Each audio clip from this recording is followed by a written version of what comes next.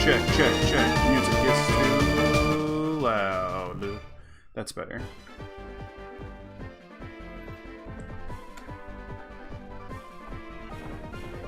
Uh-oh.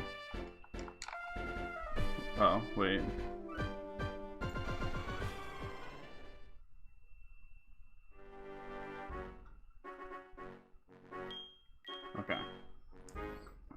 Okay. That stream's up and running. Now let's see about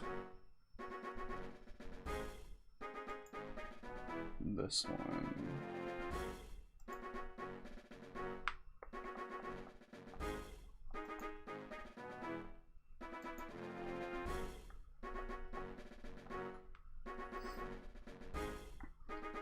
I want to, yes.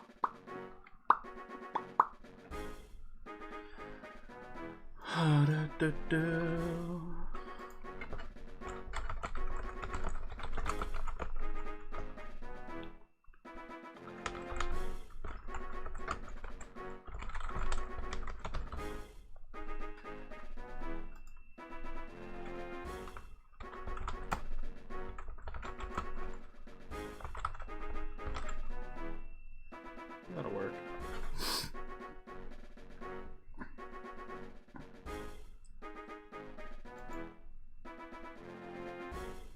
Okay.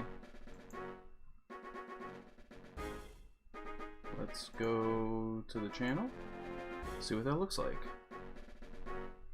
Heck yeah.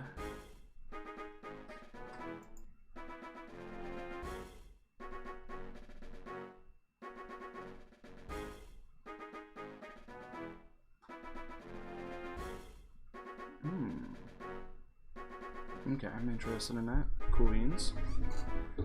Alright, we're looking nice right here. I'm feeling it.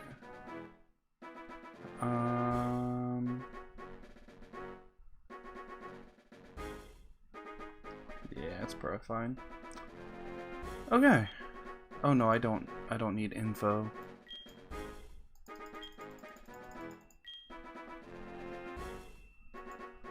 Okay. Cool.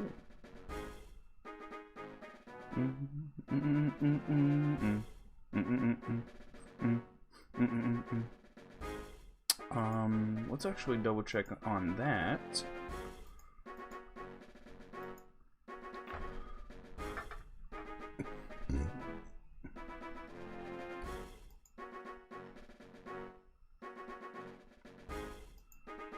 There we go.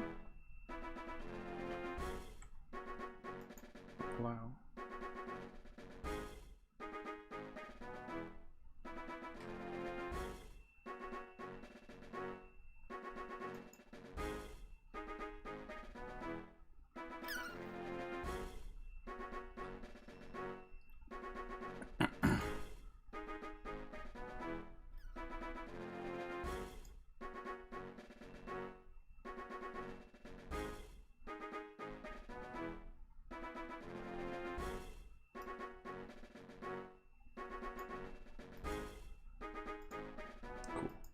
Alright, I'm feeling that. Now, let me close that window. Very good. I'm just gonna go ahead and throw this stuff on my other screen. Cool. There we go.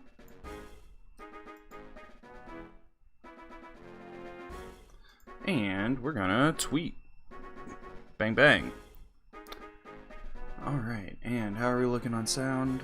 Not too bad. I want to kind of raise that a little bit more. Okay, looking good. Looking sick. actually, let's see. I don't know what that looks like too.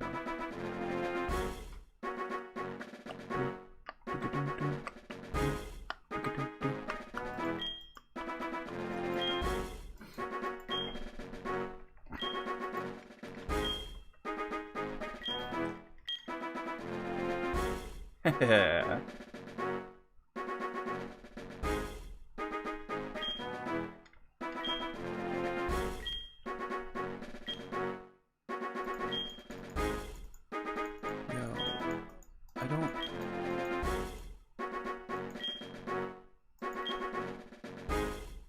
Yeah, of course I understand.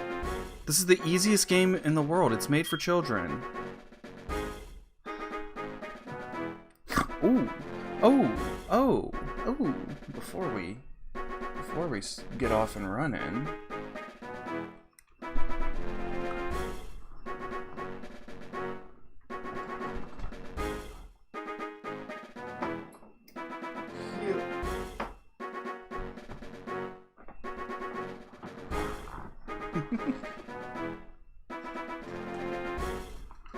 Uh-oh.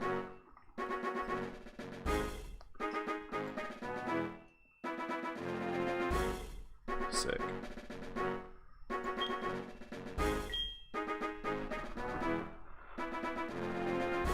I'm gonna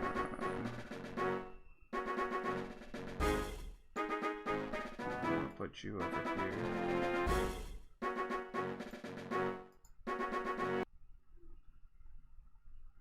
Put that one right there.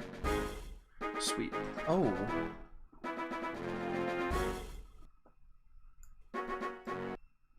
Oh, I don't like that. Okay. Well, we're gonna fix that.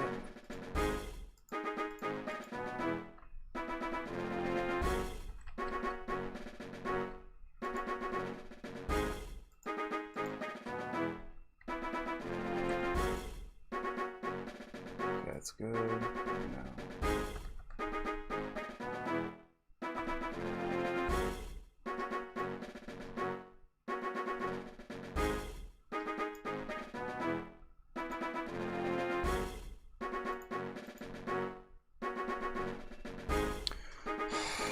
So frustrating.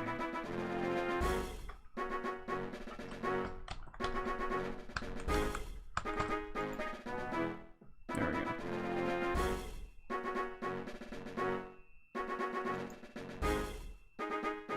Okay.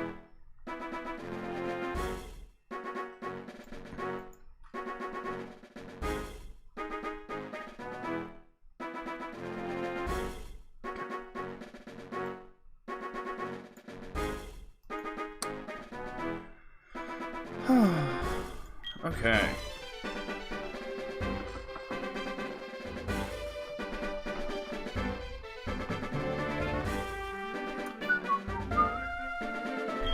Oh, Professor Oak.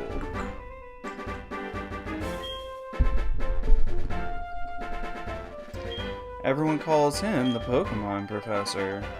Because there's only one. He's the only Pokemon Professor.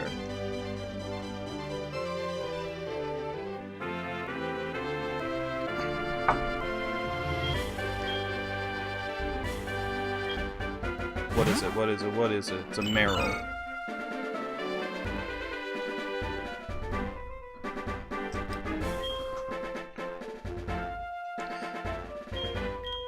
Awesome. Sick.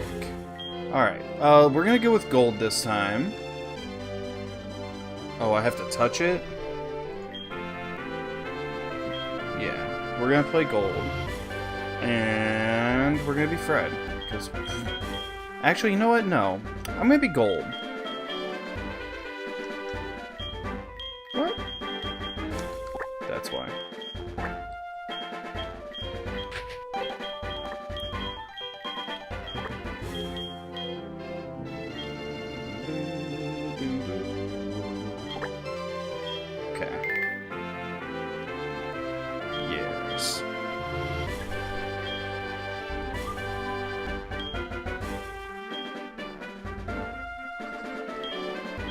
I'll see you later.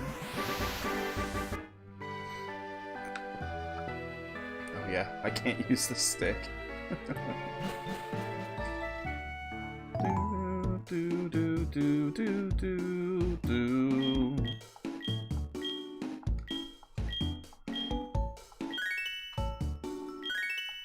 Cool, cool, cool. Thanks, Ma.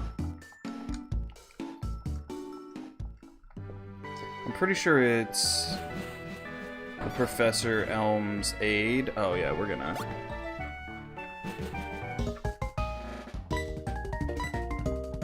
These cutscenes take forever, and I'm already bored by them. Okay.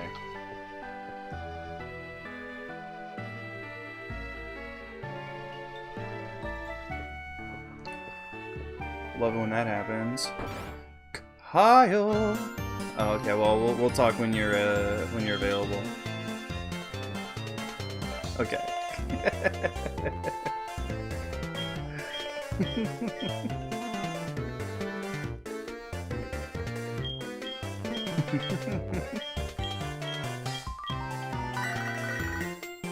Hey, so I did acknowledge you. I apologize, but I'm acknowledging you again now that you're here with me. How's it going? Happy Thursday. I don't have work today or tomorrow, so I be streaming.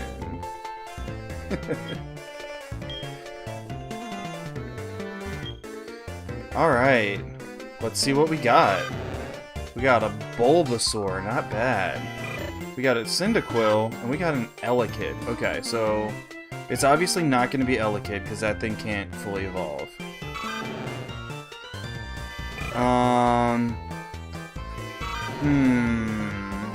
Thank you, thank you. I'm a little bit... You're stuck doing finals? I'm sorry to hear it. I saw some people walking around today in, like, graduation robes. Is it graduation time? Are they done? Are you almost done? Is this like your last week? These finals, is this like it?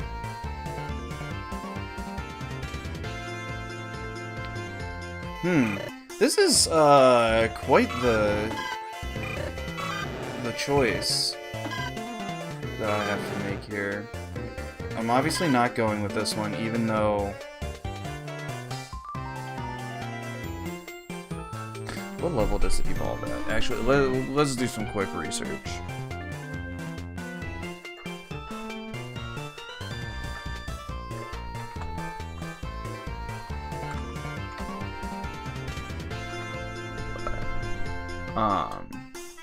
Also, let me know if the music is too loud.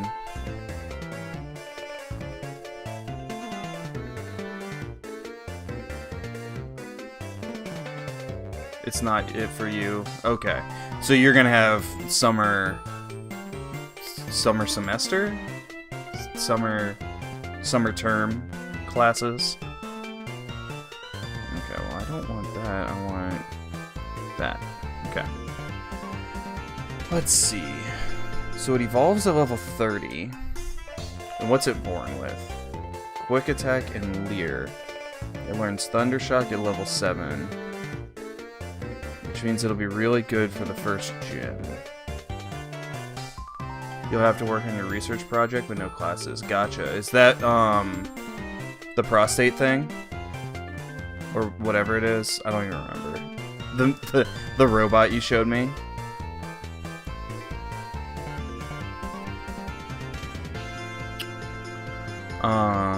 Okay, honestly, heck. We're gonna go with this guy. We're gonna play it tough, because now, the reason it's tough is because it'll never evolve fully. The penis robot, exactly.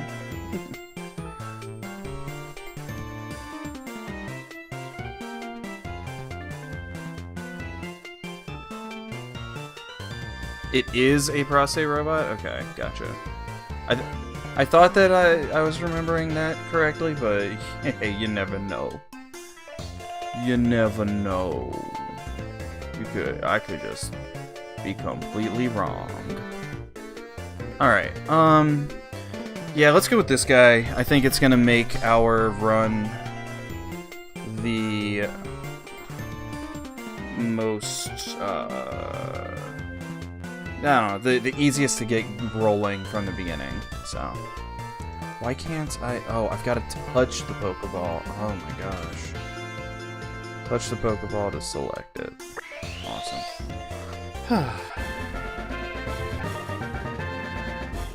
My pumpkin's empty. Give me a second. Gotta refill my pumpkin.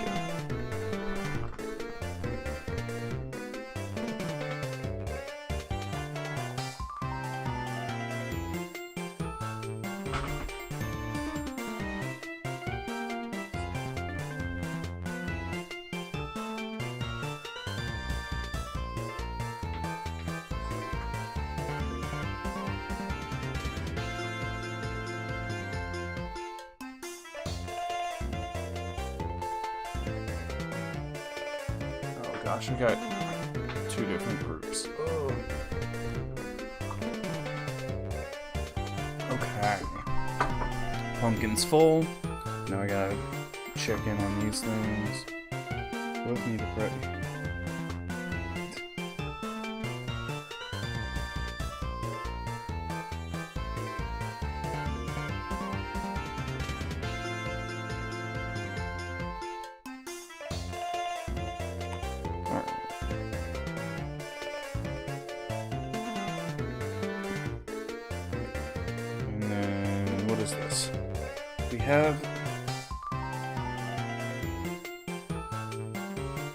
Oh.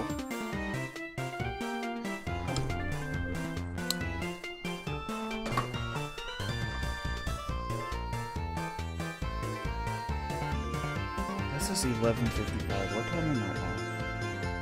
Wait. Oh, shoot. Are you kidding? I'm gonna have to call these people. I'm supposed to be getting my shot, but I don't know why they scheduled me so early. I'm gonna still be at work. Ugh, frustrating. Oh well.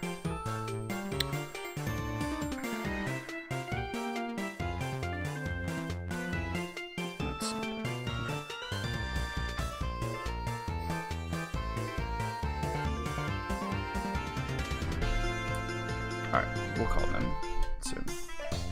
Alright. Yeah, we're gonna name it. Second shot. I got my first one however many weeks ago on the 17th? On the 17th of April. But yeah, I'm gonna have to call them and be like, hey, is it okay if I show up a few hours late? Because, you scheduled me during work. You didn't schedule me at the same time that I came in for the first shot. The first shot, I scheduled around my job. You just wrote down a random time that you just decided I would be able to do. So yeah, we're gonna have to deal with that. But, alright. Our first friend. Going back to the roots.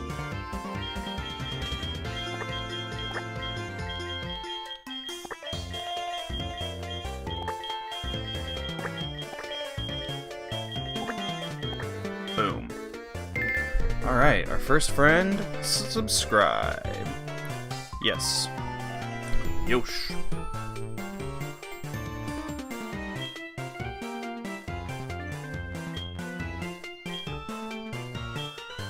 Awesome.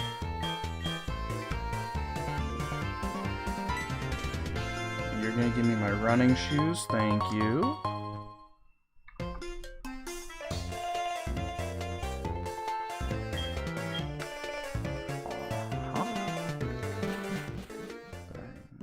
Right? That's what that was. Come on. Oh no, it wasn't that. I don't even remember what that was. Alright. Moving on out. What's this lady talking about?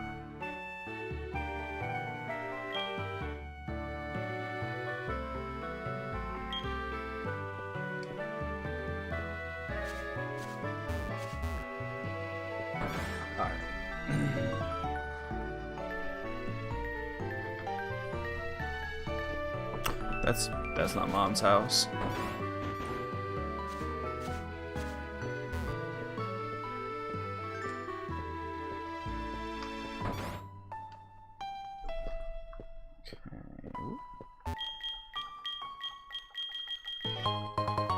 Thank you. Yeah, I remember how. I'm never gonna do that. Okay, now we're off. What happened to Radical Red is that I finally...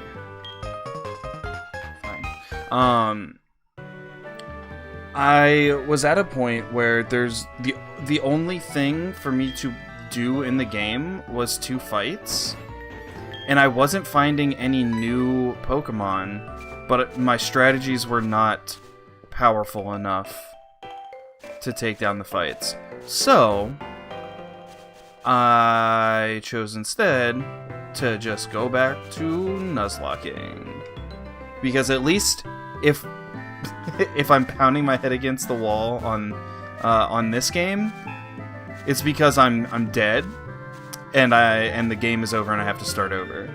When I'm playing that game, it's like, oh, you just try again endlessly. Ooh, an Ultra Ball. Looks like my hat. Yeah, it was... I mean, it was definitely in a fit of frustration that I vowed to no longer... I do think it was the randomizer. I think that the randomizer ruined my ROM and made it so that I only saw, like... Again, it was more than, 8 Pokemon, but, every single location I went to had the same, handful. And that was really annoying. I didn't like that.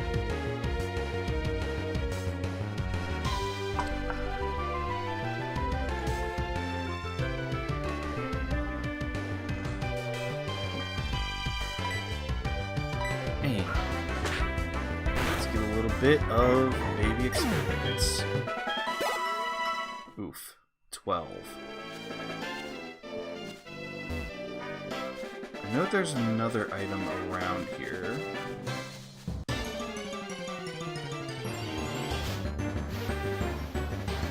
Oh, burn. Interesting. Yeah, I'm looking forward to playing through this. It's been a minute. Yeah, I don't want to do that fight right now. Oh, I already have a Pokeball. I'm not going to catch anything until I'm able to purchase Pokeballs.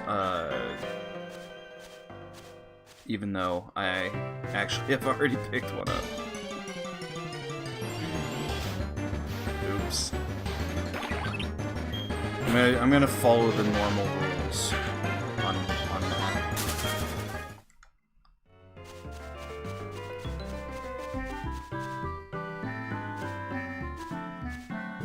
For some reason, this emulator... Yeah, you're able to see the little black dots that kind of float around on the screen. Saf! Thank you! Well, okay, so... Shout out to Applegoat. Because I was watching their stream... And I was like, oh man, they've got such a cool overlay, and I don't have a cool logo like they do, so I'm going to, you know, do what I can do, and so I made this overlay, and I've got the background going, I got the lights dancing on the wall, I got my plushies, everybody's chilling, yeah, it's been... I'm pretty into it. Oh, okay. Well, have a nice dinner, and I'm gonna be playing, I think, for a little while. So, if you're back, that'll be great. Oh, you'll be back in 30? Psh. Well then, awesome. I can't wait to see you. Have a great dinner. Eat something tasty for me.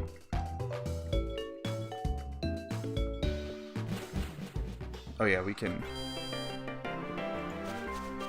Ooh, now we zoom in. What's this game? What's he want? Oh.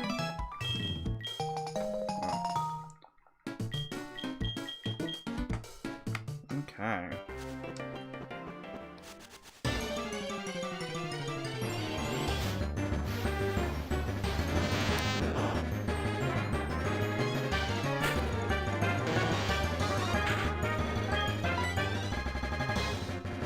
No.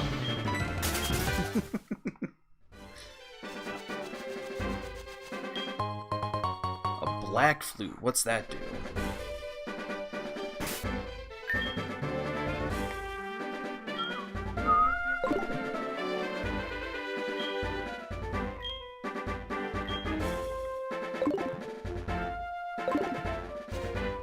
Well, that's pretty nice. Oh, this guy's gonna give me a Apricorn box.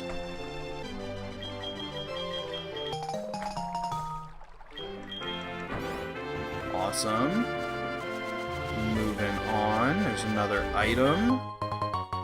A stone plate. That's for an Arceus?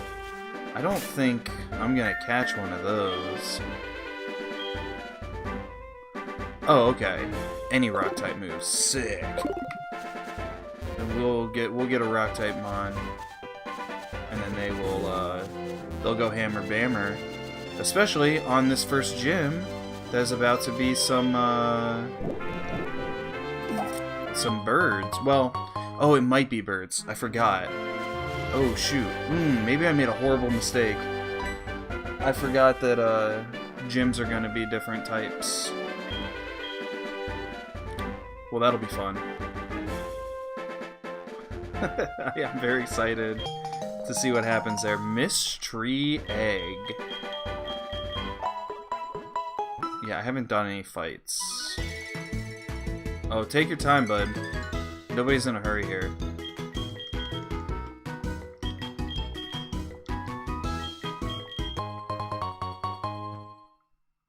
Awesome. We got Pokedex.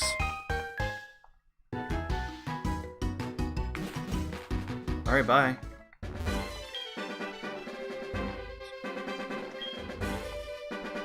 And we're back.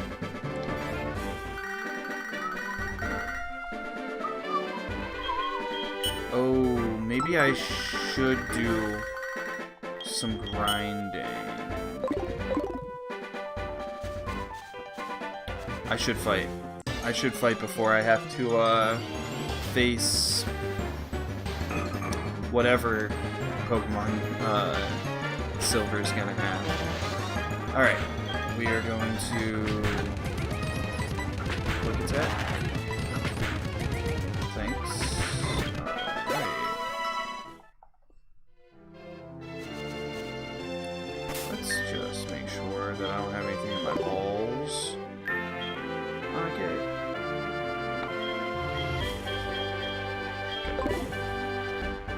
All I've got is the random Ultra Ball I found. And another thing I can't really. We're gonna get up to level 7, and then we're gonna fight.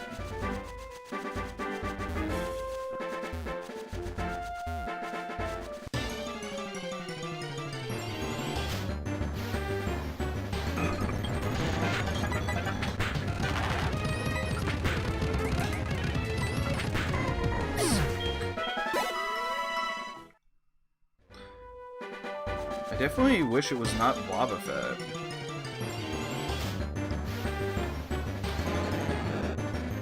I like Magikarp though. It's gonna be a pain in the butt to level it up if I get it, but at the same time,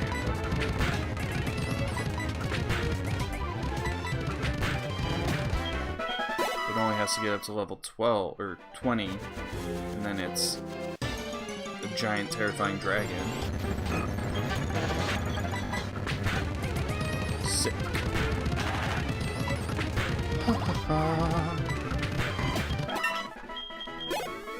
Level 6. Feeling really good.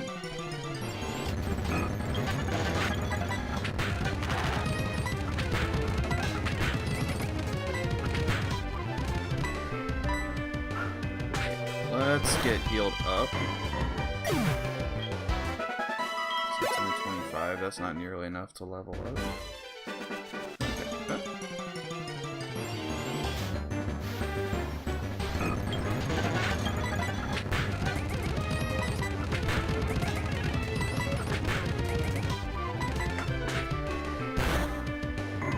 Alright.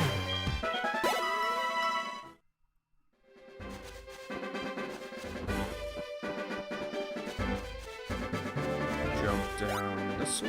Give me the apricorn. What a weird anatomy of a tree to just have one big seed sitting on top.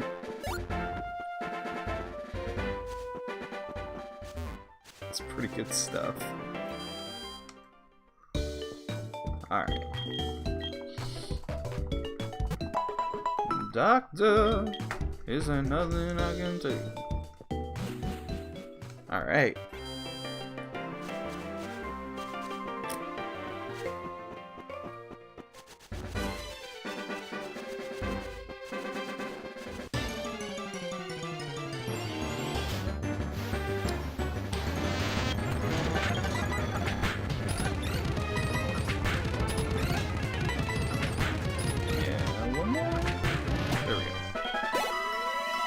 Pretty close. 2 more fights, it looks like.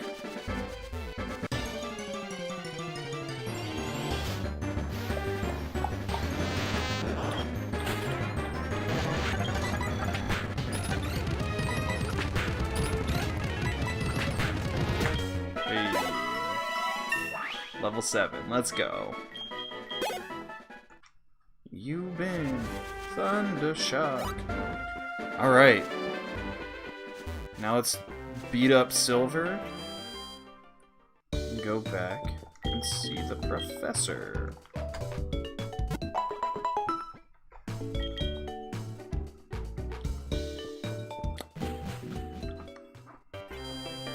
Alright, here we go. Wait, can I buy items? Do I have any money? I don't think I even have money.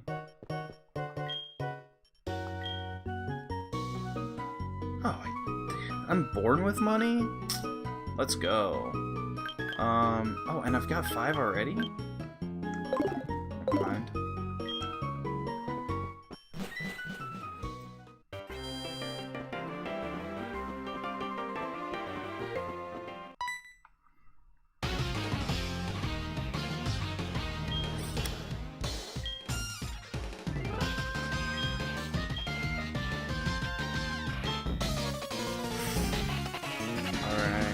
Who'd you get?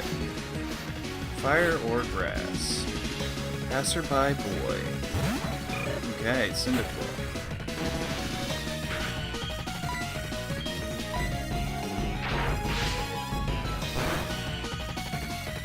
Yeah! Let's go.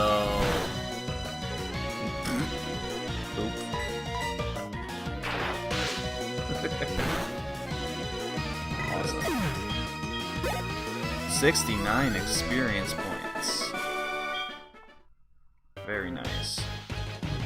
Do you want to know who I am? Okay.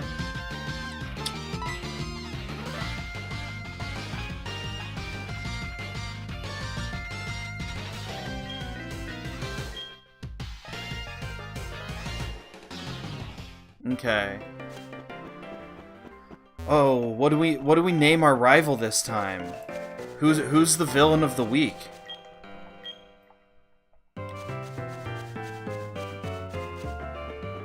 I'm learning about this whole Guy Fieri situation.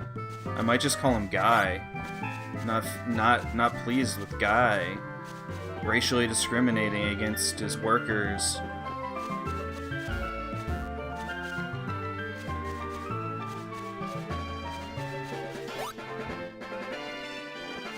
Yeah. Turns out that place outside of Pittsburgh at a yeah, so I'm learning. I was hearing about it on Minion Death Cult, where there's a Guy Fieri's restaurant. It's not very trivial. It's not very donkey sauce of him either.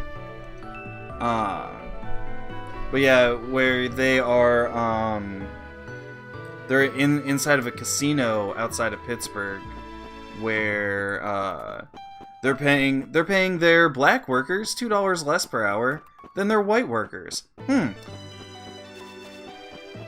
Not to mention, apparently, other abuses.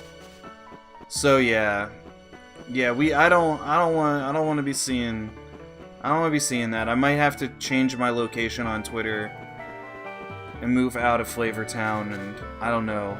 I mean, obviously, I don't claim Christopher Columbus, but if he doesn't rectify this situation, then we got beef. And I'm not talking about those delicious burgers he's making.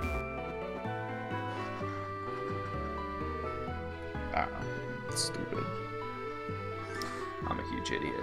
Alright. Ugh. I didn't invite you. Why are you here?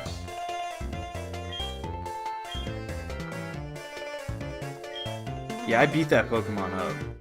I beat its ass. It got stolen, and then I bullied it.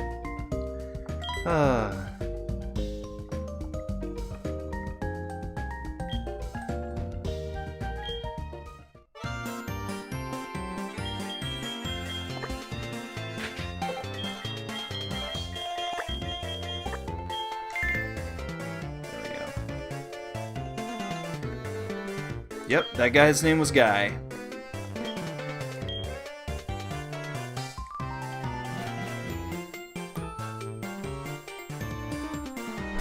Okay, I'm glad that they understand you are innocent. What? Was I suspected? That's...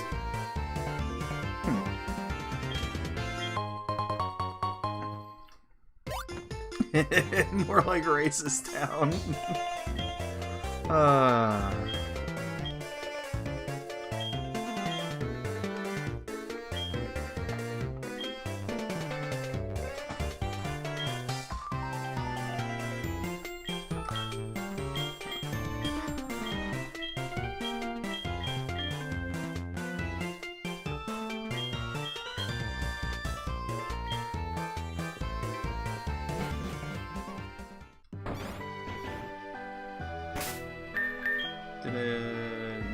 Still no balls?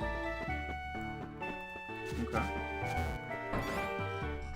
There's trouble in Flavortown.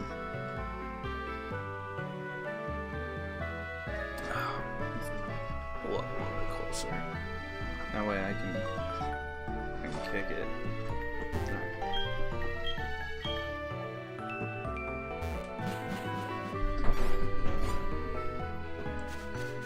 Man, I miss the days when you could live in a town with only 4 houses. Reject modernity. Embrace Pokemon.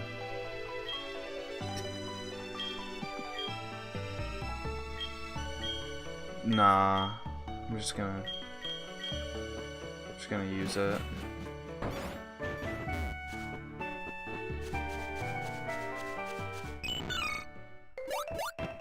March on Flavortown? Well, so apparently this week there was like a massive protest outside of that particular location. I'm not sure if it was outside of the casino or like inside the casino outside of the restaurant. I'm not sure, but I like the autocorrect capitalizing the word March. Oh, she's got a Stantler? Wild.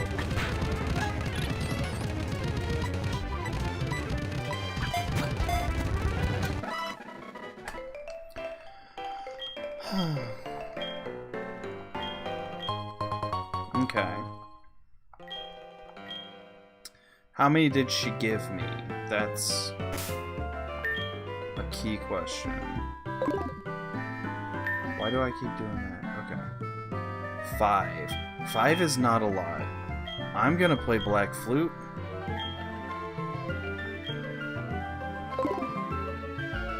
And see if I can get to Cherry Grove without encountering a Pokemon. Oh, never mind, okay.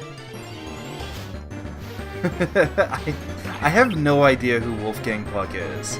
I recognize the name, no idea who that is. Okay. No, I'm not gonna attack. What if we do? Did it protect? Okay. Let's try it.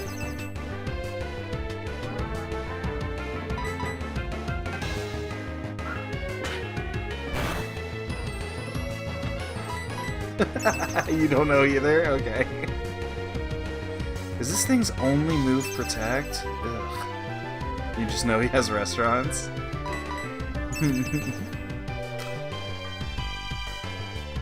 Protect be working though. Alright, no crits.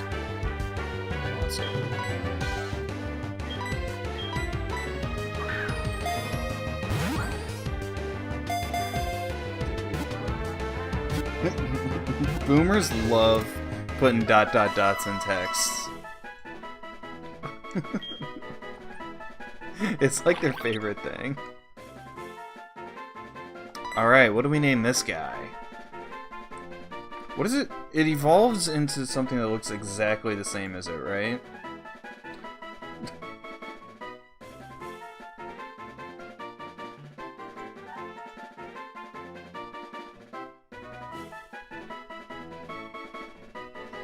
I feel like I'm gonna sneeze, but I'm not sure if I am. So we got a Burmy. It is bug and evolves into bug grass or bug ground. Ooh. Or bug steel. Wait, it's got a bunch of options? Oh, this is weird. Start doing that to confuse me on your age? Nah, I'm pretty sure I know how old you are. Okay, so...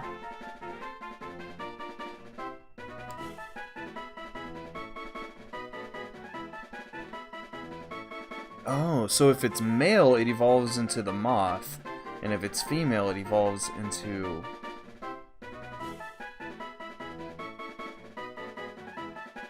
Huh.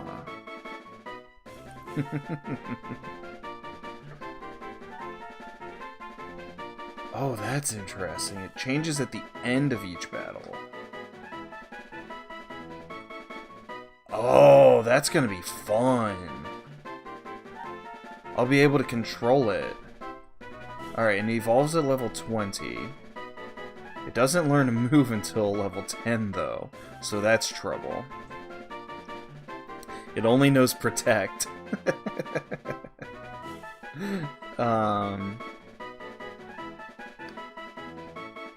Interesting. Alright, I'm into this weird Pokemon. This is fun.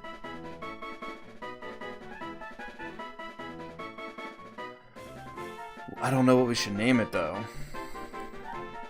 Let's look at what the big ones look like.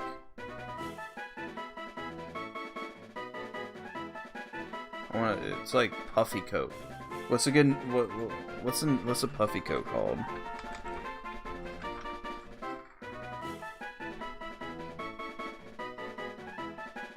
Puffer Coat? I don't know about that.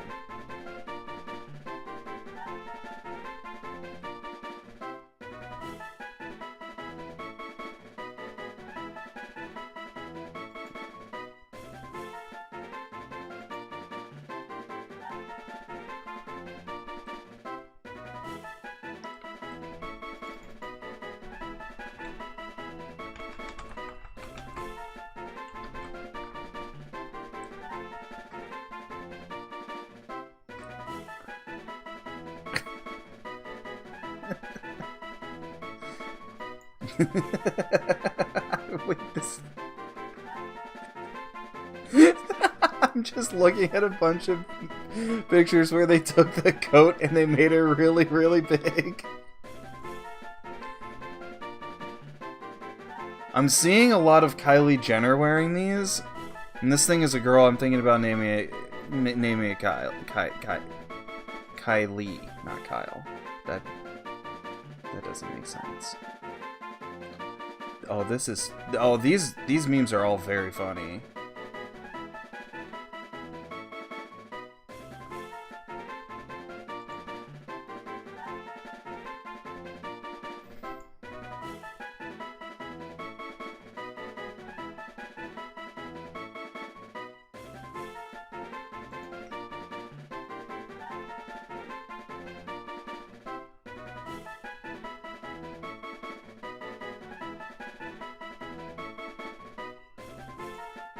Alright.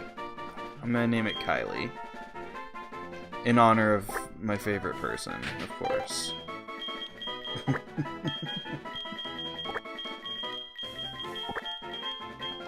Alright, Kylie.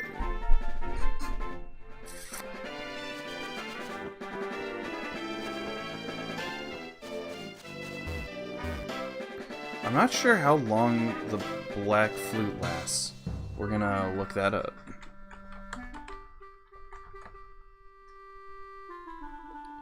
Black flute, soul, silver.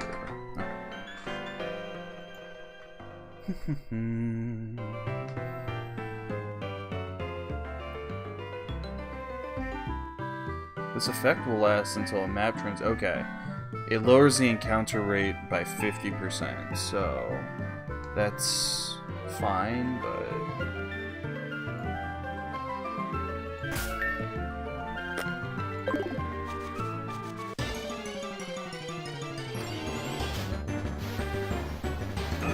We're not going to go up to the cave yet until we grab some more Pokeballs. I know that I only used one, but I want to be super duper safe. What's happening here? Okay.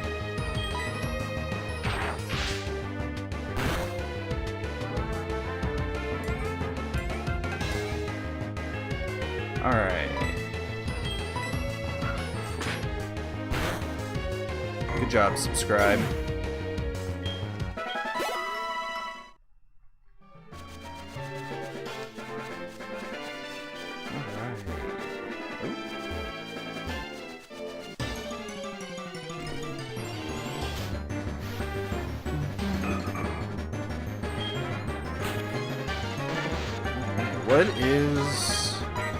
What else is going on?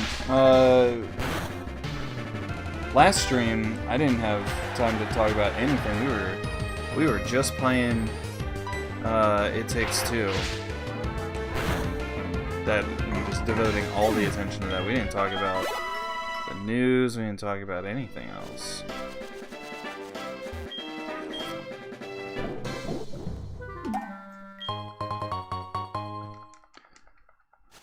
I am really pleased with this new overlay. It looks really nice.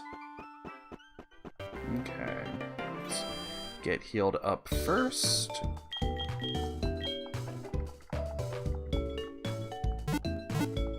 And then we're gonna have to do some grinding. We're gonna have to get Burmy up to level 10.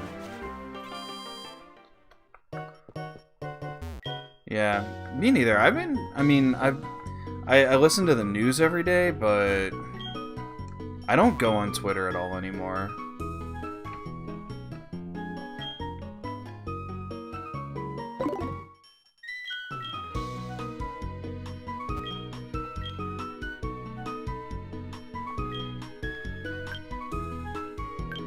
Let's just grab 10.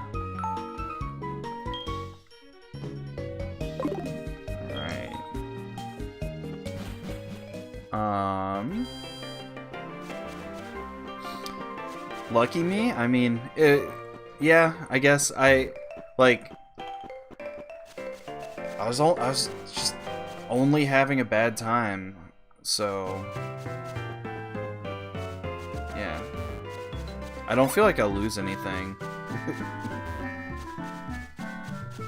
I'm like a day late to learning about what like the trends are, but at the same time, I don't have to be aware of them. Okay, so this is what did it say? Oh my gosh, I'm so stupid.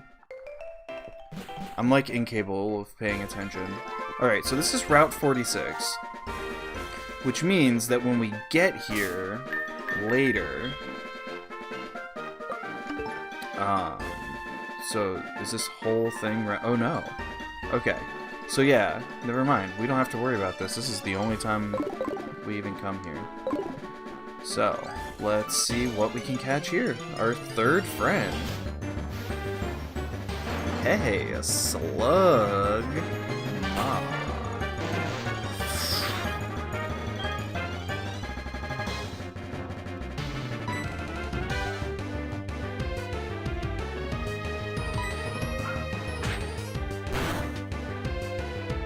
Okay, I like that. Ooh. Put us to sleep. No crits. Awesome. Huh. Okay.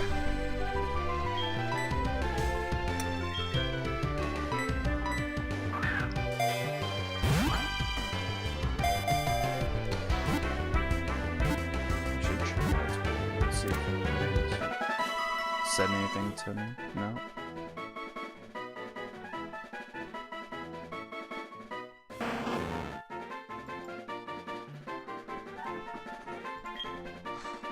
Alright, what do we name this sluggy little boy?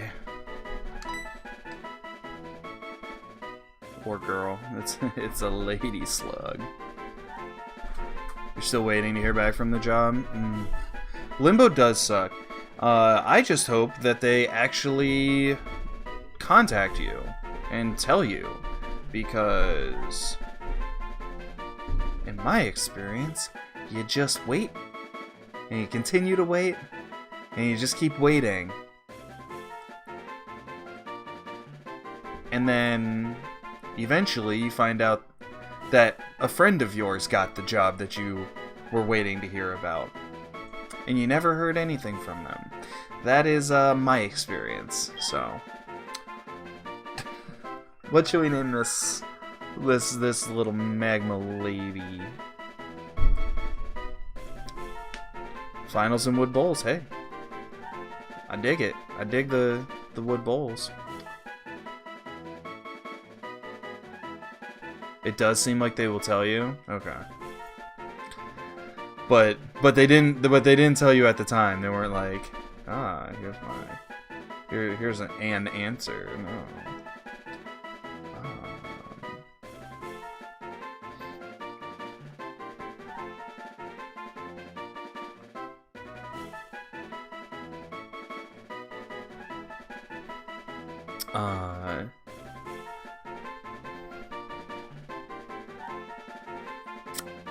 Yeah. Alright. Oh.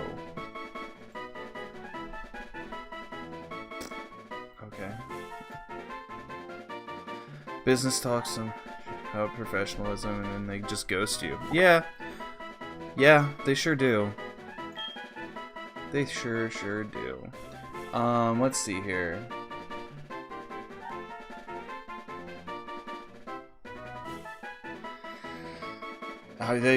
They don't need to interview anybody. They already found the person. Their interview period should be over. They already know. Saf, welcome back.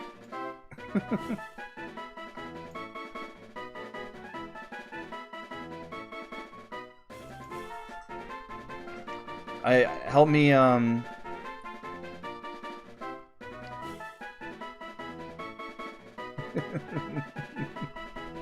Yes. Yes, you did. We need a nickname for our new friend. Sploot. Oh, gross. No, I can't do that. I can't do that to our lovely new friend. That would be rude. We'll name her Cum. I'm just kidding. That was a little blue. I'm sorry.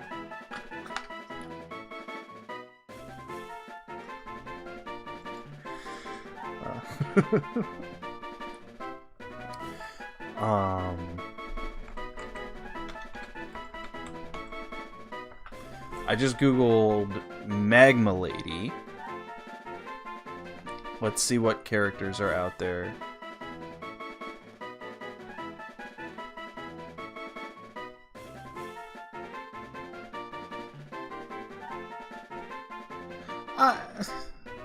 Look. We will be doing green screen anytime that I don't want background taking up most of the screen. I don't care about the outline. The outline is nothing. I just want to not cover up game with useless background.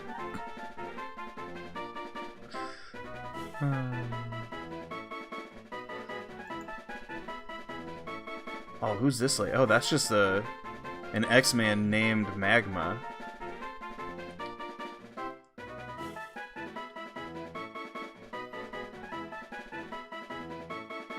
Oh, she's pretty cool. Oh yeah, what is her name? Lava Girl? You're gonna go finish your finals? Alright. Good luck. Do well. Good job getting done with your semester. And I'll see you again soon.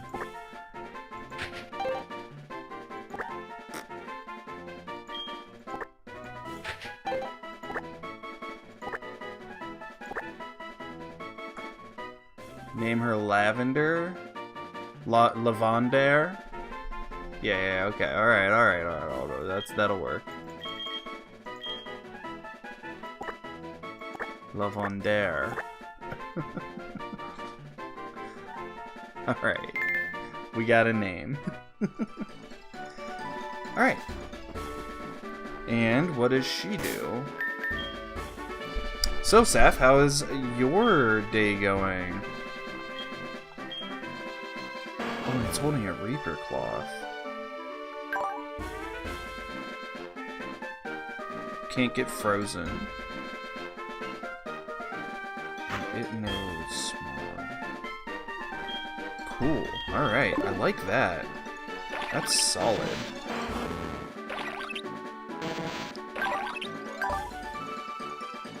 Where does it say that? It doesn't.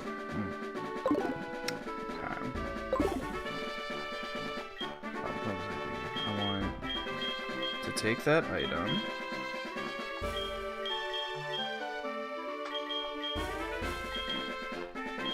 We gotta find out what that is.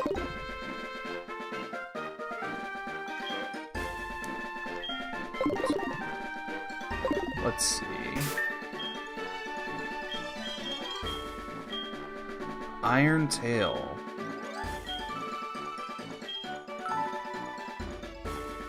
Nothing I have can learn it, but good to have. Awesome.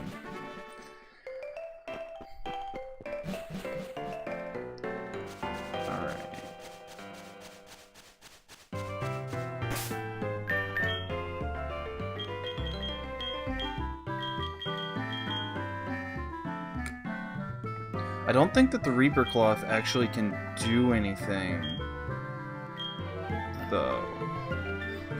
Let's double check, and if it can't do anything for me, then we will sell it.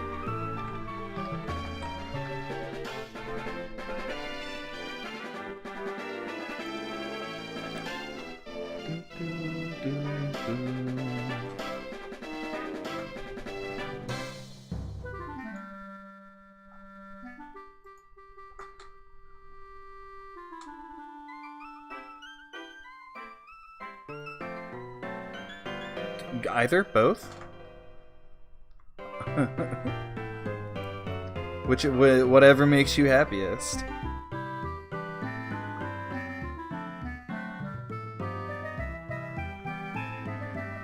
Okay. Sell price is $1. Boo. Oh no, that's Mystery Dungeon. Okay. In this game, I can sell it for 1,050. Alright. Let's do here.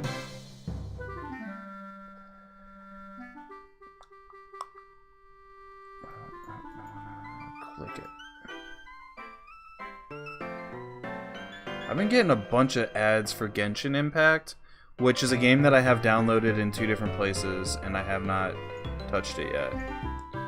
Alright.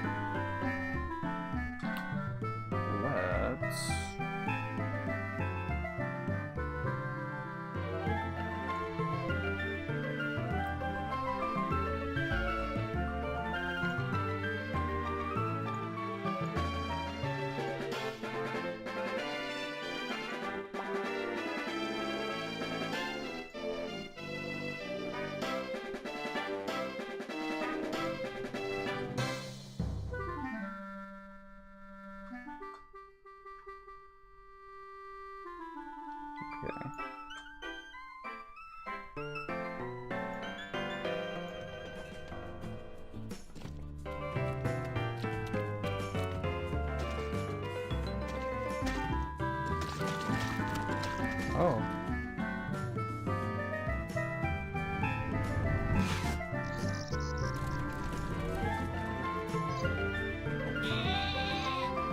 Oh. What is this, just cute? This is just cute stuff? Oh my gosh.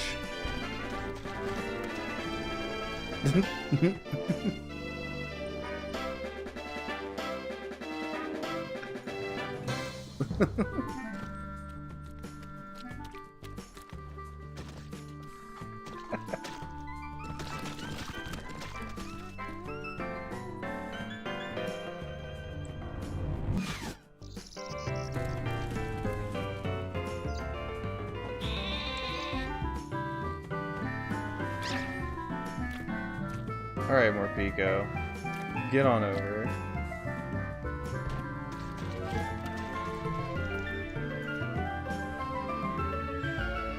Oh my gosh. What about this one? Oh, jeez. No, go back. I wanna see this.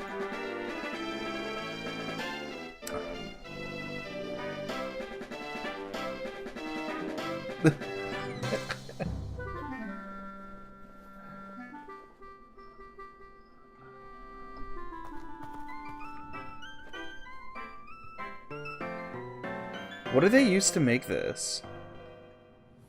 I wanna make videos.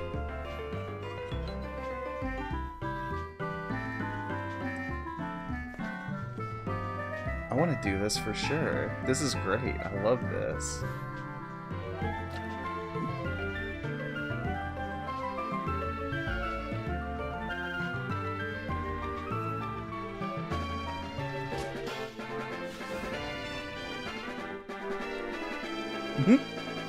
Oh my gosh, this poor, poor Alchemy.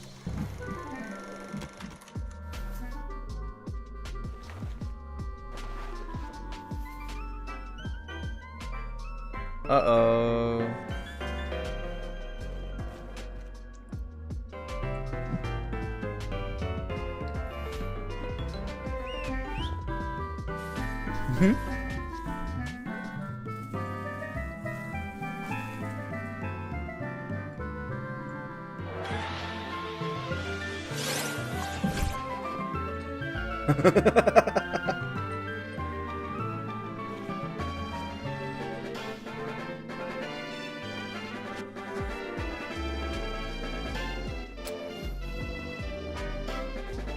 Oh.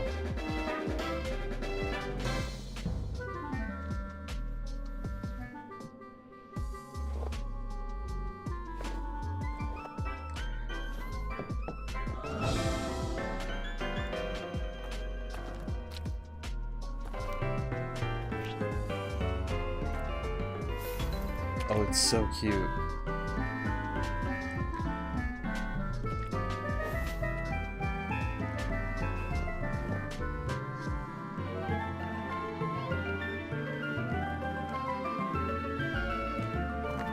Oh, I put it back together.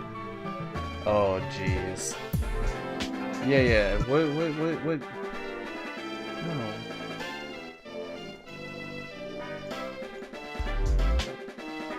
What program is this? What are you making this with?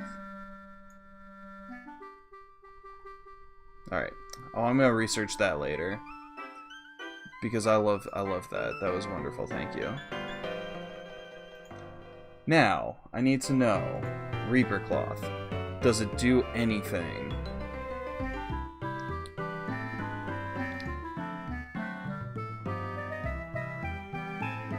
It doesn't do anything in this game. So, we're gonna sell it.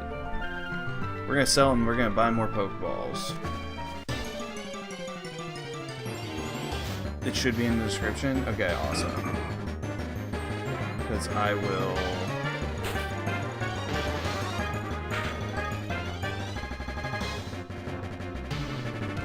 Okay. Source Filmmaker. Blender, DaVinci, Adobe. Awesome. Yeah, I want to know more about how they make that so that I can make stuff myself. Okay. Get thundershocked. Oh, whoops.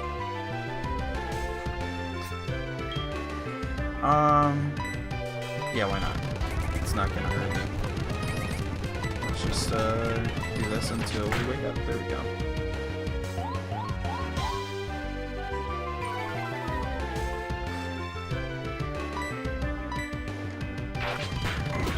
Awesome. Let's do this. Yeah. Ladybug. Haven't seen one of those yet.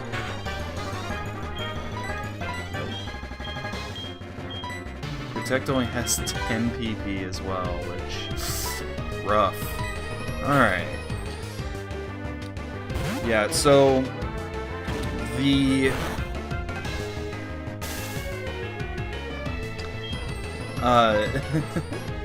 so it's been a minute since I have done a random Nuzlocke. So yesterday, when I made the ROM, I was like, I better test this out before I just like dive in, just to make sure I set it up right, you know. And the 3 choices that it gave me were Ralts, Dusclops, and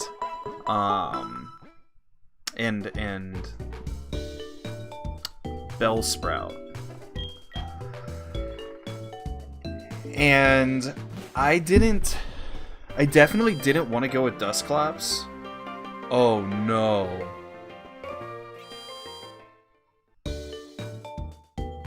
Game broken.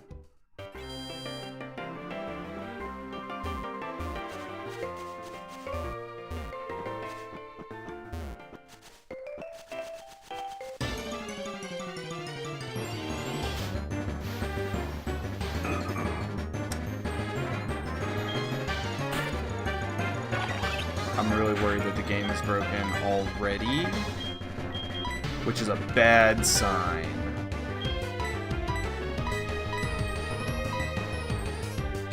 Kylie can't be switched out. Does it have arena trap?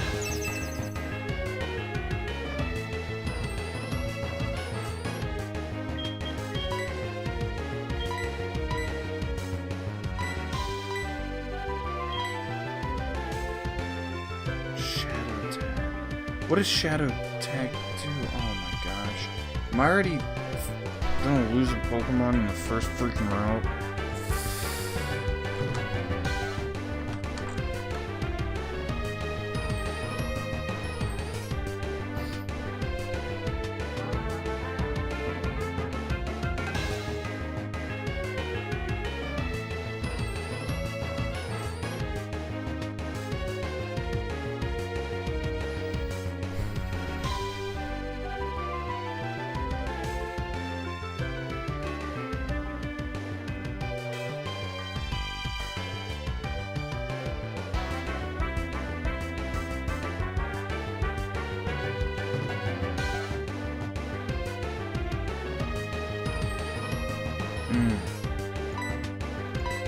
Well, this is looking ugly.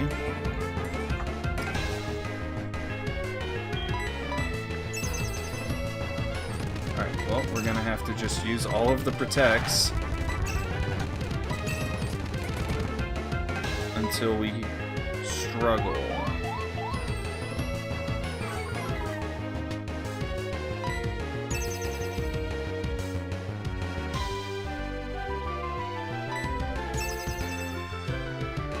I didn't pay attention to how many that's been. This thing can't attack me though, so that much is nice. Okay.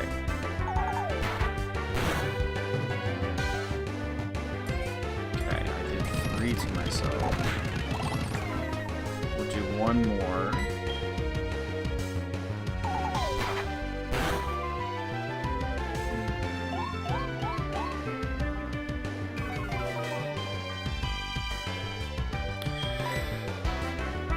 Oof, this is ugly. We're gonna try one more struggle.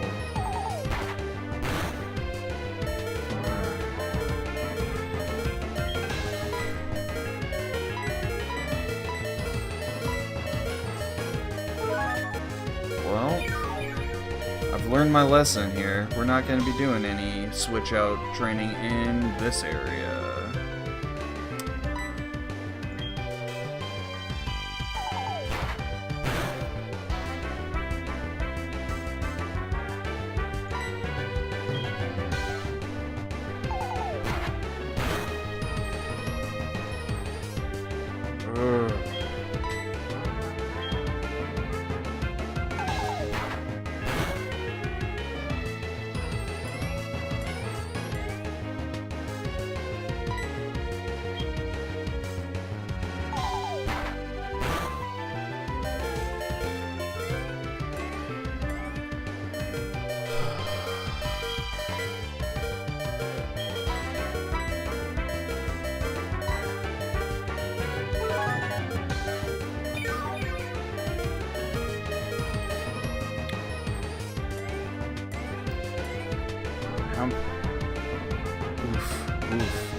Okay, splash. How many PP does it have?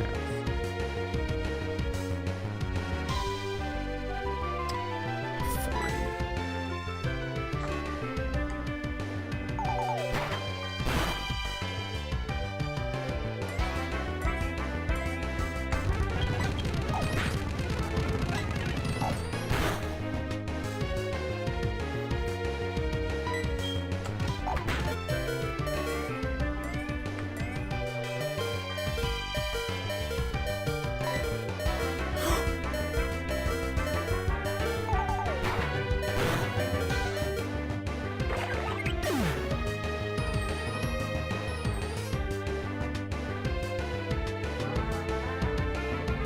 No, no, I'm not going to.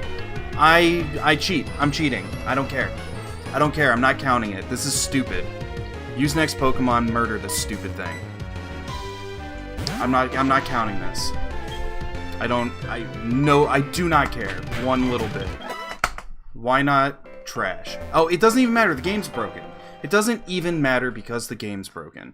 Well, okay.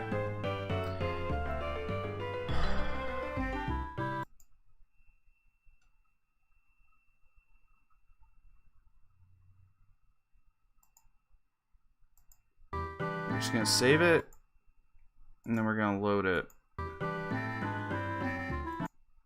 No.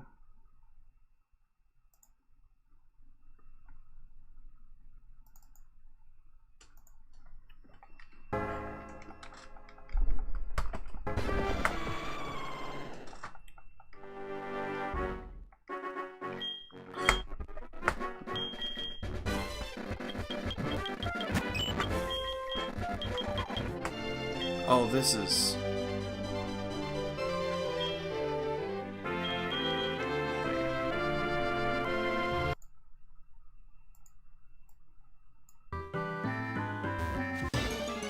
No.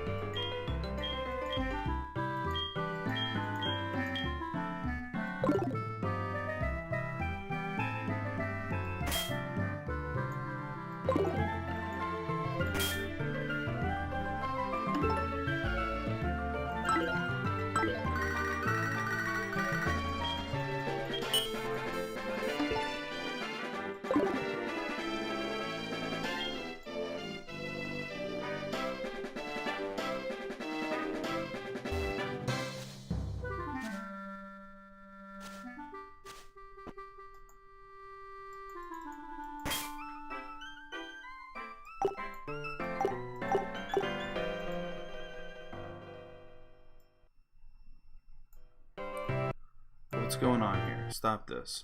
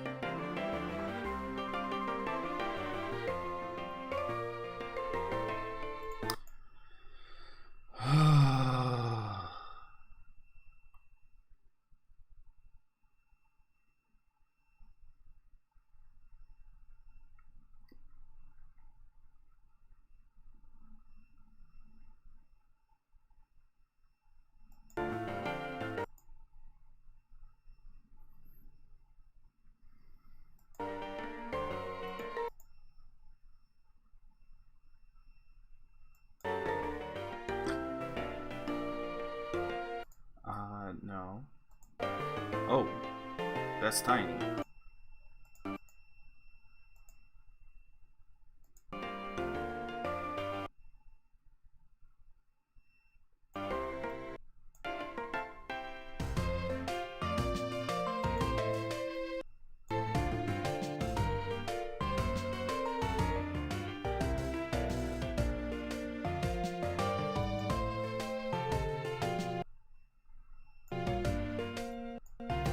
Broken game.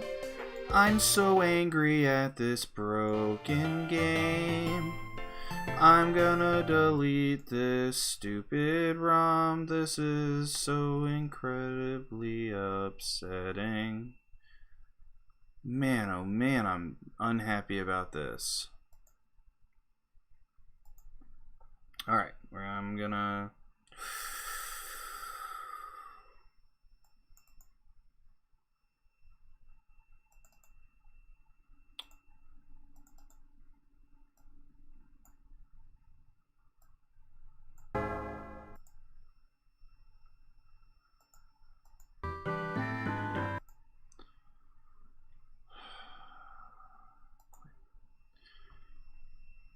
Alright, let's make a new one.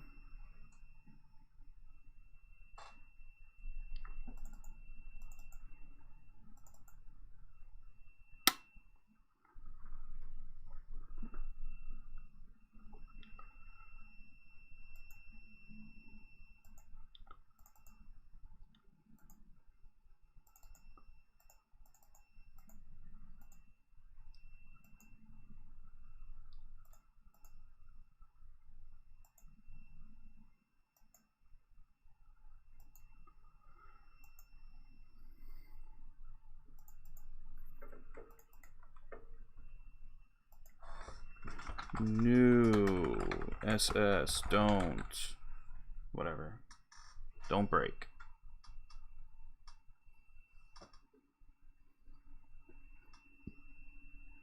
No.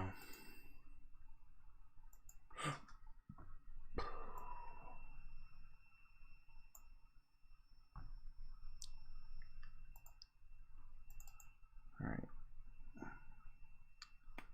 And then why the heck?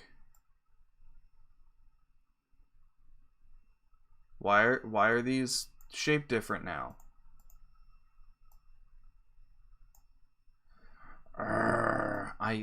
I could scarcely be more angry at this.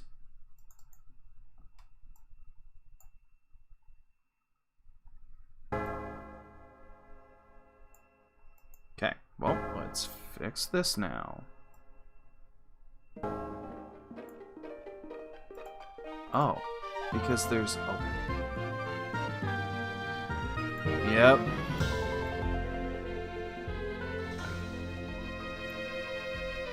Come on.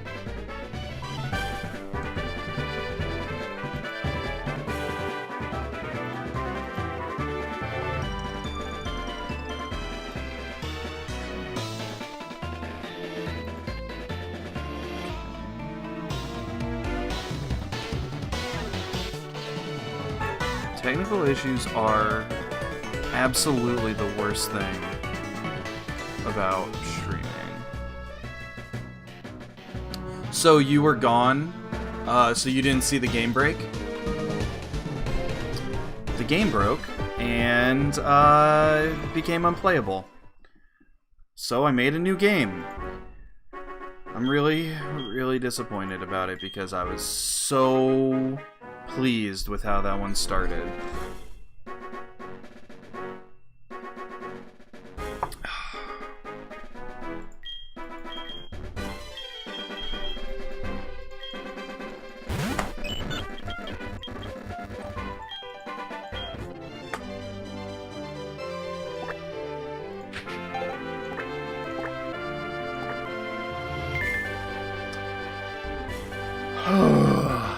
Yes.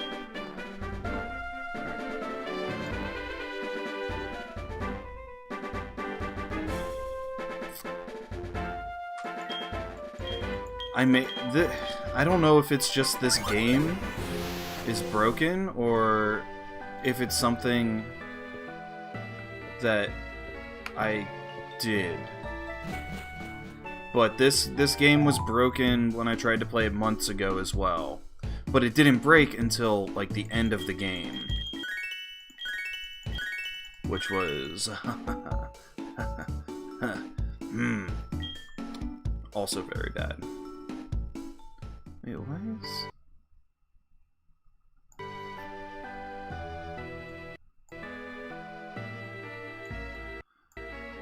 Why won't it just let me...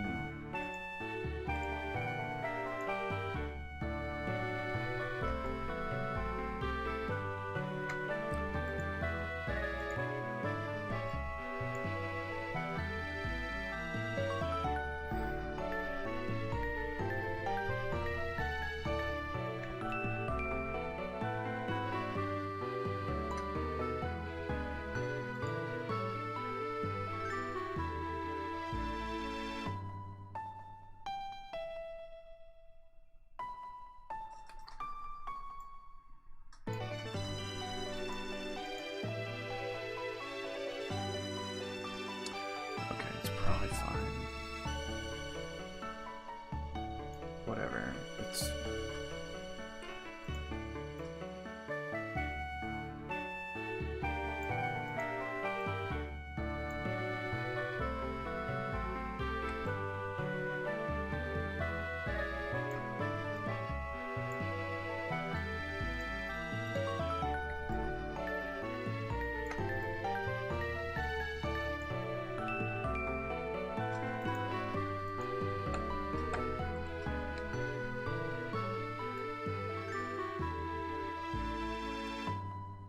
Come on.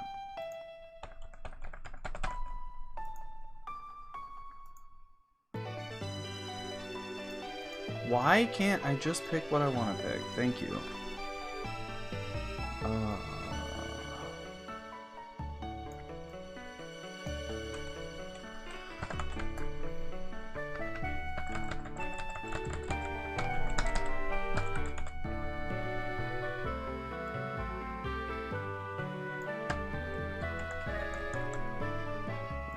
Bring you down here so that I can actually see.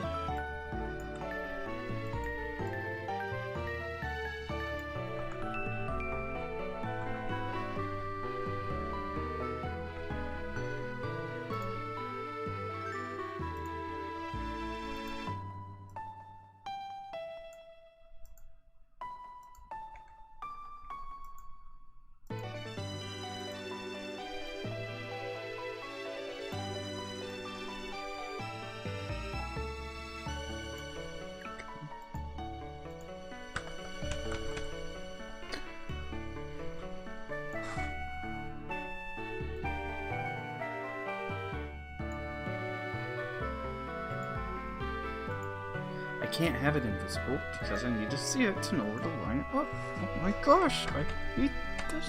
Just do the thing. Just do the thing that you were doing just fine before. Oh my gosh. Okay.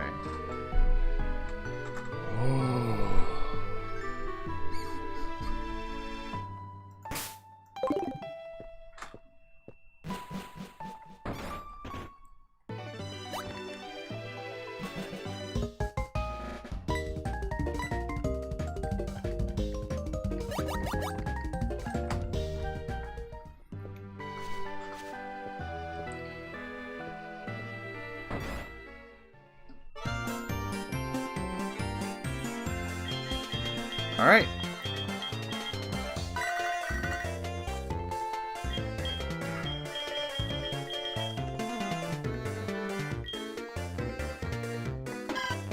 Trapinch. You know it can't be Ralts. Alright, it's gonna be Trapinch. Alright.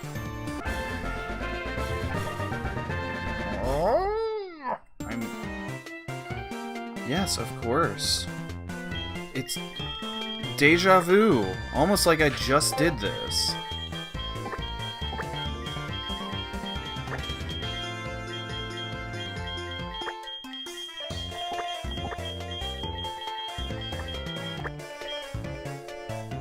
Alright. Yep.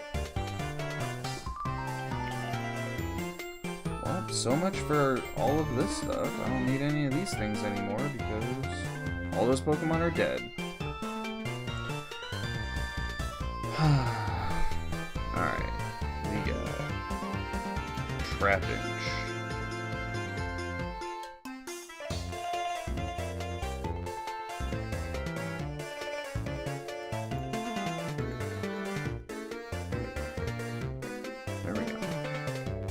Trapinch evolves at level 35.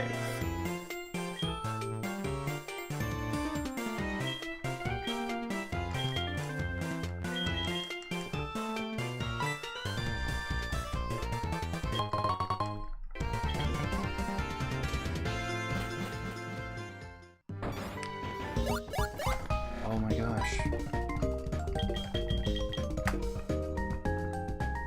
Get out of here. Nobody wants you. Oh my gosh. It's like this lady thinks that people want her around, but nobody does.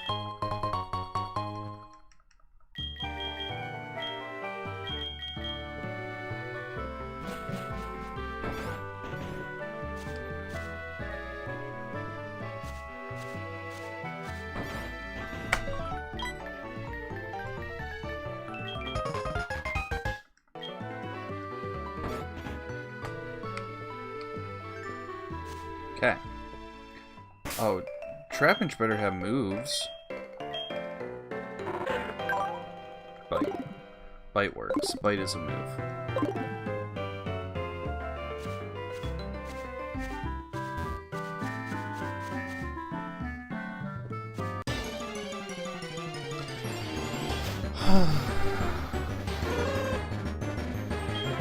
Hoot hoot. Alright, well.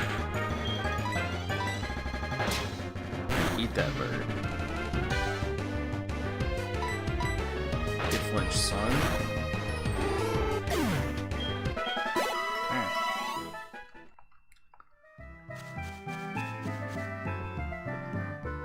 Man, I really, really liked pulling that black flute at the beginning of the last game.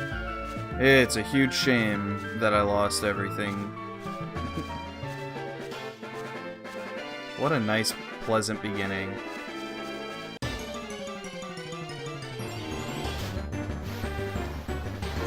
I don't want a Hoot-Hoot. So, this... We better kill all of them now. So that I don't have to see another one later.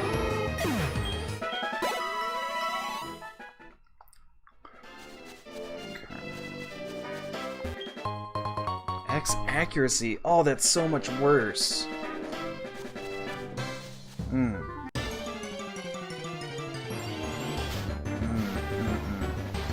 there's only Hoot-Hoots here.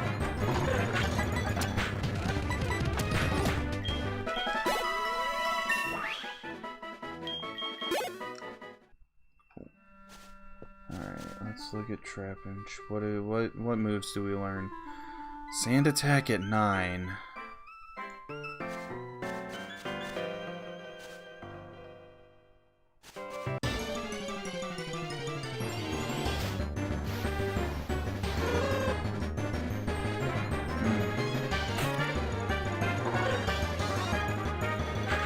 It learns Crunch before it evolves.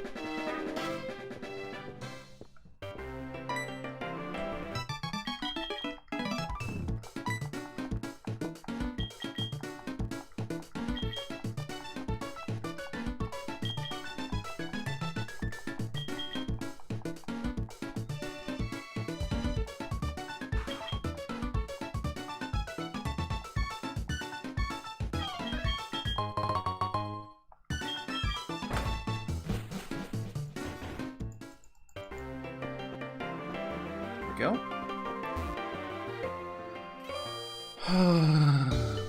Okay. Yes.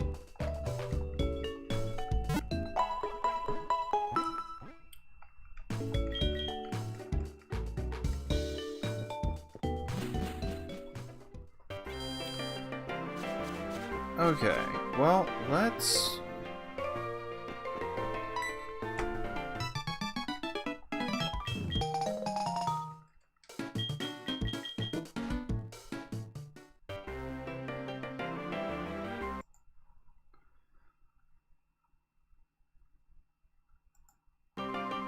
Okay.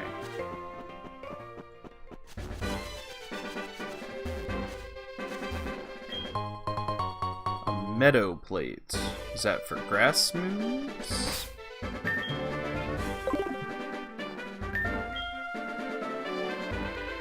Grass type moves, okay.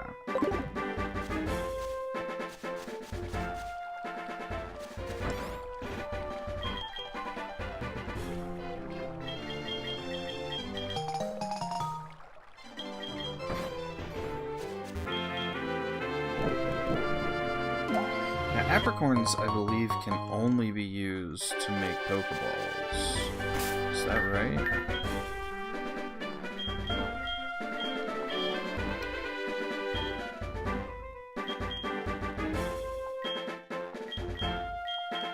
Yeah, there's... Didn't do anything. A Macho Brace. I believe that the Macho Brace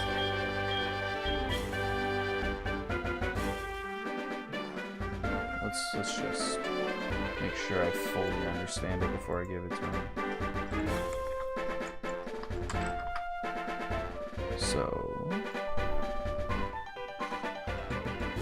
it doubles EVs.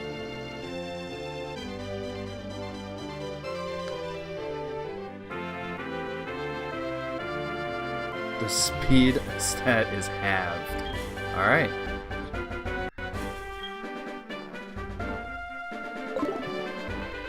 But you're gonna be really strong. So that's good. Or at least strong quickly. I'm not going to... Oof.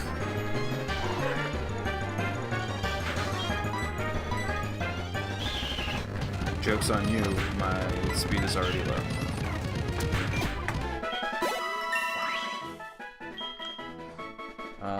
Actually, what kind of EVs does Caterpie?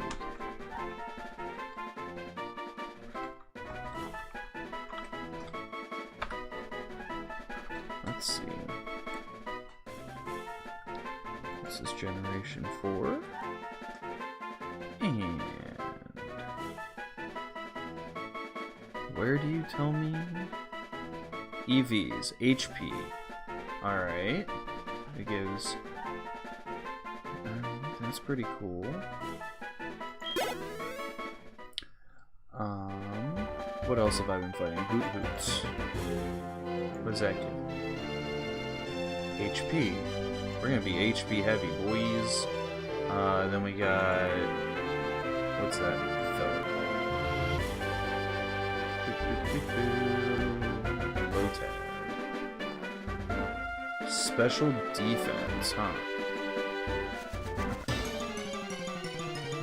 Doesn't really matter. We're going to just annihilate everything. Spinarak.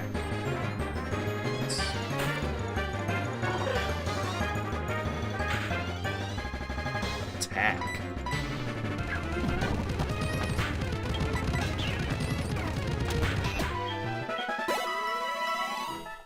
Sweet.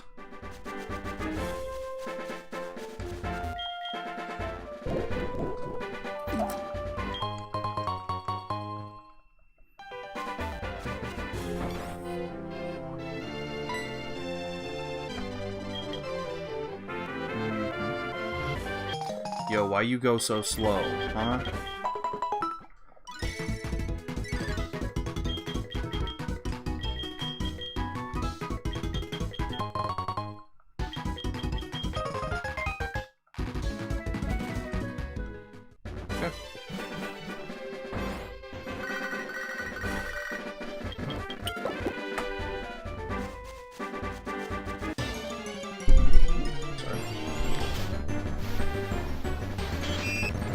Spin attack. Oh, we're gonna get an attack EV after this. Awesome. But I think a better focus is gonna be on HP. So, let's kill every Caterpie we can find, every Hoot we can find.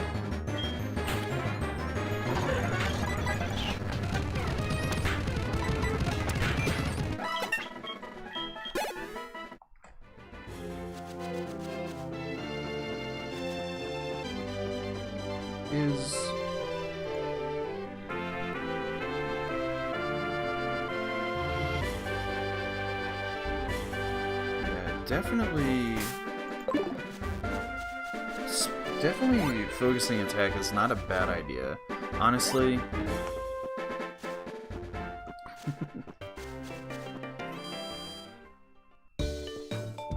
Let's see here.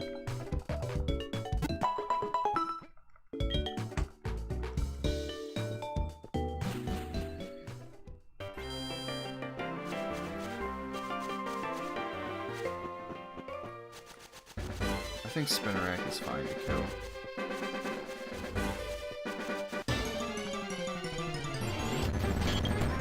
Yes.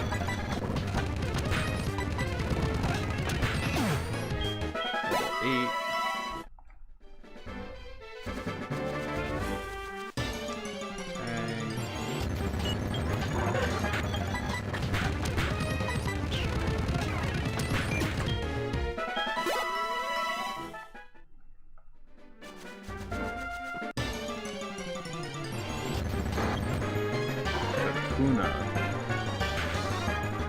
Kakuna Matata, as I always say.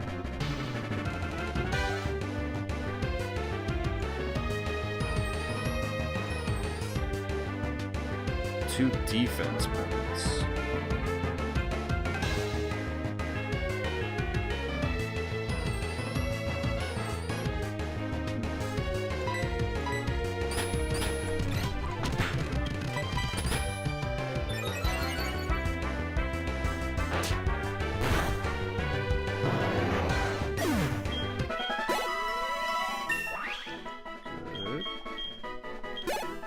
Learn Sandy Tag.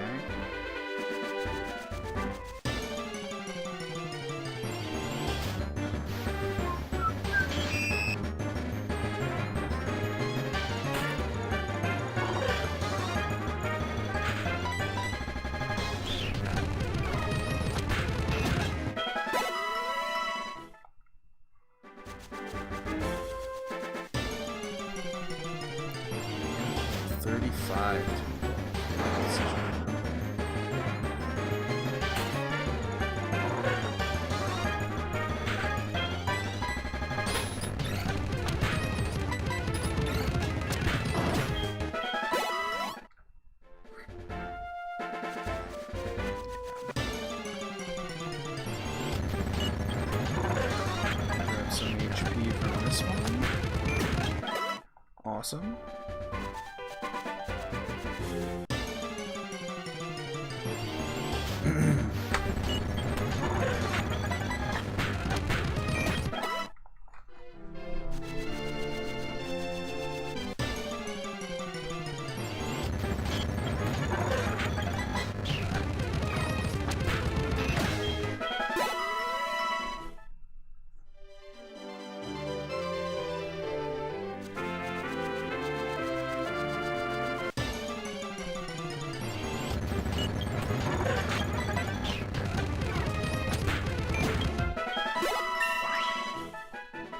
Alright.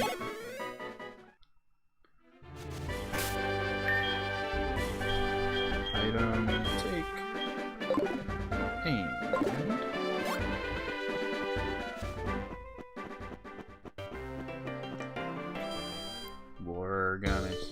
up.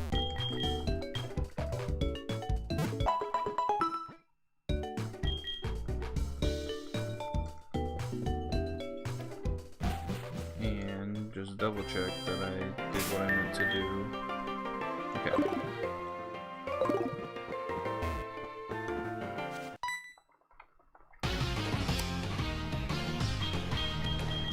Yep, I get what you mean. Let's go. Let's fight each other.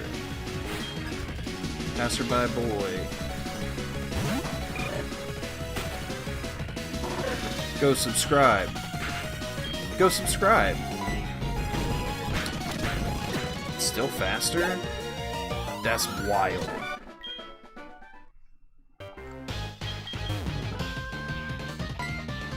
Come on. Get a move on. I don't want you here.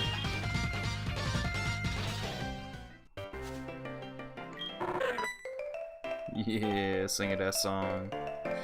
Alright. Let's give you your item back.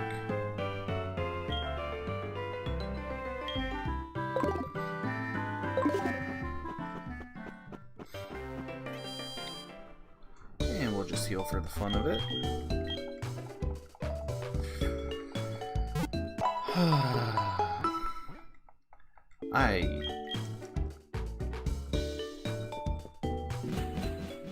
Let's save. No, can't. Nope, nope, nope. That's not what I meant. Save. Okay.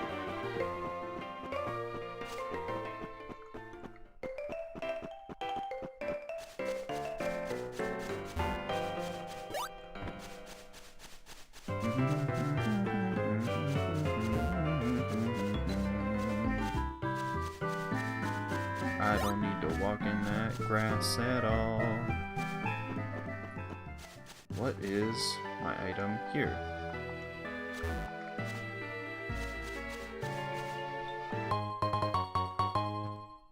A helix fossil. Ooh, how do I revive a fossil in this game?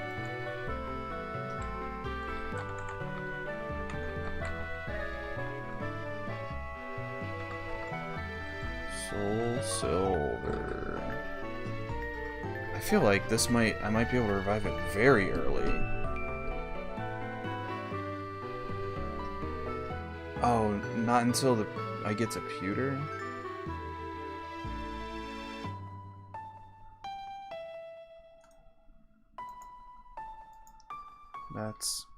That's a problem. Let's see here.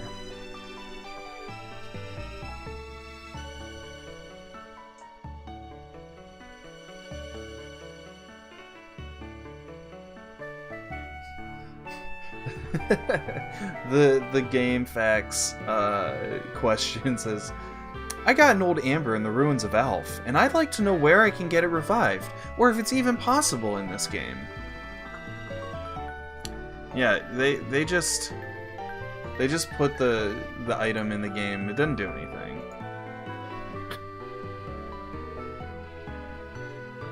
Alright. Oh, this condescending garbage. Get out of here, copper. Nobody wants you here either. Man, there's a lot of people being places where they shouldn't. Alright. We are correctly naming him P. Oh, what?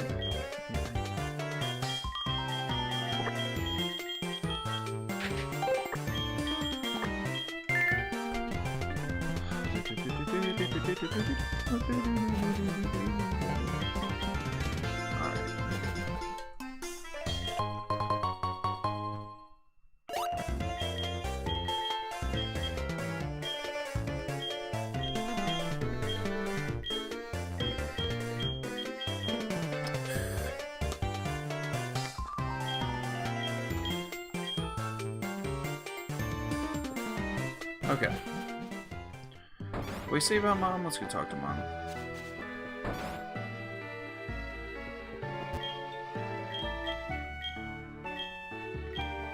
No.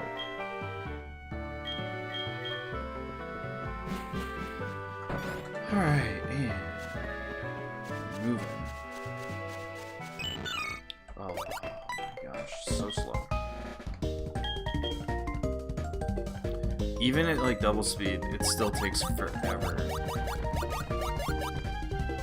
Alright, what's the random Pokemon you're gonna catch this time?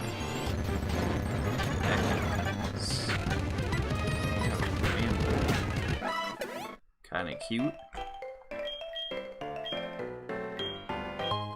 Okay. Well, let's meet our second friend.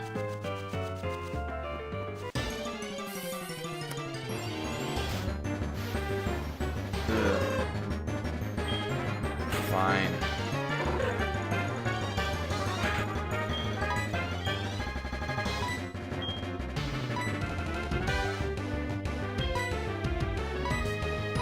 Just catch, please.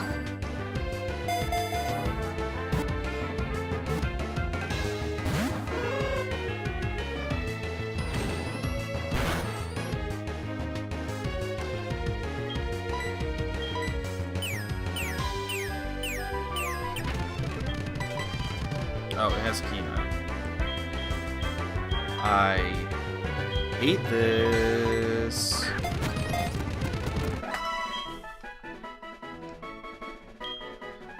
Let's see. What do we name our new friend Hoot Hoot? Oh yeah, what's that fellow's that owl from Zelda called?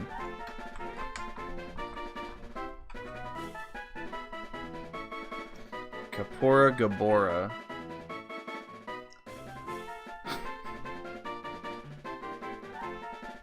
But he is also the reincarnation of the ancient sage Rauru. Rauru. R-A-U-R-U. Rauru. Alright.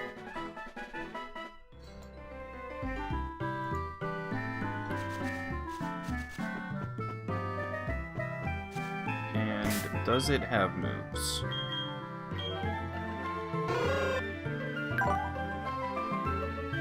It does. It has a move.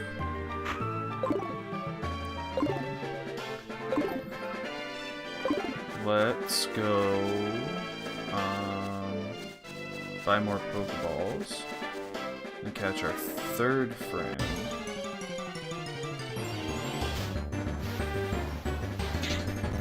Really wish I could have gotten Lotad instead. That would have been a much better Pokemon. Oh well.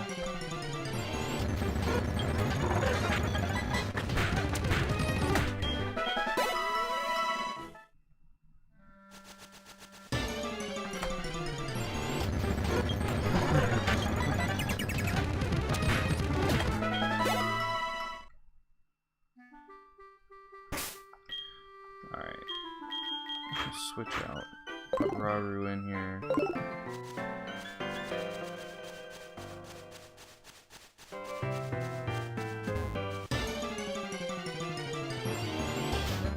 Alright, Rauru. Oh. You're weaker than your opponent. Subscribe.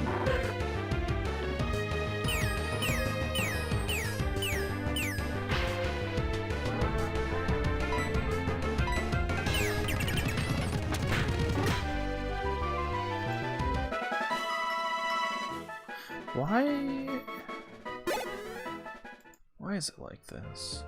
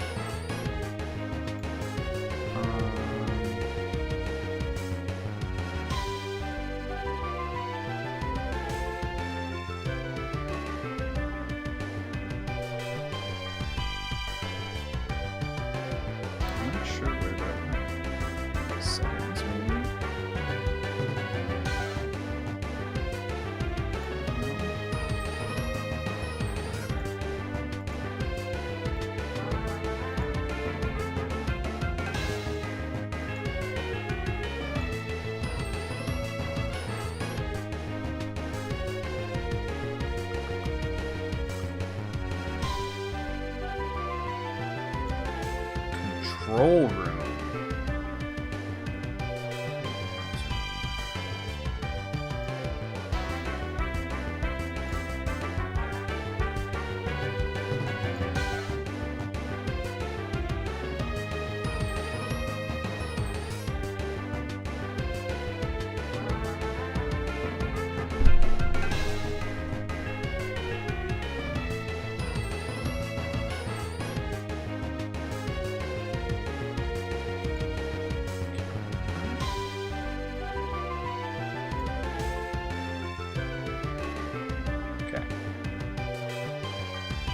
Yes. I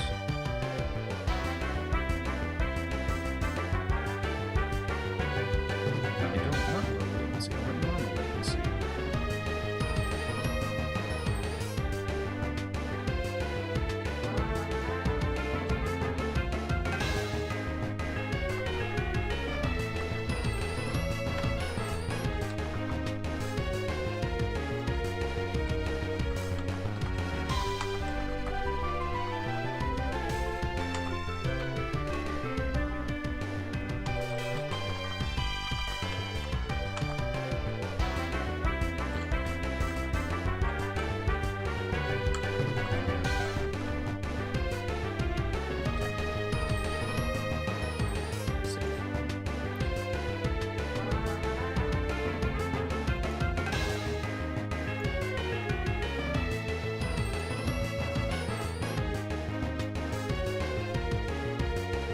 I understand why it's like this.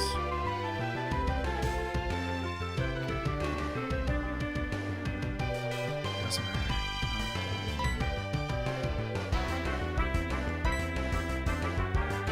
Hey, Slash doesn't affect gravity.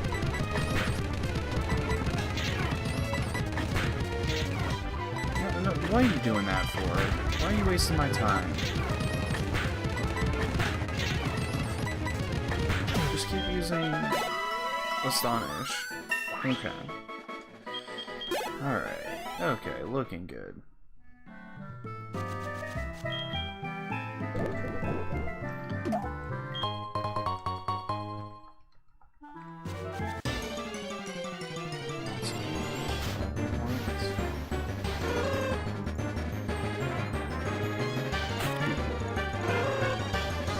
Stats.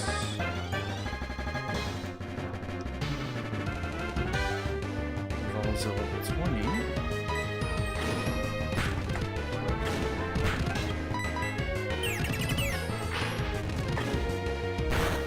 What is it? Hypnosis at level 9. That's pretty solid. And then Peck at 13.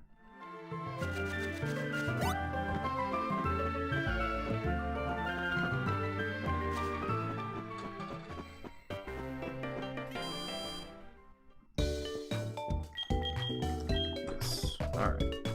We're looking good. We're looking good.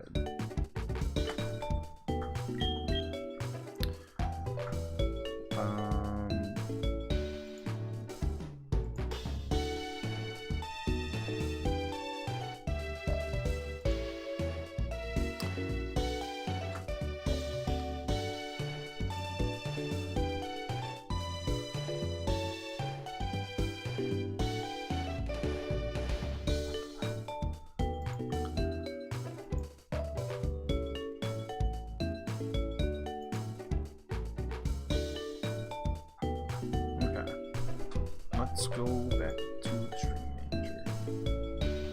Awesome. Cool.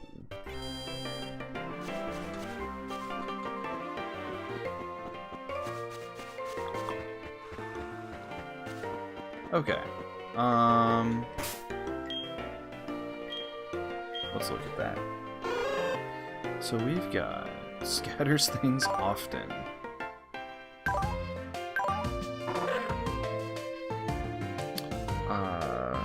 Prevents the attack stat from being lowered. That's interesting. Okay. Let's pick up some Pokeballs. And then we can go catch our 3rd and 4th friends. So, we want 10 Pokeballs. Yes.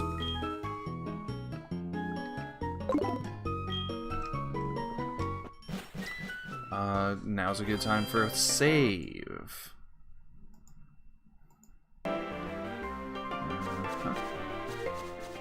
Just saving frequently.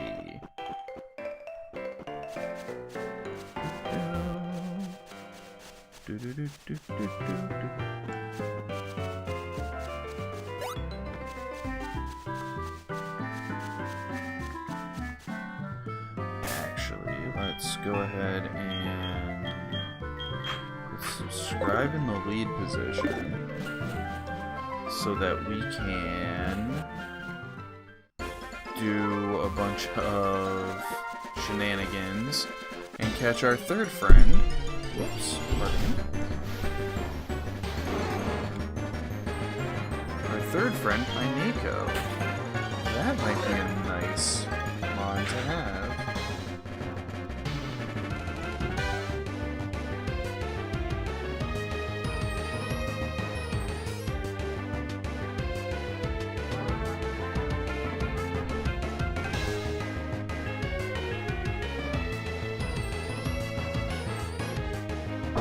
Yo.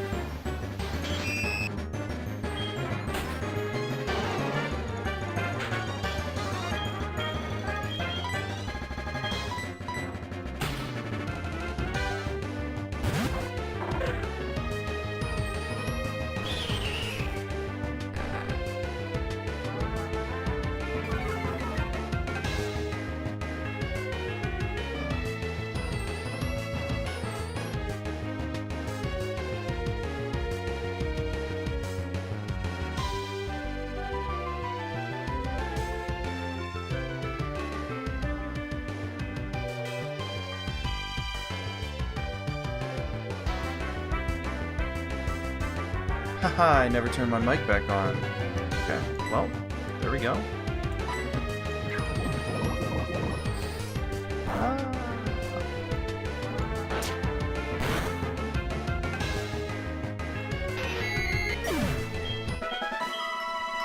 Coney grew to level 3.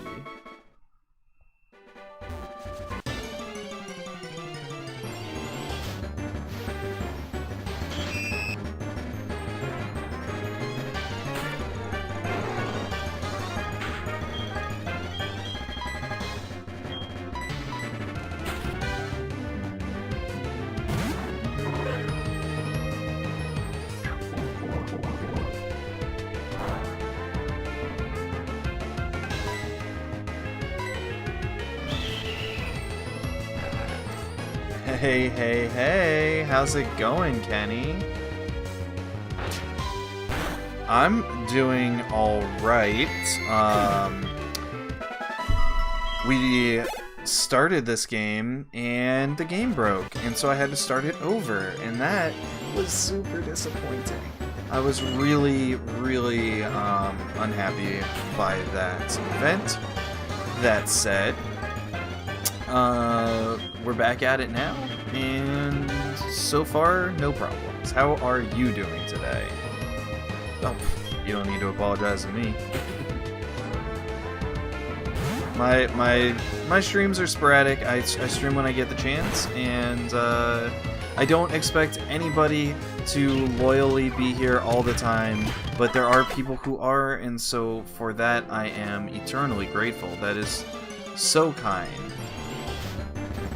It's very much unnecessary, but I appreciate it nonetheless. So, the fact that you're here at all, I love it. Thank you. How have your streams been? I haven't been in yours lately either. So, you know, it's all fair.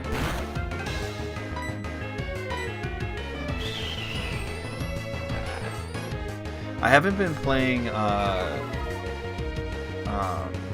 race cars in a while. Exhausted and stressed? Ooh, you're in the bath? Okay. Don't like drop your phone or whatever, but oh, taking a break. Oh, okay. Oh, you're taking a break from streaming. Okay. And that's okay too.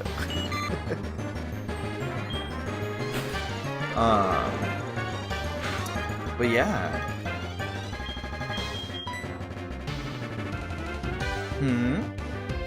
Come out of the bath.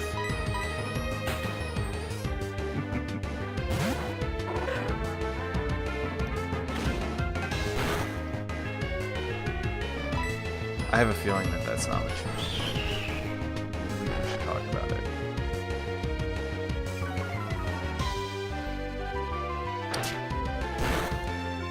Wait, talk to me. Give me more details. Where you at on this? Let's talk about it.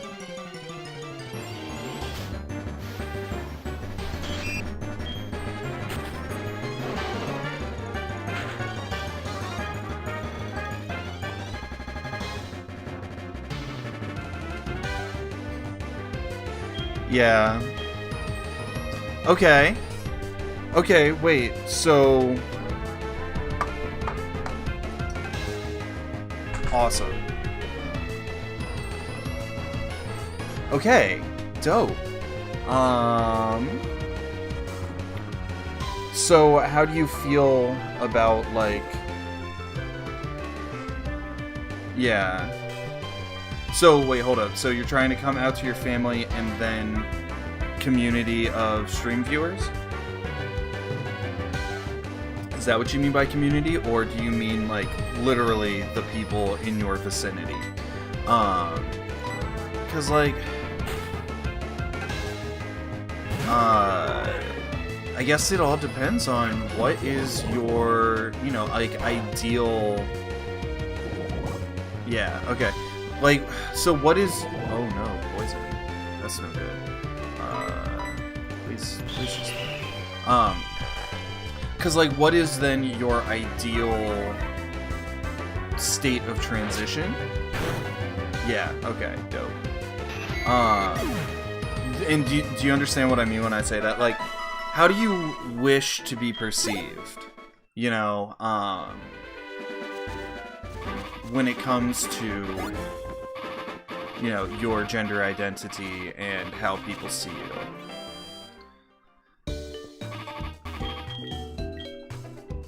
Because that will fully affect the way that you go about, you know, doing that. Because, like, my own gender identity is, you know, not a huge deal to me. So as far as, like, I don't feel like that there's any necessary coming out in any way. Okay.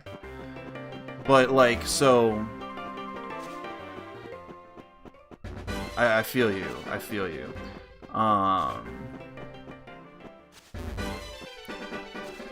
Tell me how do you feel that your community that you've cultivated so far would react if you just straight up said it? You're just like, hey y'all, I'm a lady. Deal with it.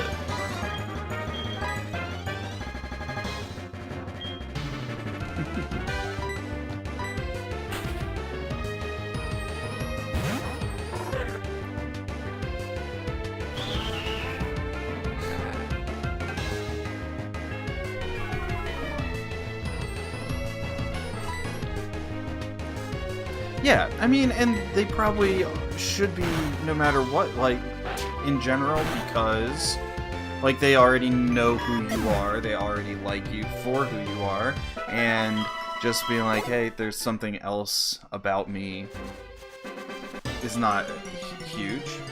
How you're gonna deal with it?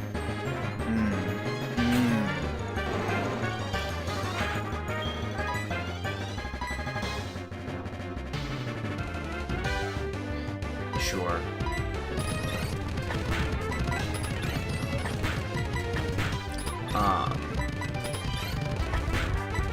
Yeah.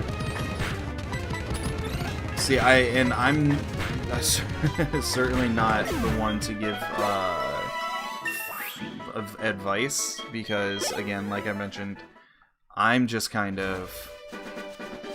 I feel like I am who I am, and people who need to know that, well, I will tell them.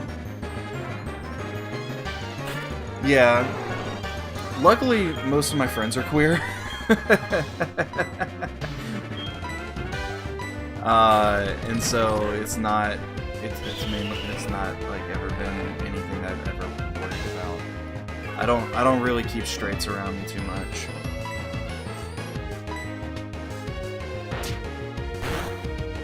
But also, again, I leave all of that for people who, like, it is relevant to. And for most people, it's not that relevant. At 12? Oh my gosh.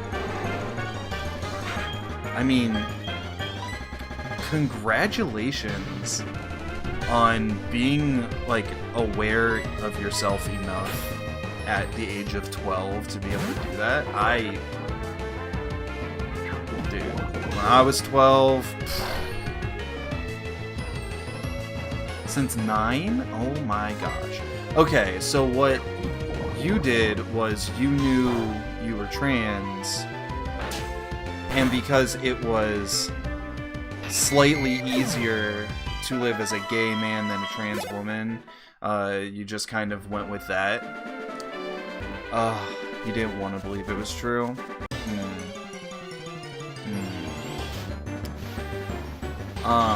So I've been learning about myself as well, and like, learning, like, I have a good amount of non-binary friends, and learning about my own gender identity and in that way, because, like, one of the things that I've always I've said for a while is, like, my whole life I've wanted to be a woman, but I knew I wasn't. And so then, you know, when weird bad people say things like, oh, it's, you can't just choose. Yeah, I know you can't choose. You are who you are. Even if it dies here, it doesn't count.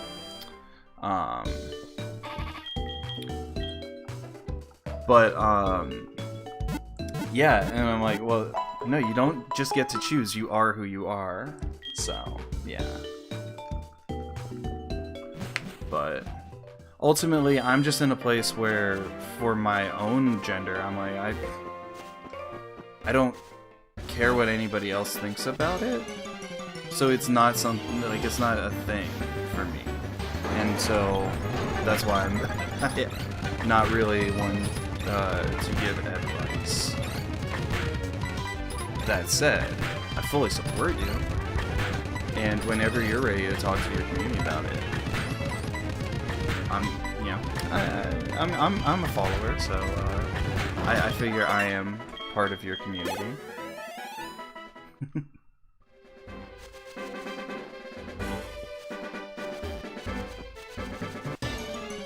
So you fully have my support.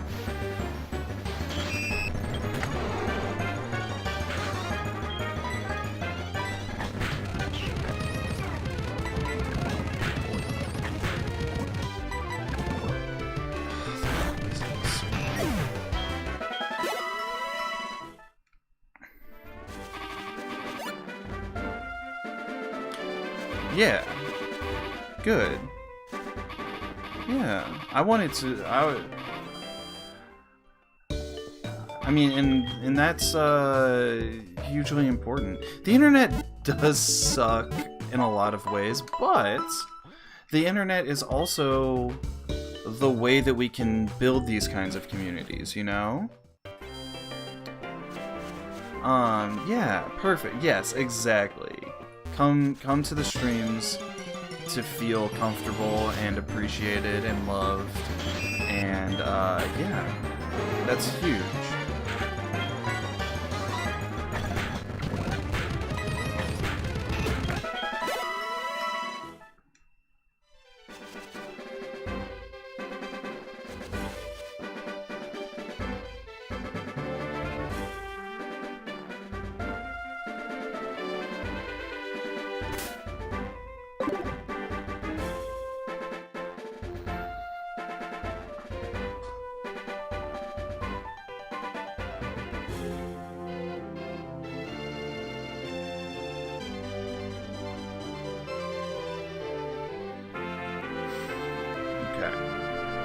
we are going to save this in slot 2.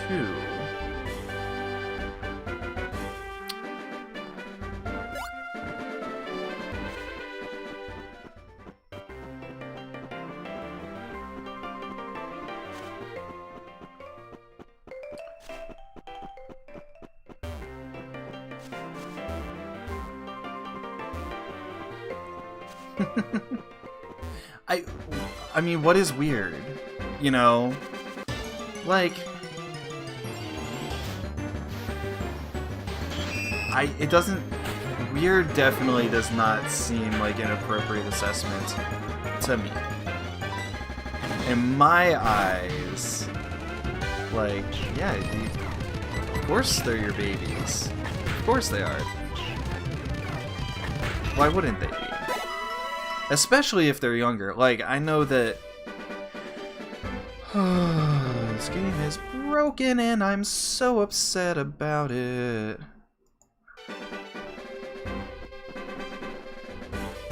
All that progress is lost. Oh my gosh. Which generation? Do you mean like... Do you mean like the boomers in England who are just hate-filled monsters, like freaking like Piers Morgans and stuff? 'Cause, oh, that's nothing. That is not even... Look. That is just a very small vocal group of very insecure, upset dudes. And... I mean, and now, definitely don't have to go into details if I'm off. But... last I was aware, you were already in a relationship. Which I bring up because, like, that kind of stuff, while it is disgusting, they're mostly only worried about their own identities. They're, like, yes, it is, like, violent rhetoric towards non-cis, non-binary people. Yeah, I understand. But I mean, are your interests are the same, right? You're the same person. But yeah, they're mostly just concerned about their own insecurities, which is definitely slightly better than if they're like actively trying to hurt you. You know what I'm saying? Like, yes, their rhetoric is harmful to you. That is no joke. Like, this kind of stuff is, like, bigoted and bad. But, yeah. The nice thing about your own stream and your own safe space is that you're in charge of it, and you can ban whoever the hell you want, and that rules.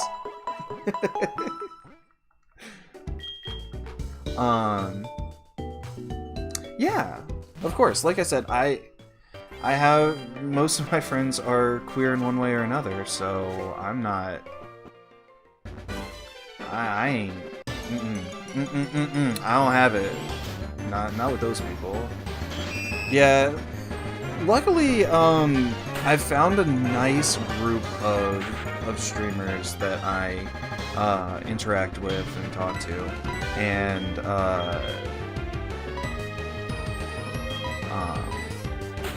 you know, and I don't mess with those bad ones. I don't like those losers. The losers are not in my life. Oh my gosh, a little bit of... I don't even know what that feeling was there.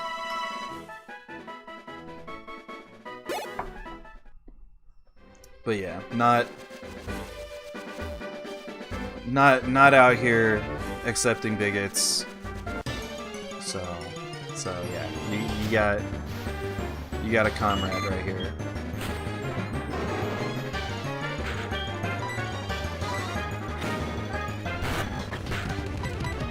But yeah, keep me updated on like where you're at, what you're trying to do. If you're Gid Cadet, okay, I'm going to actually. Can you just drop their like? Is it at Git? Can you like give me a link and then I'll go follow them? But yeah, if I would love it if you just you know, if you like want to do an event or something when you feel like you're ready to get to your coming out, let me know and I'll try to be there and support. At least worst case scenario, you have one person who you know for sure explicitly is here for it. So yeah. It's definitely the kind of space that I want to have here as well. So, yeah, absolutely, 100%. Count me among them, friend. What else? What was I about to mention?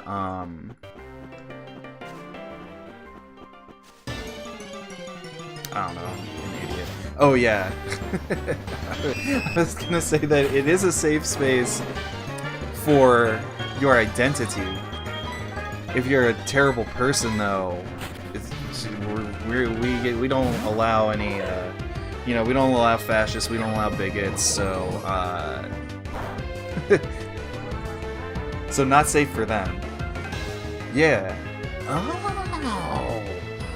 I see. Okay. So wait, so okay. So yeah, that's a private server, right? Is everybody in there in this objective that you're talking about? Everybody who's in there is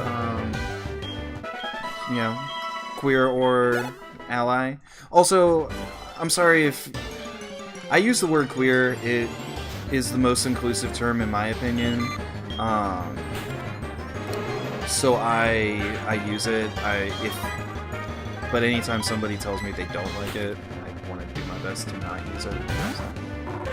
But gotcha. Well, hey, again, keep me updated. I think I have notifications turned on. Let me just double check that I do.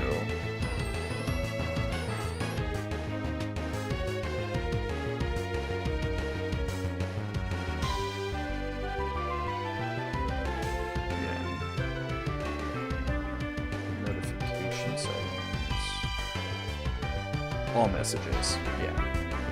So I got notifications turned on there, so I should see anything, any updates that come in. So, yeah. Oh, did you? Do you not have a mic? So what I have, if you don't hate the sound on my stream. Oh, you broke your mic? That's so unfortunate. What I use is a blue snowball, and they are typically pretty inexpensive.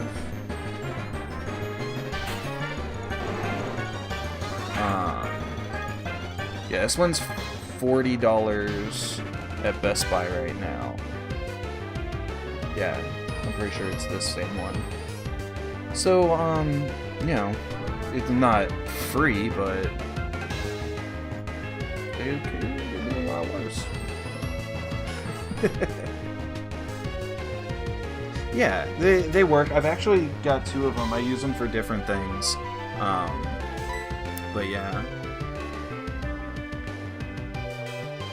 Ah, wait, so you don't stream with a PC at all? I see. I don't even know what kind of mics are those. Like, you can't use a USB mic with a console?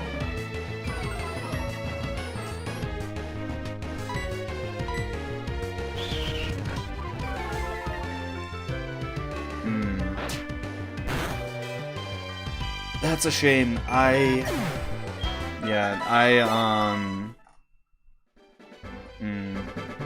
mean, and that's very, like, I also am. I got this computer for, for everything. But yeah, if you can't afford to get a computer, you can't afford to get a computer. I definitely, where I'm at today, would not be able to get a computer. But because I already have this one, it's getting cold.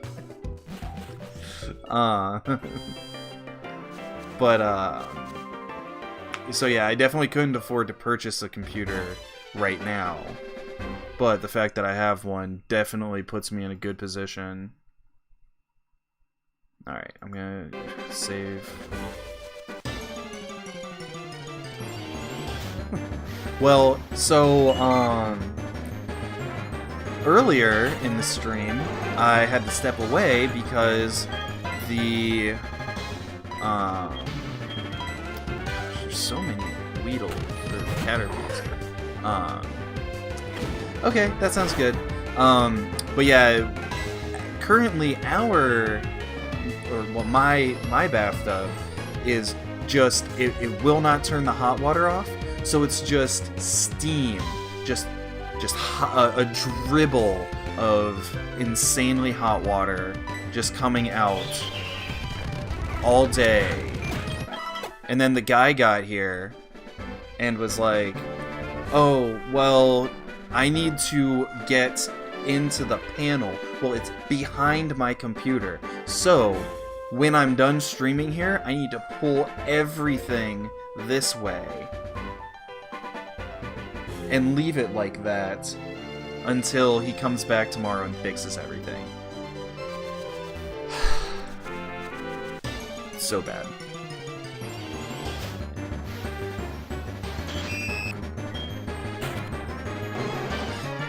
I'm really worried that this game is just too broken to function.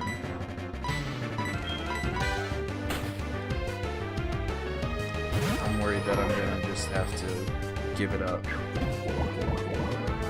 Give it up and start from scratch. Like, completely delete everything. Clean reinstall. Oh, got poison? Oh no, okay. It's just poison thing. Okay. What is this gonna do? And a peck at level 13. Yikes. Give me another Kakuna.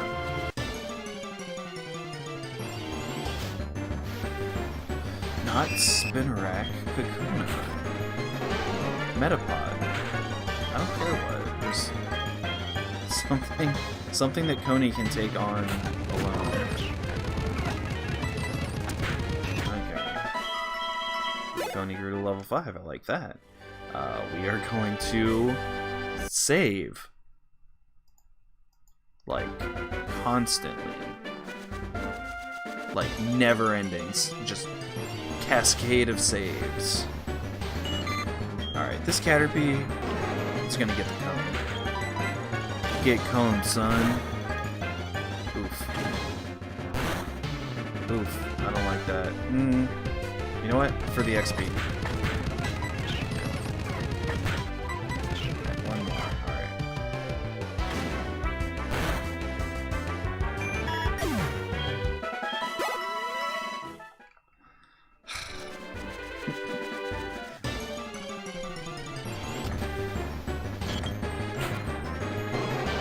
Spinneracks everywhere. Not a drop to drink. I'm drinking spiders.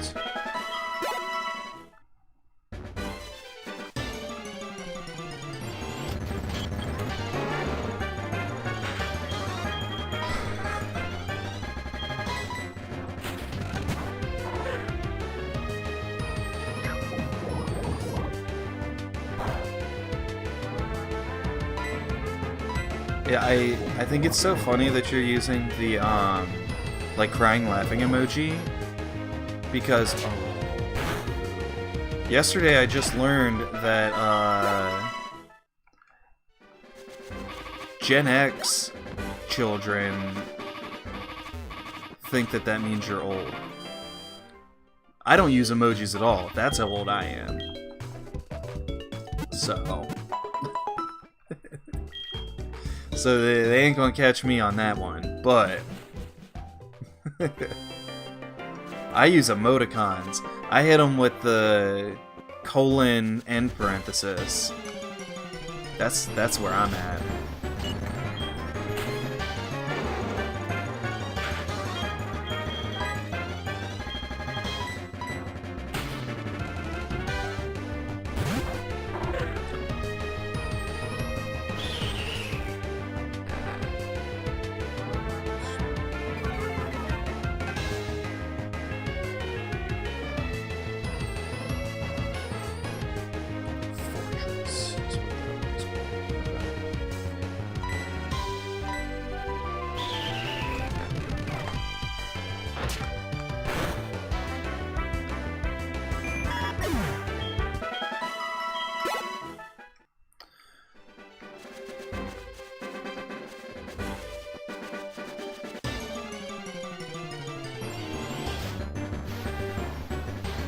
Heck yeah, Luna, that's exactly what I wanted.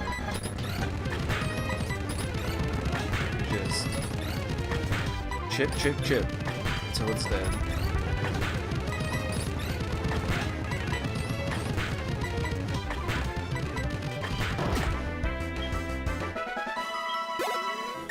Let's go, Coney. Alright, time to save again.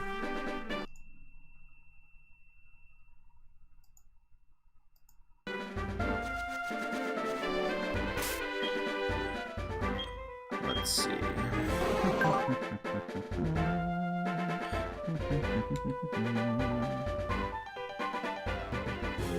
It's protected. When it says protected against one-hit KOs.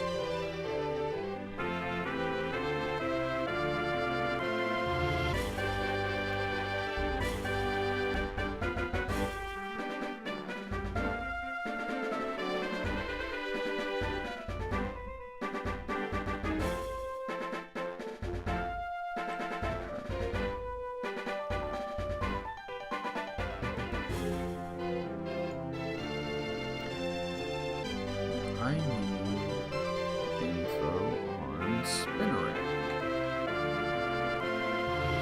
What does Spinnerack learn? Constrict, absorb, infestation. Nightshade. That's not a good move. Shadow Sneak. Shadow Sneak is good. I like that. Okay, level 19. Spinnerack. Spinnerack might be useful. Cool. But I did not check how many minutes. Okay, 26 tackles left. Can't wait to get rid of self-destruct. That move is not usable. Not in this one.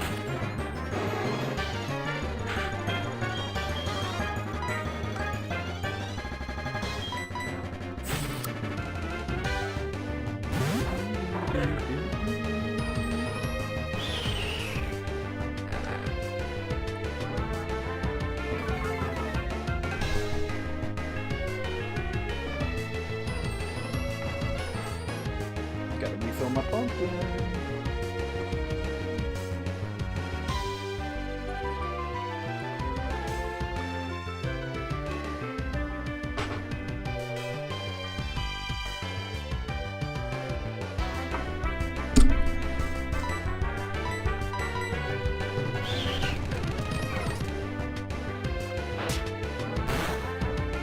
Attacks feel like they take forever.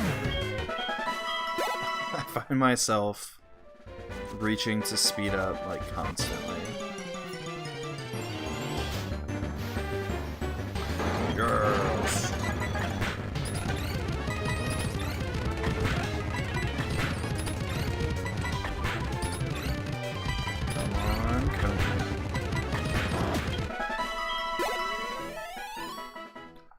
getting there. We're getting there.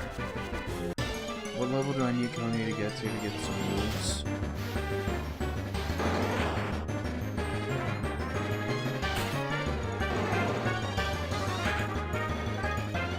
Yeah, I don't want takedown either. Most of these moves are blood.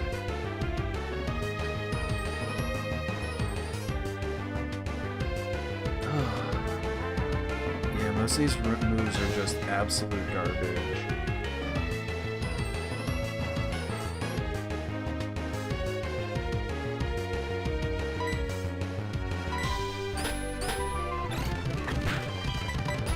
What's this box? These boxes? What am I looking at here?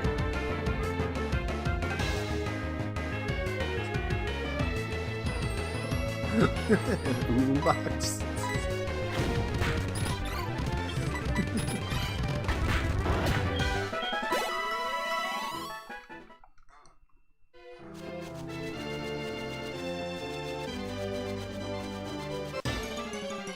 Alright, let's do one more.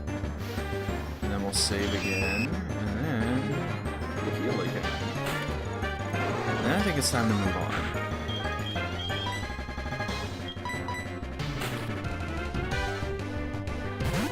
Subscribe's attack is going to be so high. It's going to be great. I'm really excited about that.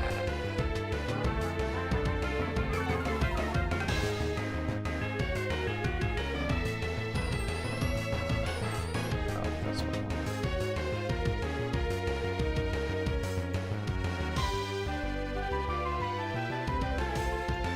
Huh.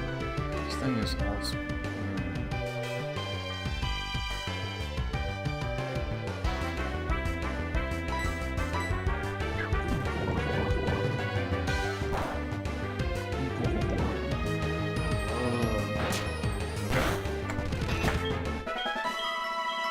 Coney grew to level 7.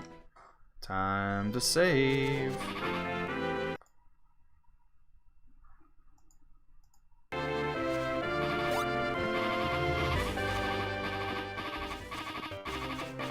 Alright, I'm not fighting any more of those bugs. Instead, we are going to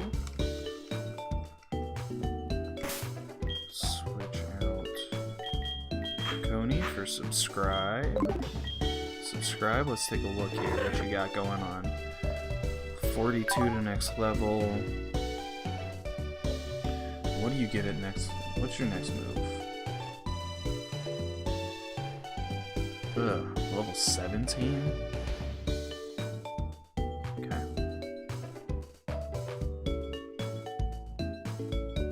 Big attack though. Big attack. We killed all those spiders. It was great. I might kill more spiders now that it's in the lead. Alright. Moving on, moving on.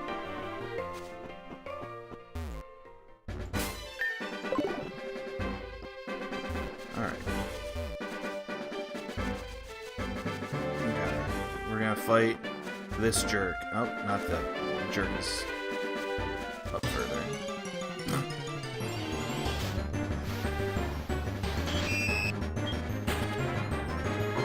Go subscribe.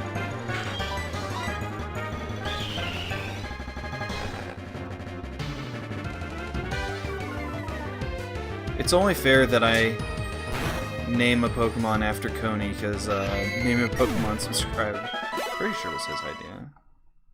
Or maybe it wasn't, and I just have forgotten. Oh.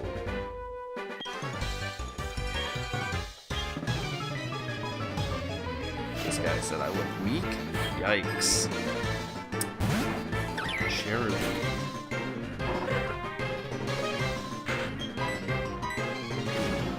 Owie! Oh no! Ha ha ha ha!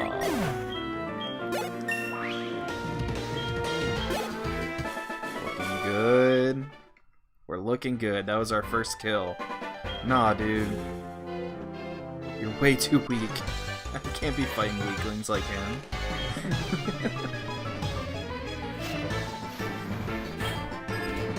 Uh-oh, this one's also... What Pokemon's ground type, isn't it? Yeah. I just hope I don't get paralyzed. Let's go. Slugma.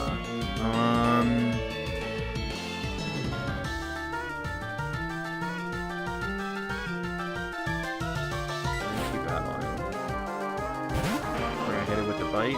Hit it with that wild bite. He used the yawn. I don't like that. All good. All good. No worries. Hit him with that XP. Let's move on. Oh yeah, there's an item right there. Sharp beak. Heck yeah. Let's give that to Raru. Even though it doesn't know any flying type moves yet.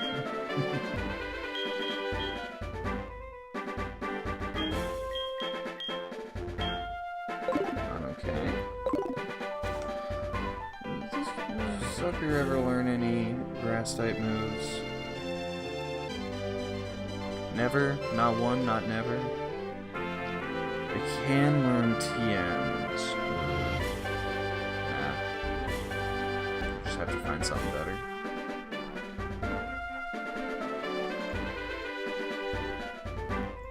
Alright. Oh, yeah, that's a big save time. Save. The battle girl? Oh, okay.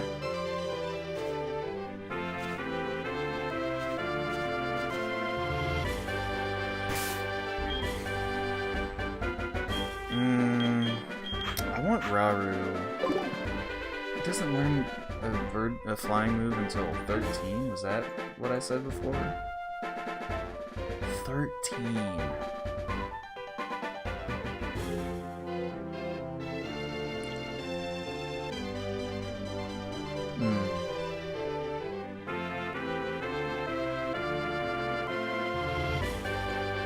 What a worthless flying type Pokemon.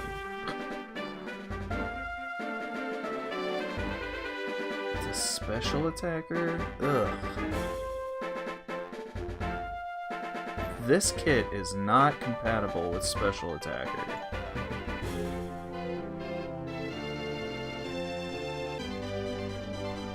Oh no, it learns hypnosis. Okay, level 9 it learns back. Okay. Alright. Let's, yes.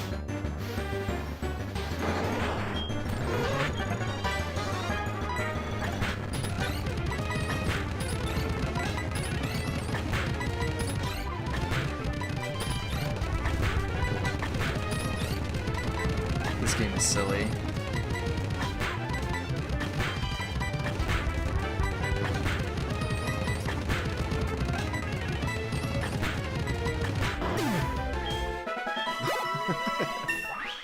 Alright, level 5 it learns hypnosis. That's sick.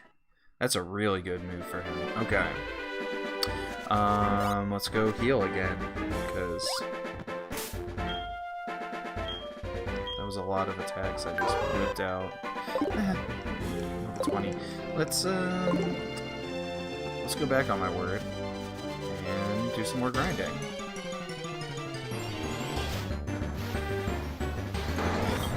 Perfect. Oh, that was so good. Thank you. Also, I am fully grinding this run because I don't want to have to do it a whole bunch of times. Of course, if the file keeps getting corrupted, I'm gonna have to do it a whole bunch of times. But no, I don't know your emotes. Yeah, show me all of your emotes. How many do you have? I only have 3. I have not gotten enough subs to get I have not gotten enough subs to get multiple like additional emotes. But yeah, you totally got. You definitely show me your emotes.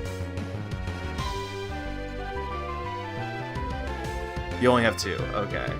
See, I've got like tier 2 and tier 3s, but there's all 3 of mine.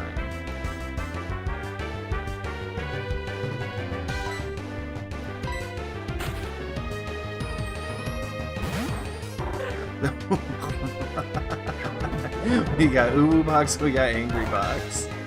They're good. I like them. I mean, it's super clear that they are boxes.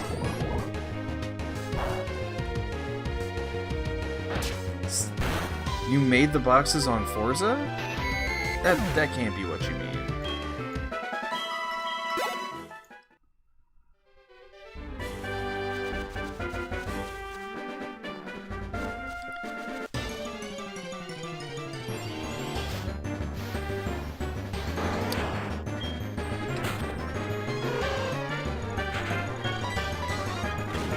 You made them on Forza? I have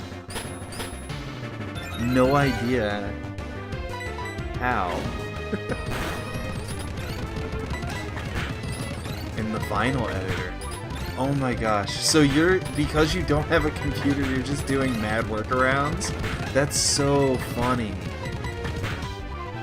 Wait, let me look at your logo. Oh, okay. Gotcha. Cool. That's awesome.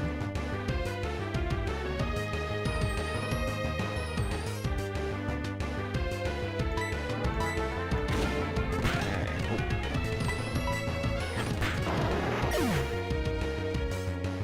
Yeah, you are. I design mad logos all the time, and then I never use them because I never feel like they're good enough. But I'm the kind of person who I never feel like anything I do is good enough. That's part of the reason that I like streaming, because like no matter what, like it's out there, I'm doing it, and it's live, so it's like doesn't matter if it's not good enough, it exists.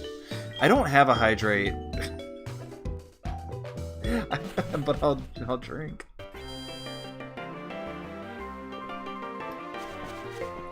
I do have workouts, and I need to take them off, and I just need to reconfigure all of my point rewards.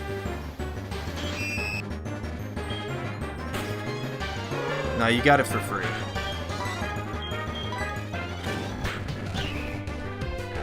You're mad? No, you better not be.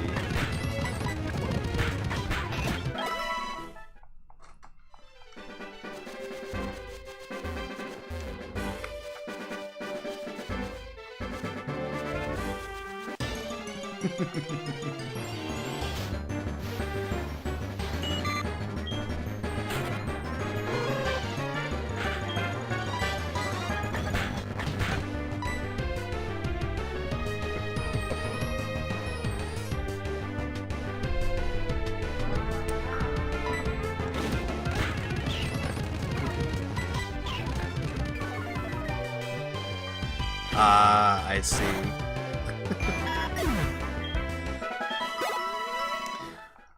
Yeah, I also have a so I've started putting this on a separate YouTube channel also. So like, because I was just putting the VODs directly onto onto my regular YouTube channel, and the whole channel was becoming VODs. So I made a separate VOD channel.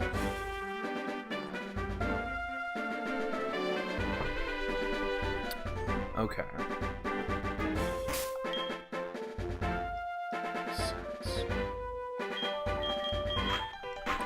I want to save. We're gonna fight this guy.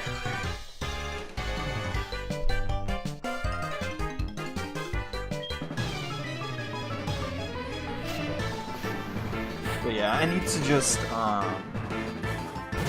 just completely structured the way that channel points work here, but I just haven't gotten around to it yet.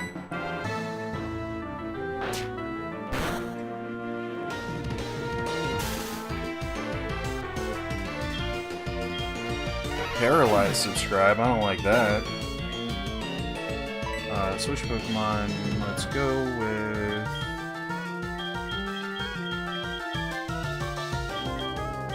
Raru.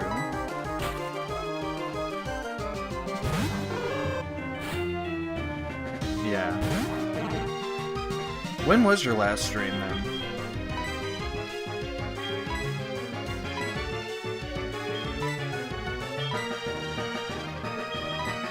To sleep. Heck yeah. Heck yeah.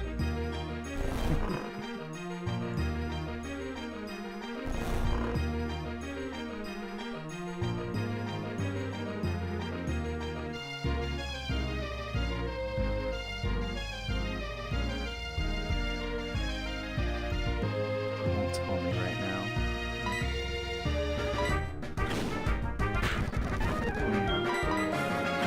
Two weeks ago. Gotcha. Hey, I'll go. I've gone 2 weeks without streaming just because I was busy and didn't know what, didn't know when I was gonna find time. So, yeah.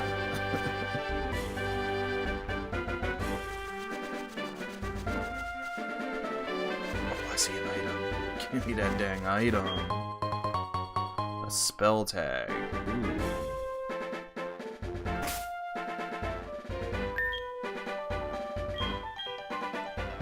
Boosts the power of ghost type moves.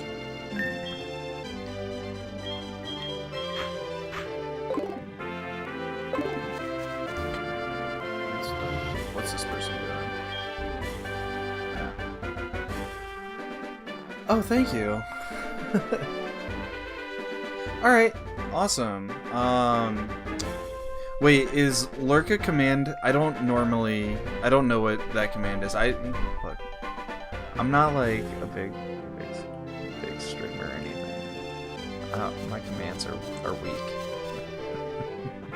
I got weak commands. But alright, enjoy your lurk. Thanks for hanging out. Thank you for hosting. You didn't need to do that. It's very kind of you. And yeah. If I see you again today, that's lovely. If not, have a nice sleep.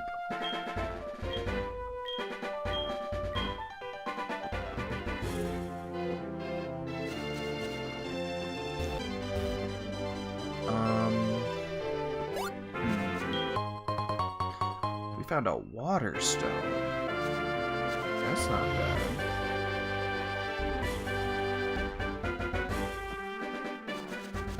Wait, where am I? Oh gosh. Am I on a new route yet? This is Route 31. I am on a new route. I can catch 2 new Pokemon now. Shoot, let's get them. But first, I want to go heal. Yes. I was nervous there for a second.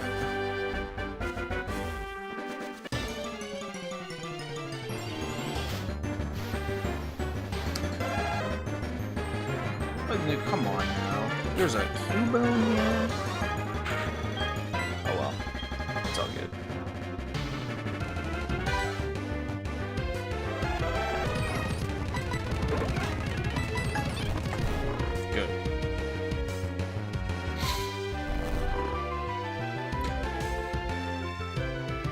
Actually, I'm not sure if I might be in Route 31 now. So instead, I'm just gonna catch it, and I'll release it if I'm on the wrong route.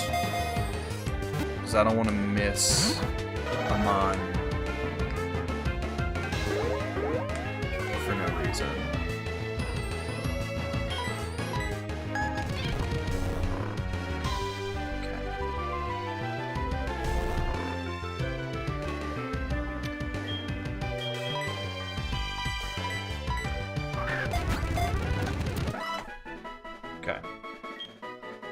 let's just make sure.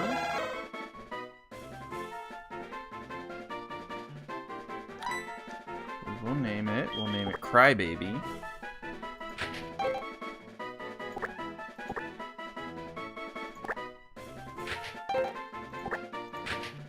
A-B-Y. Okay. And then we will check to see what's going on.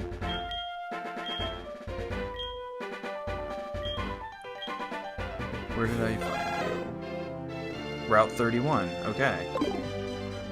Oof. That's 2 ground types.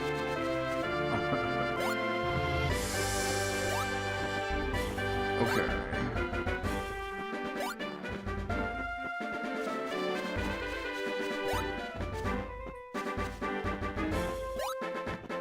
Let's go heal. And then, oh, sorry, hit the microphone. And then we're gonna go in the dark cave and see what we can catch in there. Once we've done that, we'll move on into that next portion of the route. It'll be wonderful.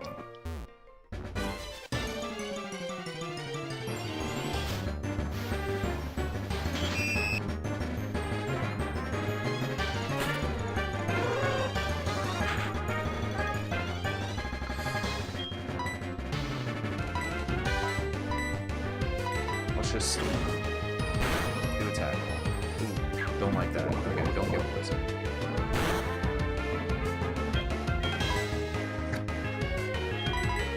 Go subscribe. Go subscribe.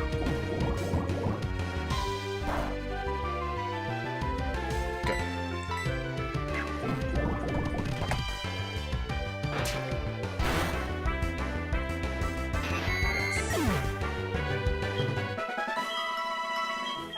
Robert grew to level 7.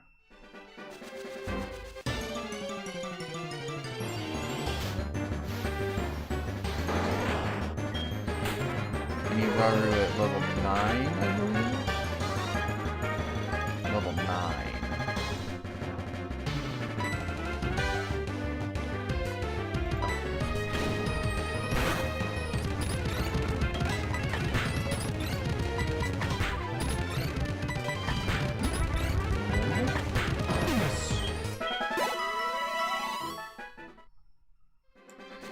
Okay, let's get on up there to the dark cave.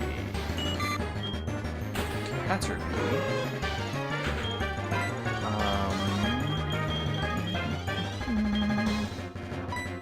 Honestly, let's just get out of here. Let's move.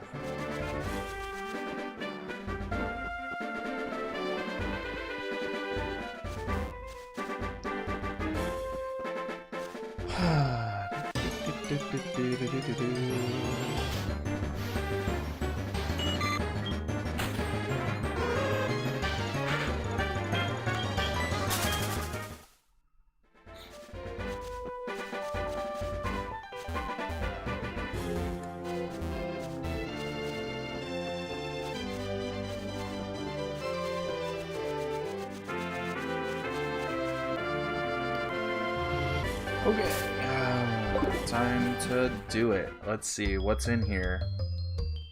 Are there items in here? This is called the Dark Cave. Let's see. Items in Dark Cave. SoulSilver.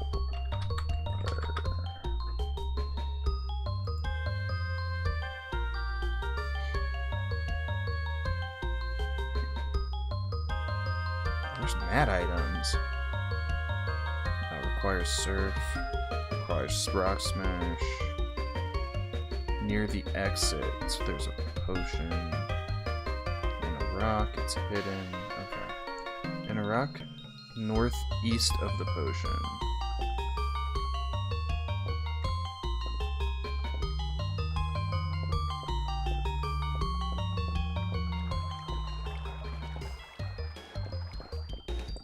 There's like actual water sounds? Okay. Who is our new friend? Ball toy, man. It is ground type heavy out here.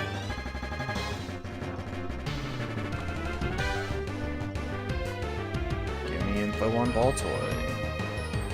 First things first. Levitate. Good. Put it to sleep. Not like that. There we go. Balbuto is the French.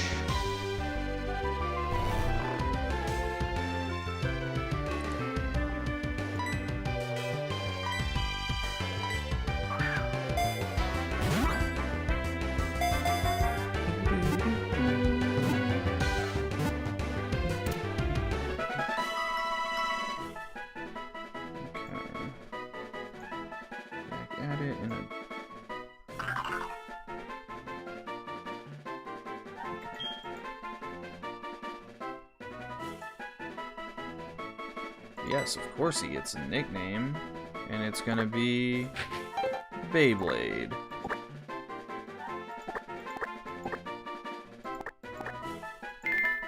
They were banned at my middle school because kids were hitting each other with them.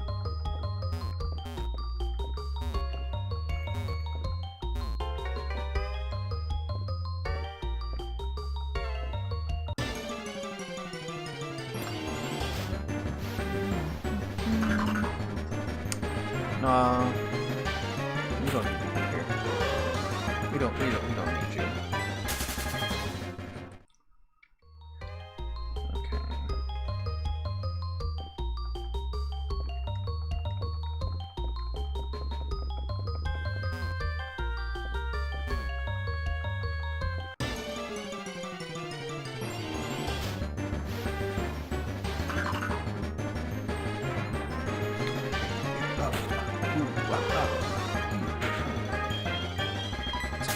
It's fine.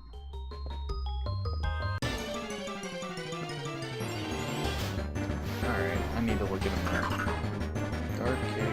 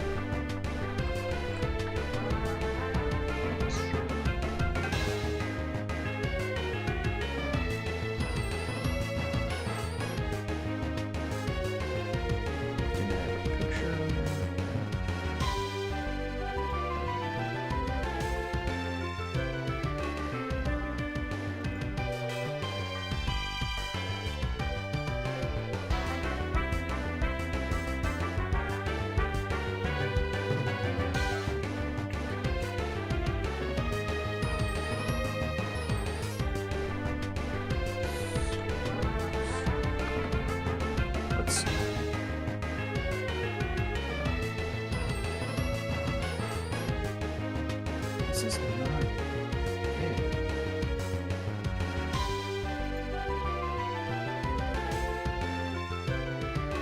It's not in here.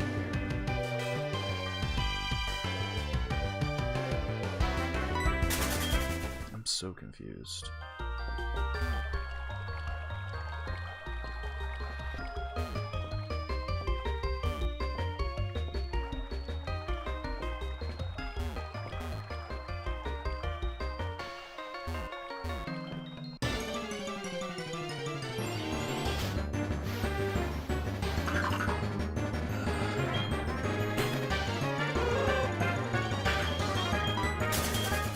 What moves does Ball Toy have?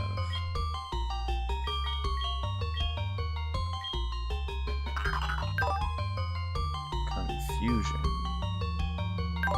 Only confusion. But it does have a TM.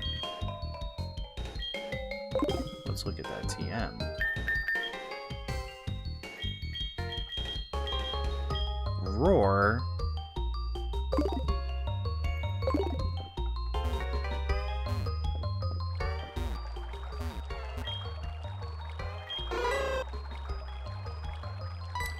It hugged me? I can't see. Oh, it bumped into me. Oh.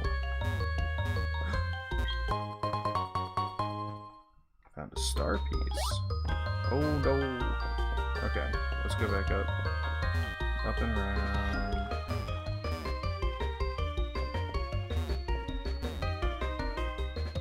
There's a hidden item on one of these rocks. It said northeast, so it's gotta be...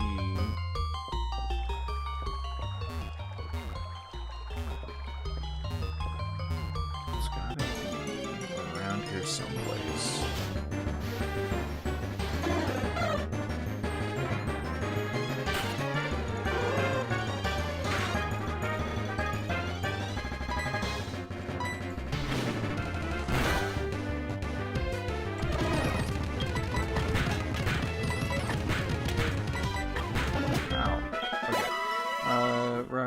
Switch out.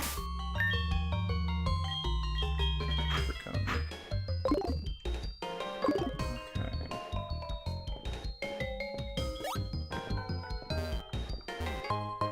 There it is. Energy root. That's a healing item? Yeah.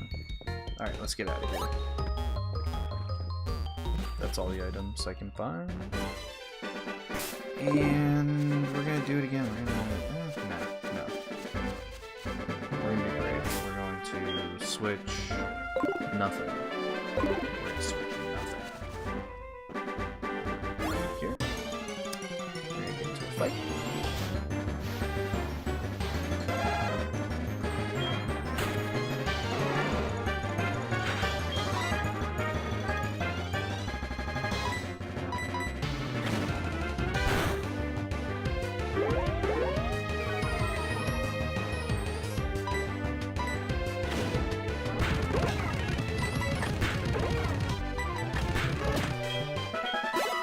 That works. Keep it moving.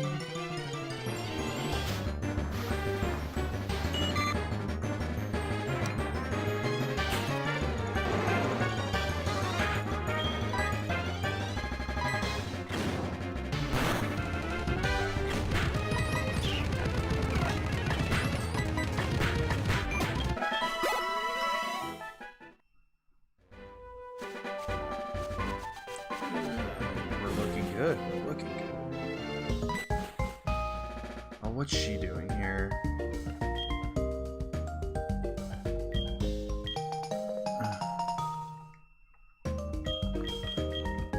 Okay.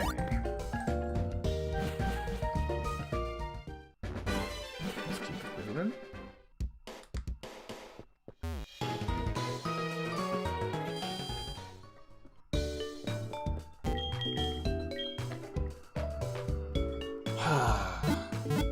This team is weird.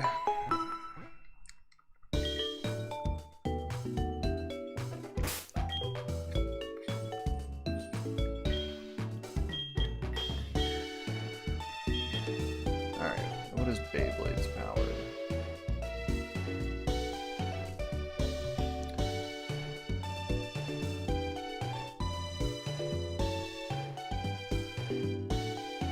I don't want shield stats, I want Gen 4 stats. Alright. Harden, Rapid Spin, Mud Slap. Mud Slap isn't bad. Psybeam, Rock Tomb. Alright.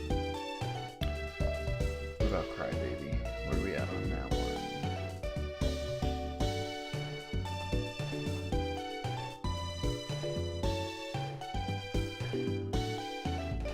Crybaby, what you got for me? You're currently level 3. Bone Club at level 7. That's a pretty powerful move. It's got low accuracy, but strong. Okay. Arachne. Yeah, I got a bad diversity problem right now. I don't have any diversity on my team. Let's see.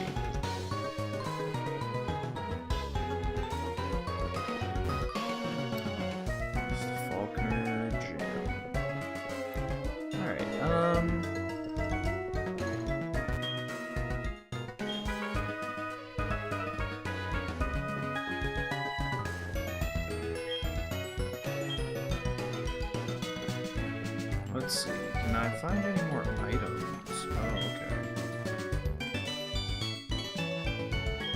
That's the Sprout Tower. Can I go in the gym? What is in this room? Oh, no. Pass.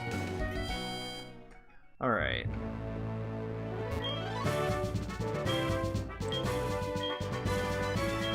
Okay. Sprout Tower time. I can catch another friend in Sprout Tower. How much monies do I have? Whoops. Not enough for 10. How many balls do I have? I've got 9 of them. That's okay. That's good enough. Let's Papa serve. Papa save. I'm actually gonna go beat up those people out here on the road.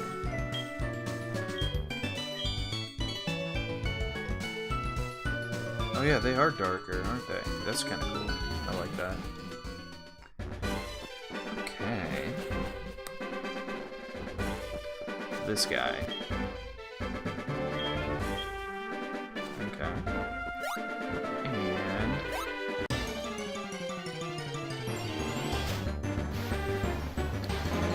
Nagacarb.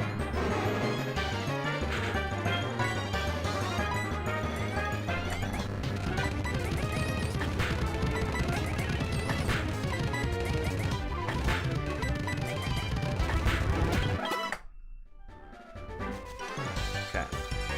Probably should have switched out first, but whatever. No big deal. Let's...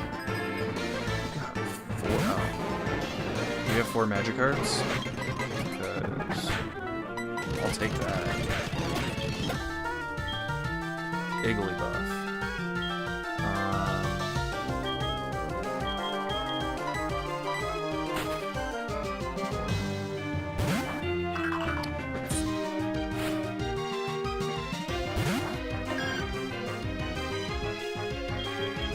Nah, I'm not feeling it. We're gonna switch out.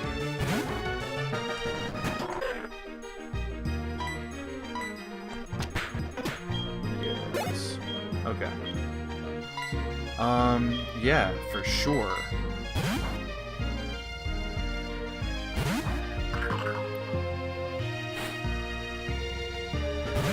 It's level 3 though.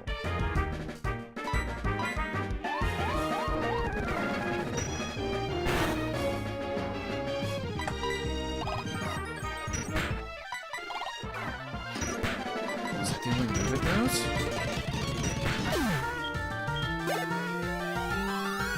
Heck yeah. Let's go. Sure. Crybaby, what you got? Hit him with,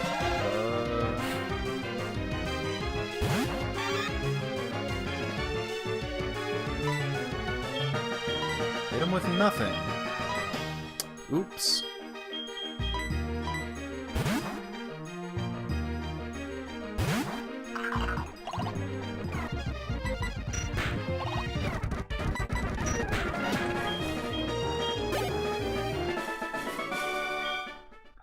Okay.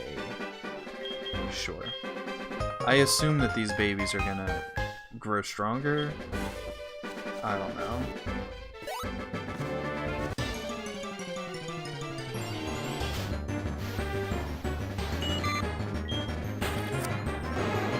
Alright, Coney. What kind of hurt can you put on him?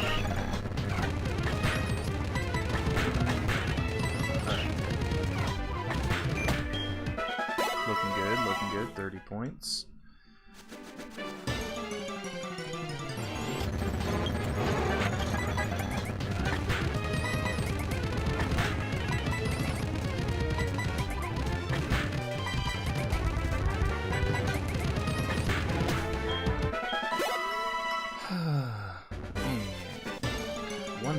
One more. Magic card.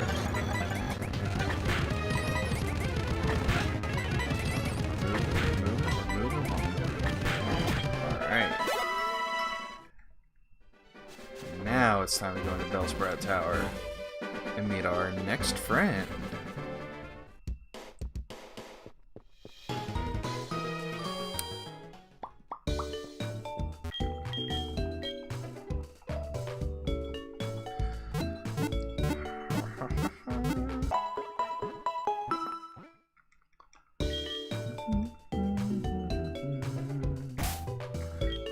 We are going to switch you out for Rauru. Rauru knows how to put stuff to sleep.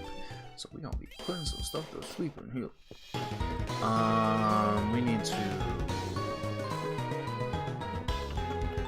What is this child doing out here by themselves? Nothing good.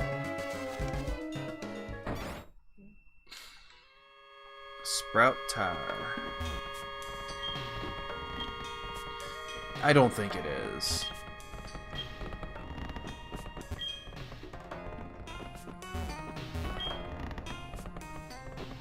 Wait, what? Okay.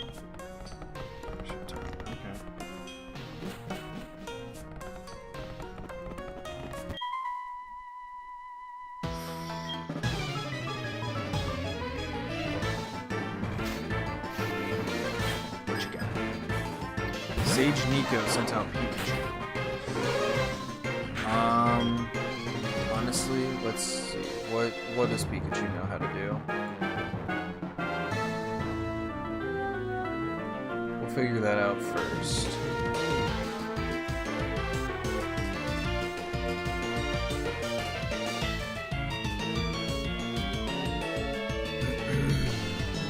Thundershock?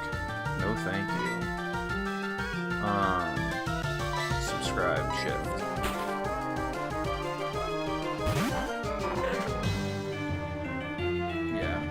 Thought so. Fight you. This Pikachu. No. Alright. Looking good, looking good.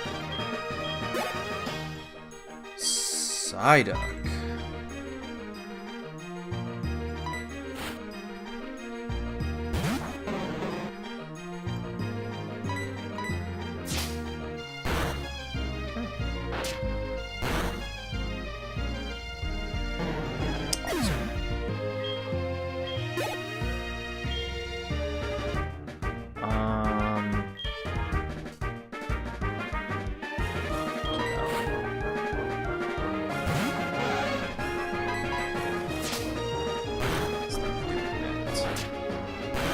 Else likes it but you.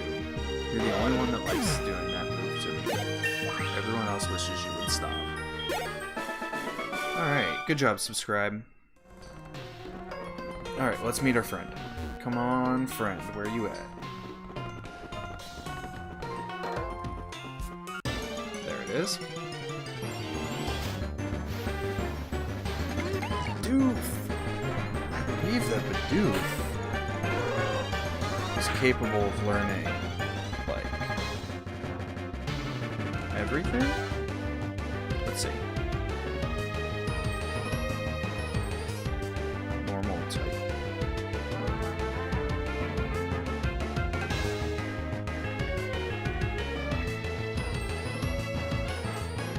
I want 4th gen. Doof.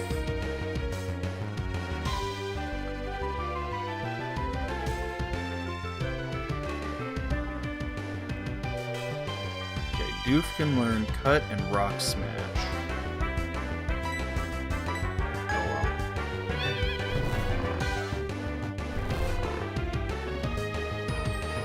Let's hit him with a tackle.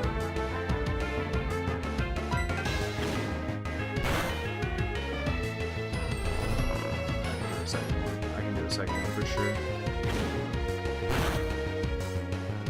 Okay. Looking good, looking good.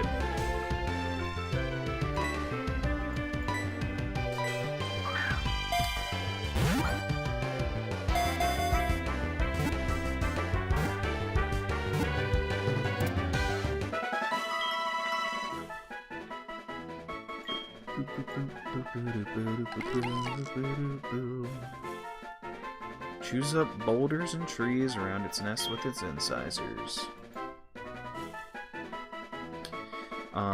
Yeah, we're gonna name it Ralphie.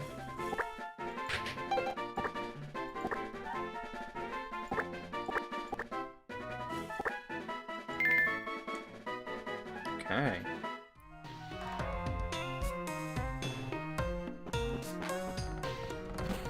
And we're gonna go switch out Cubone for Ralphie. Because Cubone doesn't have any moves. So it's practically useless. There's so many people in here. The Show Me Show. I am Primo, the big brother. Yeah.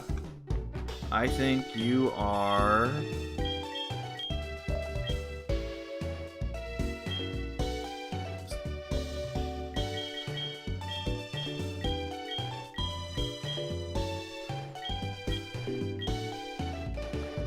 You are Uncle...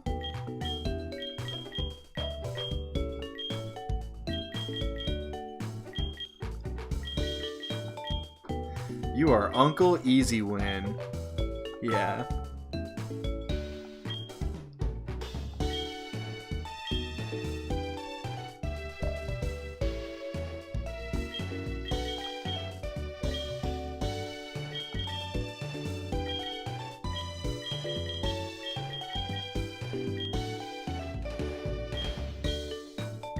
Board chat.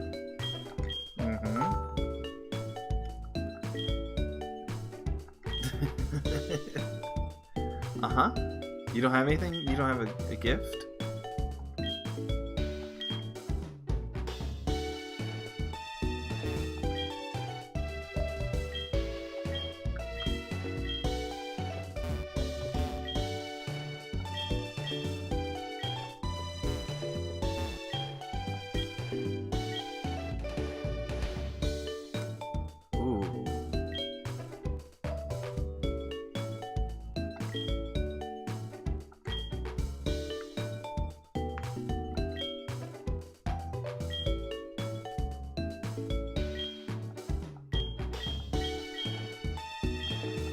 Trainer, for sure.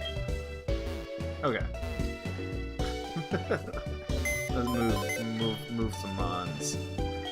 I know whose storage system it is. That lady just told me it's Bill.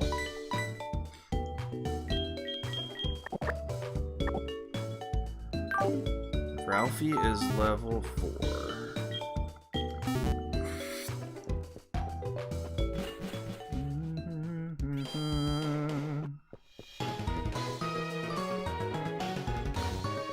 Okay.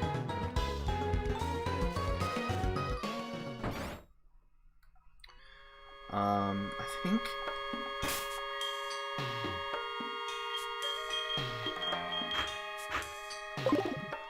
yeah. Let's knock this out quickly.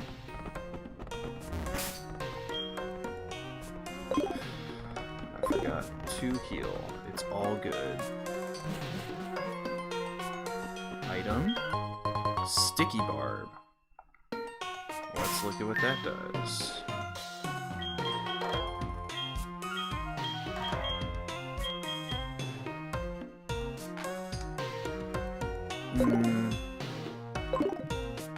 That sounds risky.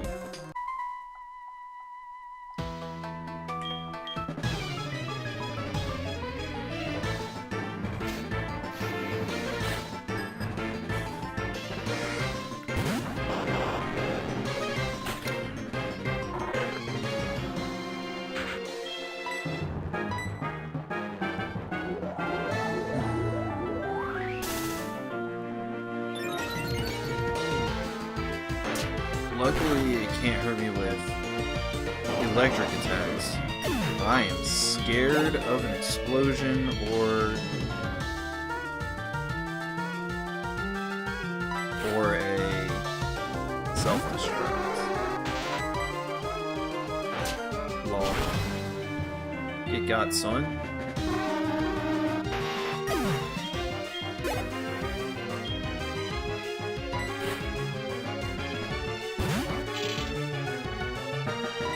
Scribe is pretty powerful. No, don't do that.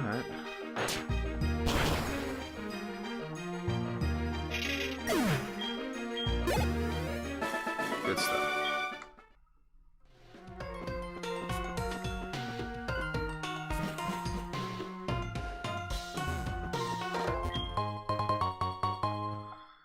Now, shards don't have a use, do they? No, you gotta buy stuff with them. What do we buy with a shard? Yellow shard, SoulSilver. Shards.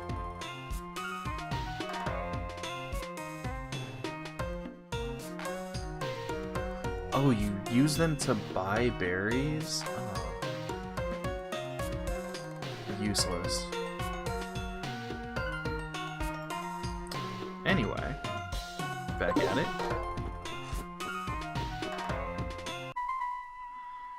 And we're gonna fight this bald guy.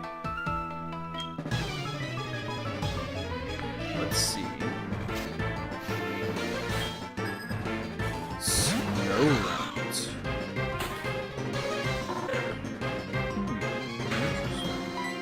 Alright.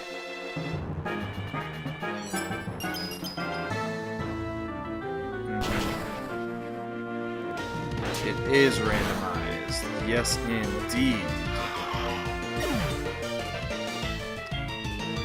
Glad that we are way overpowered, because that was actually frightening.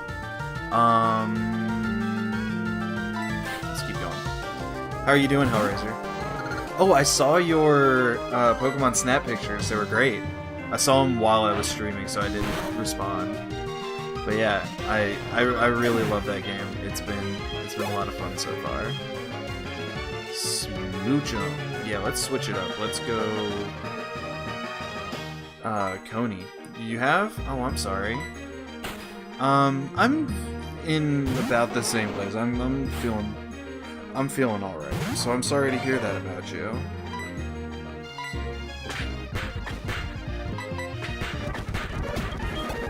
At least there's stuff that you can do that will, you know, make it a little bit better. Yeah. Pokemon Snap, hanging out on stream. Oh. Electrizer. What's that do? But yeah, you don't have to talk about it if you don't want to, or you can if you do want to. I got a Magmarizer and an Electrizer, and I can't use either of them.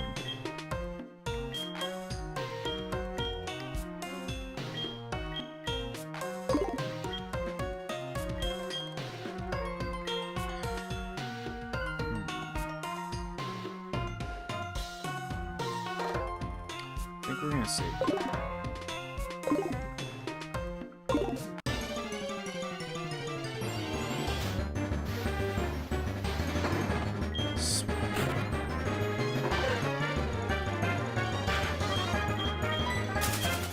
Yeah, we're gonna just run from that. Okay.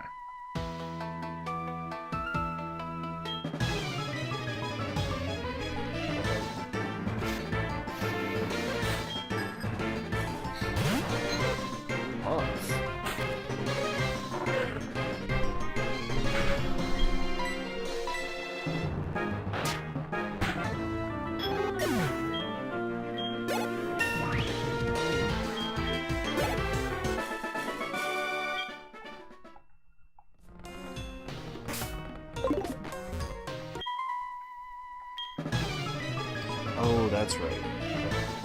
That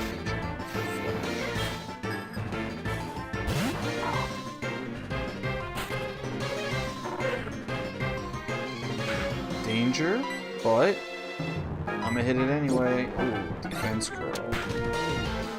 Okay, looking good, looking good. Heck yes. I'm realizing now is a good time for a save.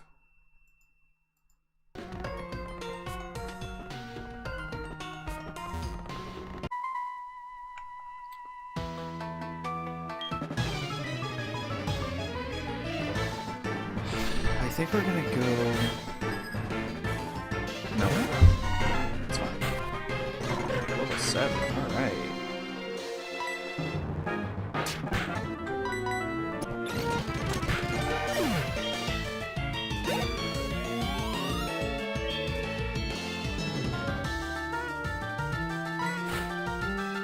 Ah, I understand. That is never any fun. I'm sorry to hear it. I don't know that there's any way that I can help, but if there is, I'd be happy to. I feel bad that that's a situation that you're in right now.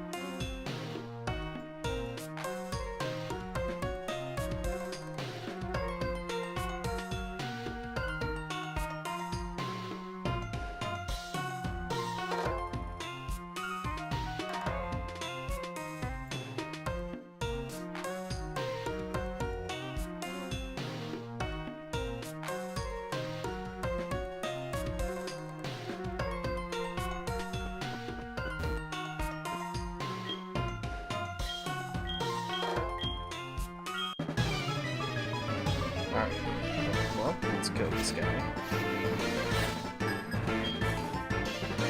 Chimchar.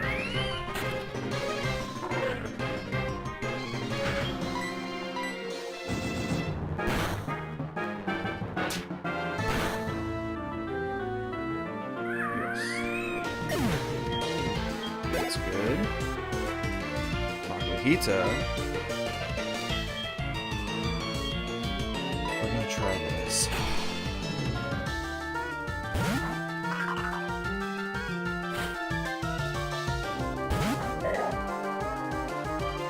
Oh, it's level 10? Oh no. Oh no no no no no no.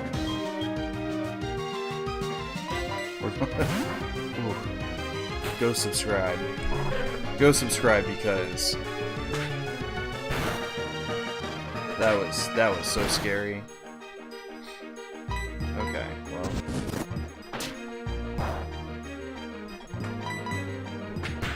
Okay, we're looking alright. We're looking okay. Alright, I might pop a potion here.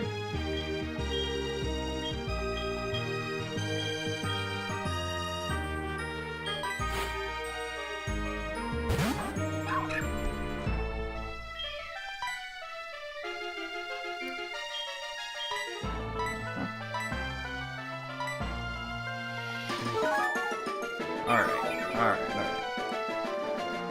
Should probably be safe now. Countering what? What did you think you were gonna counter, little guy? Okay. I guess I didn't need to worry about it.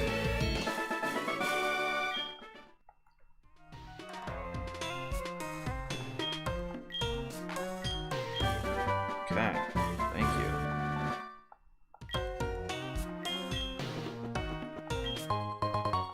A nest ball. That's for weak Pokemon, right?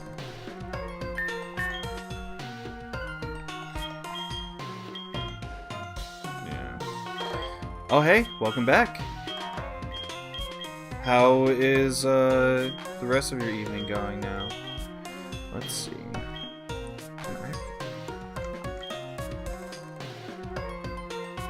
Ah, alright, good. Yeah, I mean, I know it's late. Or, actually, it's not as late as I was thinking. Is it almost midnight? Is that what time it is there?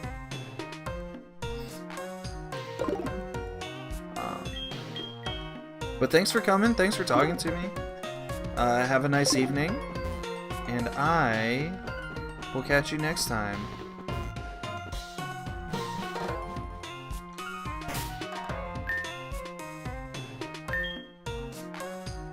Yeah, yes, please do. That'd be great.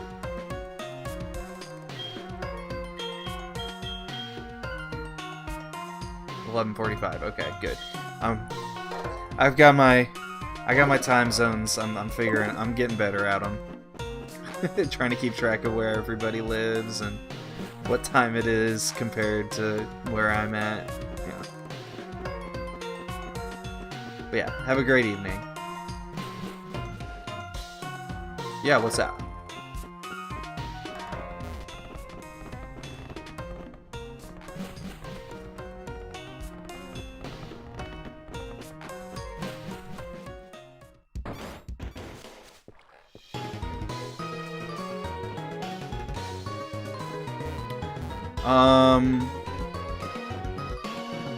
Nova.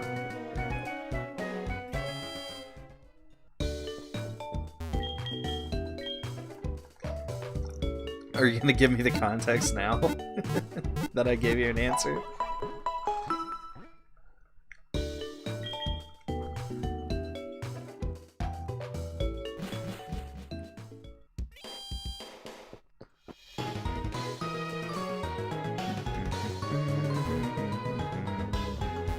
Ooh, let's see what type this gym is.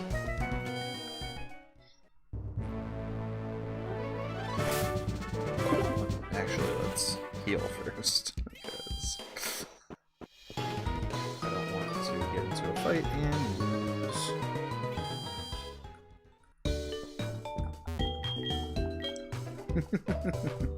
Alright, thank you.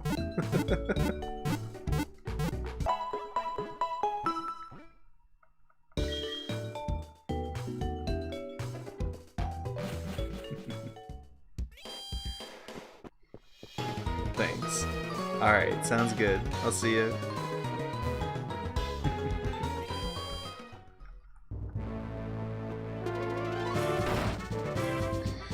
Alright. Oh, now's a good time to save.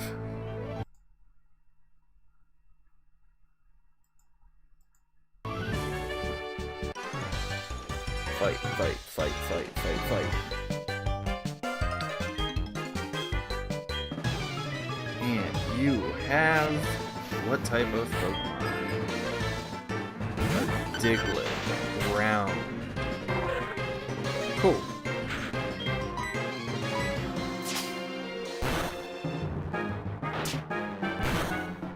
Take it.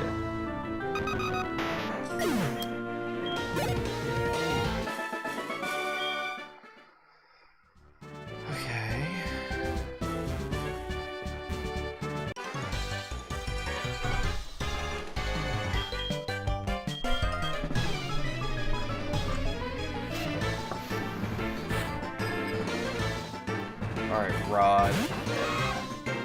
Okay, so that is not a ground type. That's just poison.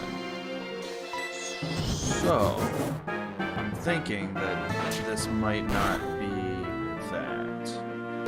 Please don't get poison. Please don't get poison.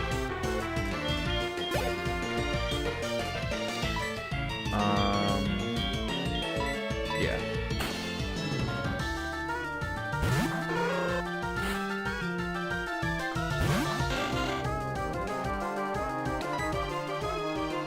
Go to sleep.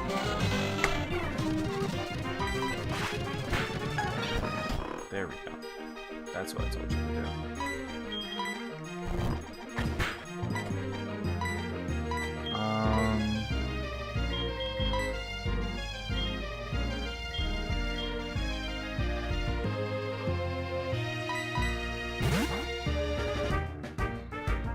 Alright, Beyblade.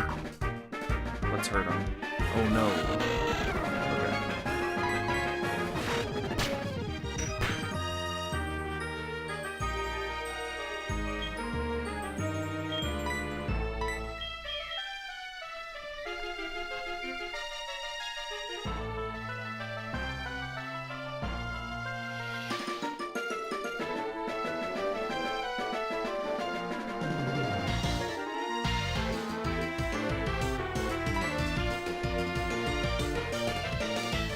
know what? No. You can do it. You cannot get crit.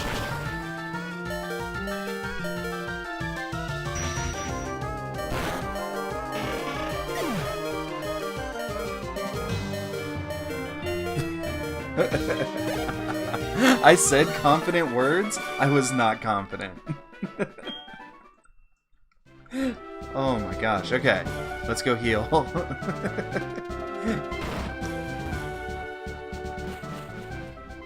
And actually, we're gonna heal and we're gonna grind a little bit.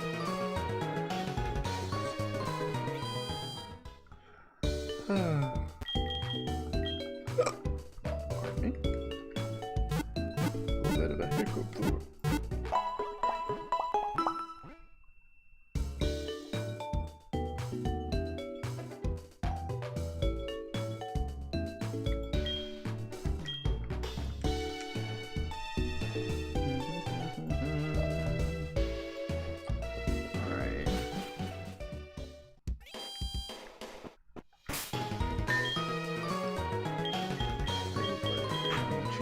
Right now, and we're gonna go get into some wild fights. Just a little bit, just to get that power up a little bit, so that I don't get annihilated by the gym leader.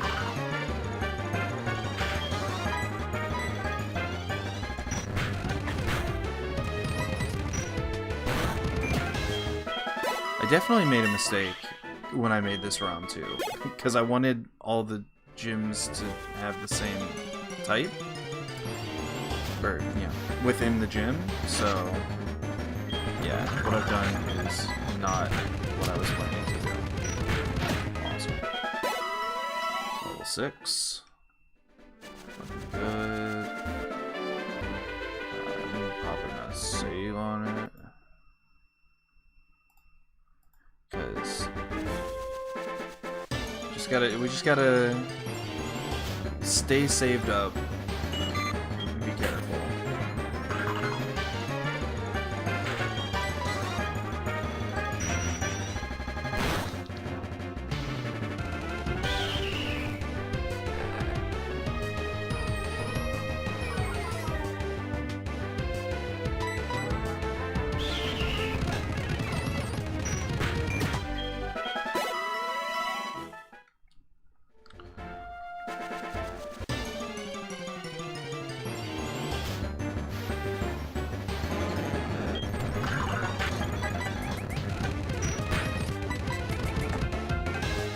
Should have used rapid spin instead. Oh well. That's not very much experience. Alright. Go heal. What would you really all that? 36. That's a high number.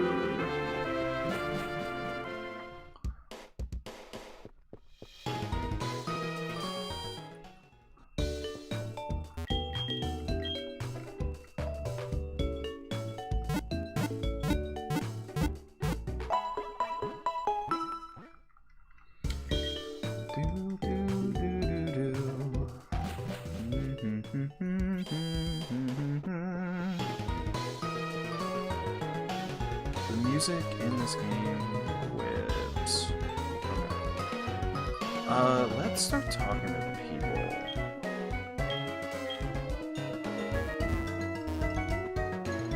In the door. Thank you.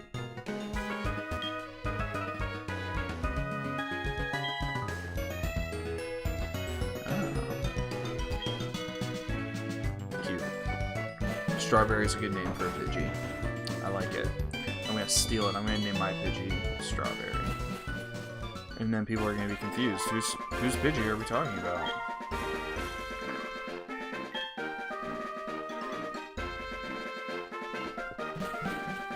Okay.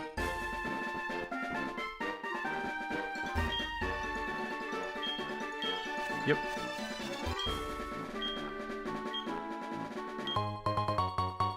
Thanks. I don't have any rock type moves yet.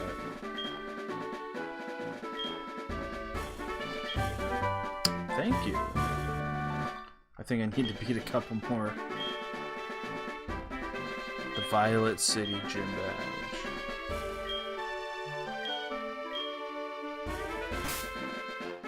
Let's look at the map real quick. We got... That's... Azalea. That's Goldenrod. That's all on...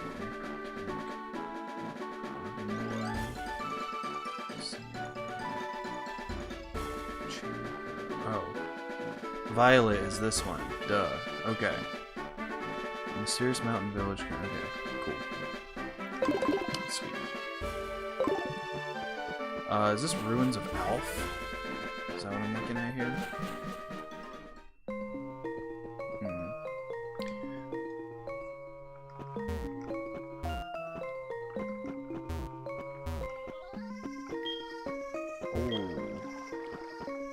We're gonna have to beat that gym. What's this little house here?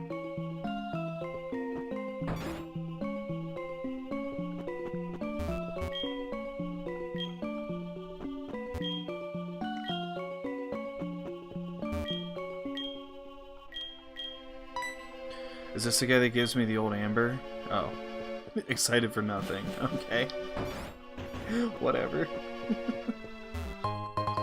Found a sunstone. I'll take it.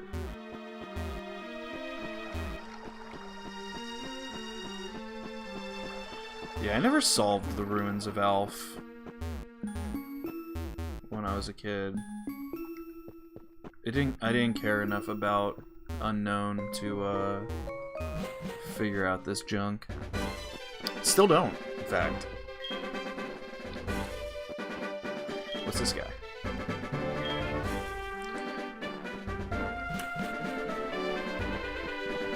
No reason to care about an unknown.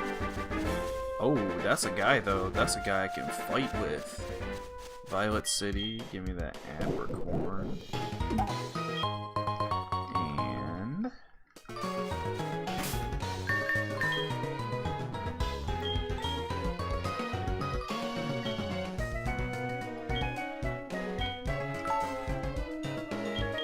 Ralphie. Good job, Ralphie. I'm proud of you. Ralphie. Alright.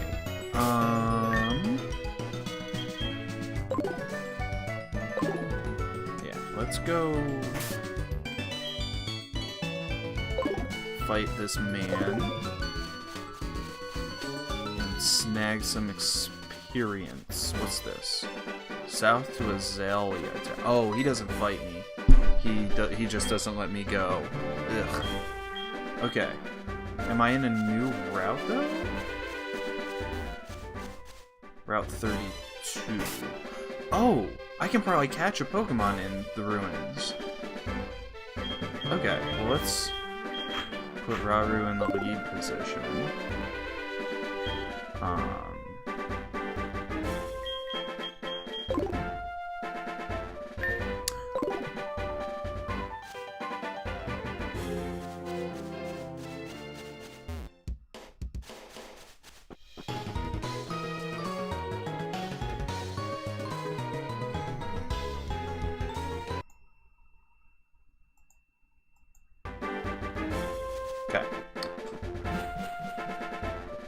Forget any of that happened. We're gonna go grab that Sunstone again. We are going to...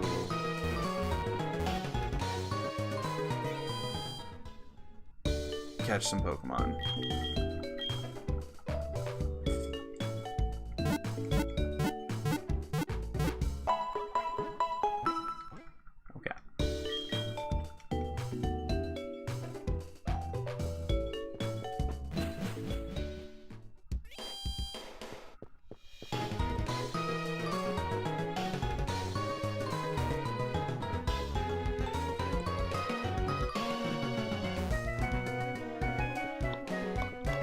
Oh, it's nighttime.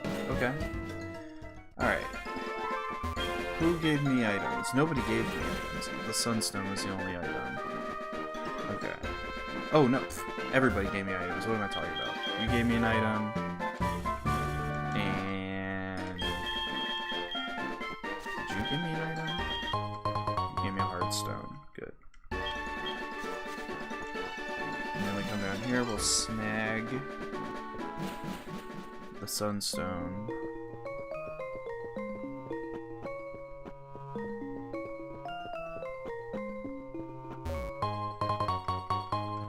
And then we will save.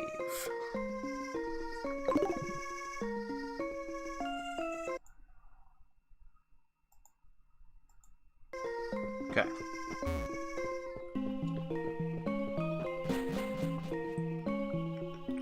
Okay. Let's get Amon. Oh yeah.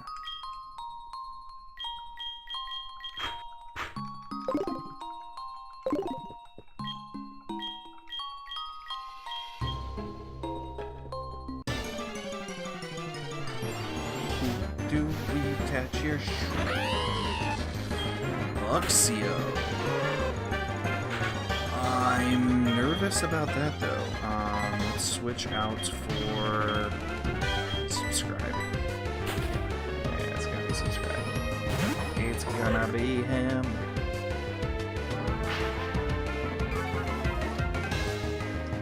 Luxio is level 5. That is a bad low level for an evolved Pokemon.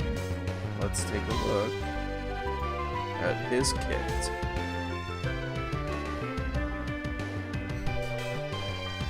Okay, Luxio. At level 5, you should know Tackle and Leer and nothing else. So let's make it so that you have a hard time hitting.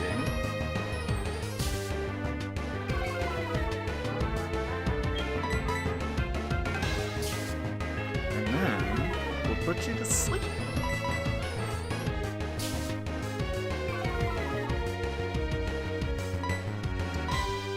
That's 4. That's... Ooh. Ouch. That's fine.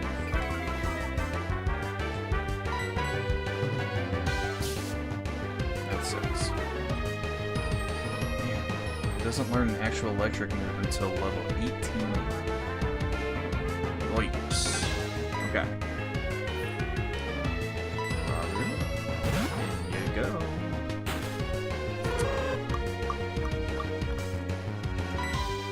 Go to sleep. Yes.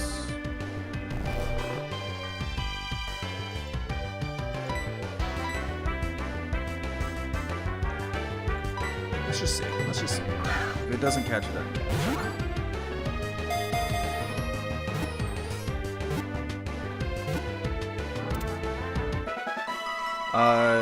Alright, we gotta name this fella.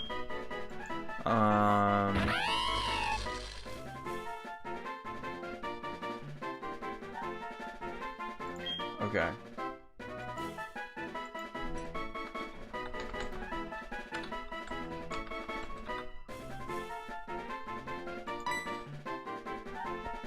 Let's see. 1, 2, 3, 4, 5, 6, 7, 8, 9, 10. We got 5, 1, 2, 3, 4, 5, 6. Yeah. Here's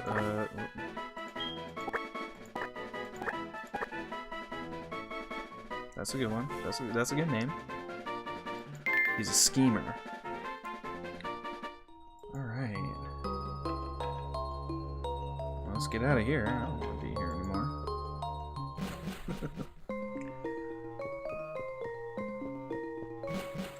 Ooh, and let's big save, baby. Big save. And then let's go over to Route 32.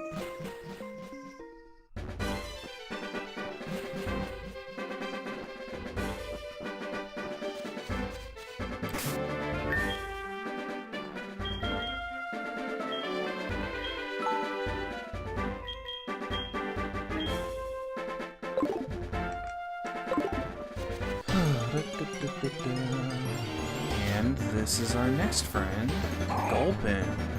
Okay, a poison type. I'll take it.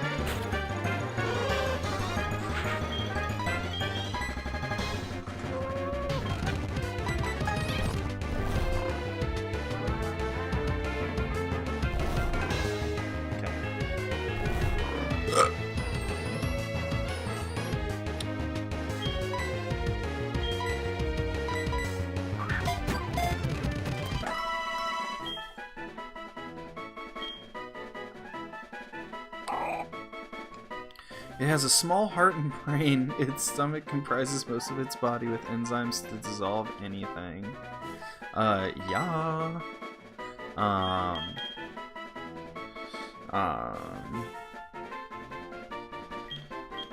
You will be called Pit.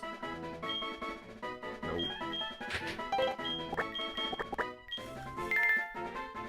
Okay, good stuff. Let's shake up the team. Oh. Give me that hammer.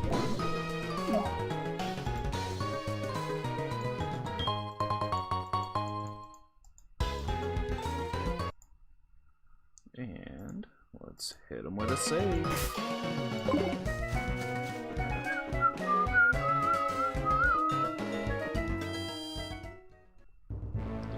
Oh, that's not where I need to go. I didn't want to be in that building. Oh, the Pokemon school may give me some items. And I would like to get items. I've got a heckin' roster now. We got a team going on here.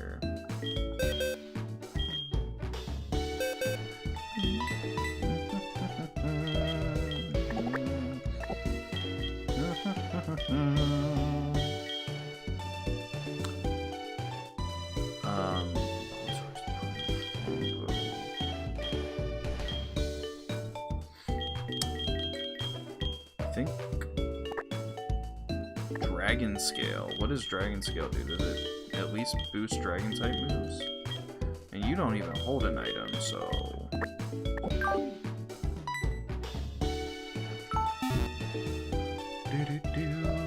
move items.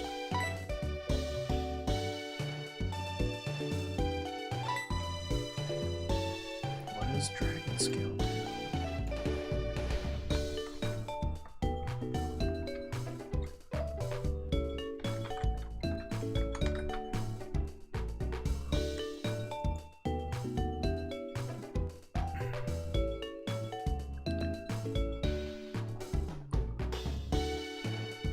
Oh, it's a hold item. Then you gotta trade? No freaking way, man.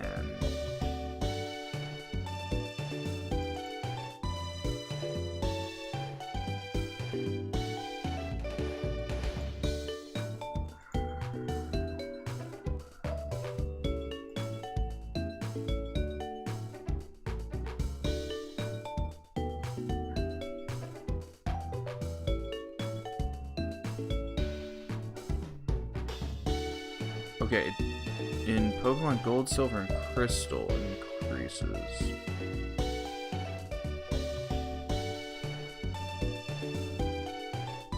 Oh.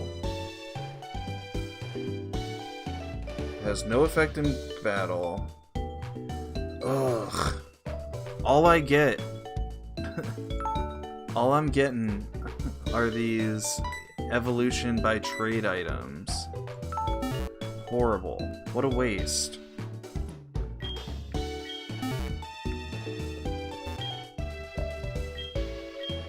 Oh, no thank you. I don't want to talk to you. That guy is super boring. Okay. I'm gonna do another save. Just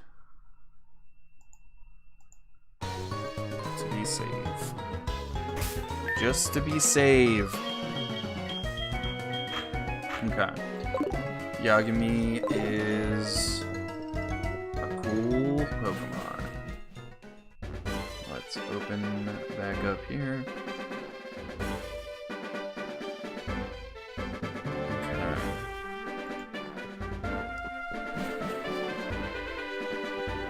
Yagami, let's do some grinding.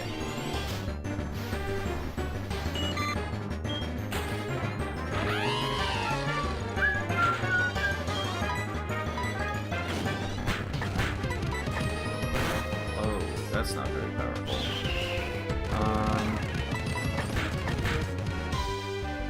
Yeah, we'll just...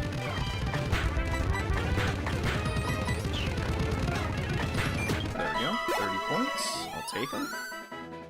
That was more than halfway there. I love it. Alright.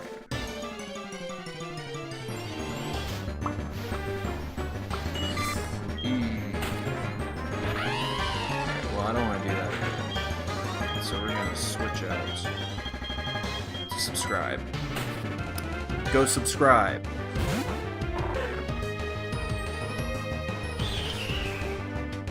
And if you need someplace else that you can subscribe, you can go subscribe there too.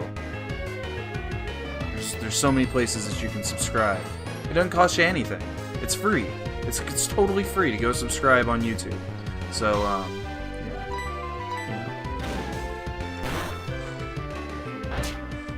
Whatever.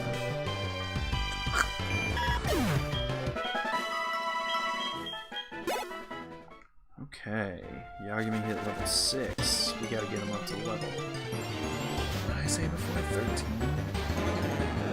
13 for a bite. Okay. Level 18 to get an electric type move. Does Shinx learn an electric type move earlier?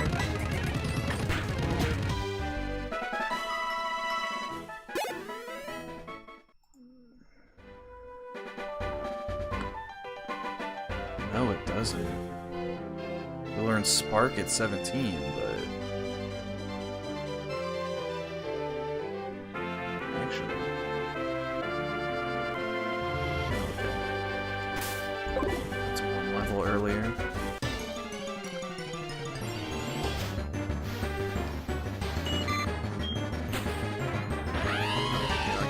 How many years? It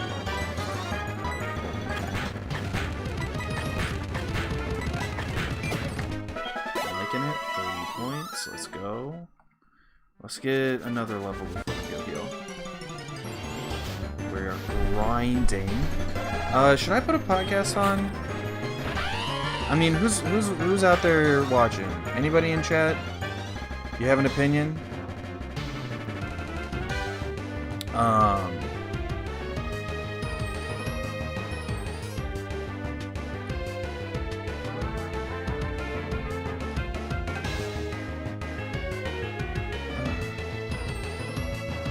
I don't know why they... You're lurking? Okay, do you mind if I put a podcast on in the background? Because, I mean, I'm just going to be grinding here for a little bit, so... Yeah. Okay, let's see. What do we want to learn about? Ooh. I haven't listened to that one yet. But there's a podcast called Black Cowboys, and it's all about... Well, you guessed it.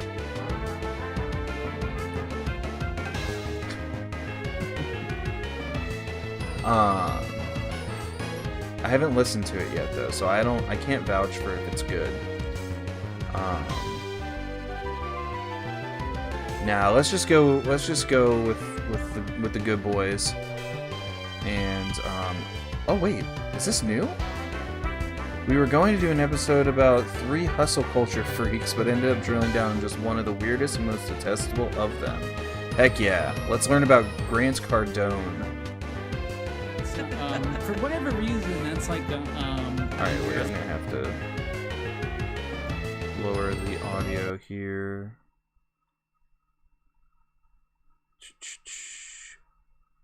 Sound settings. Volume 60%. Cool.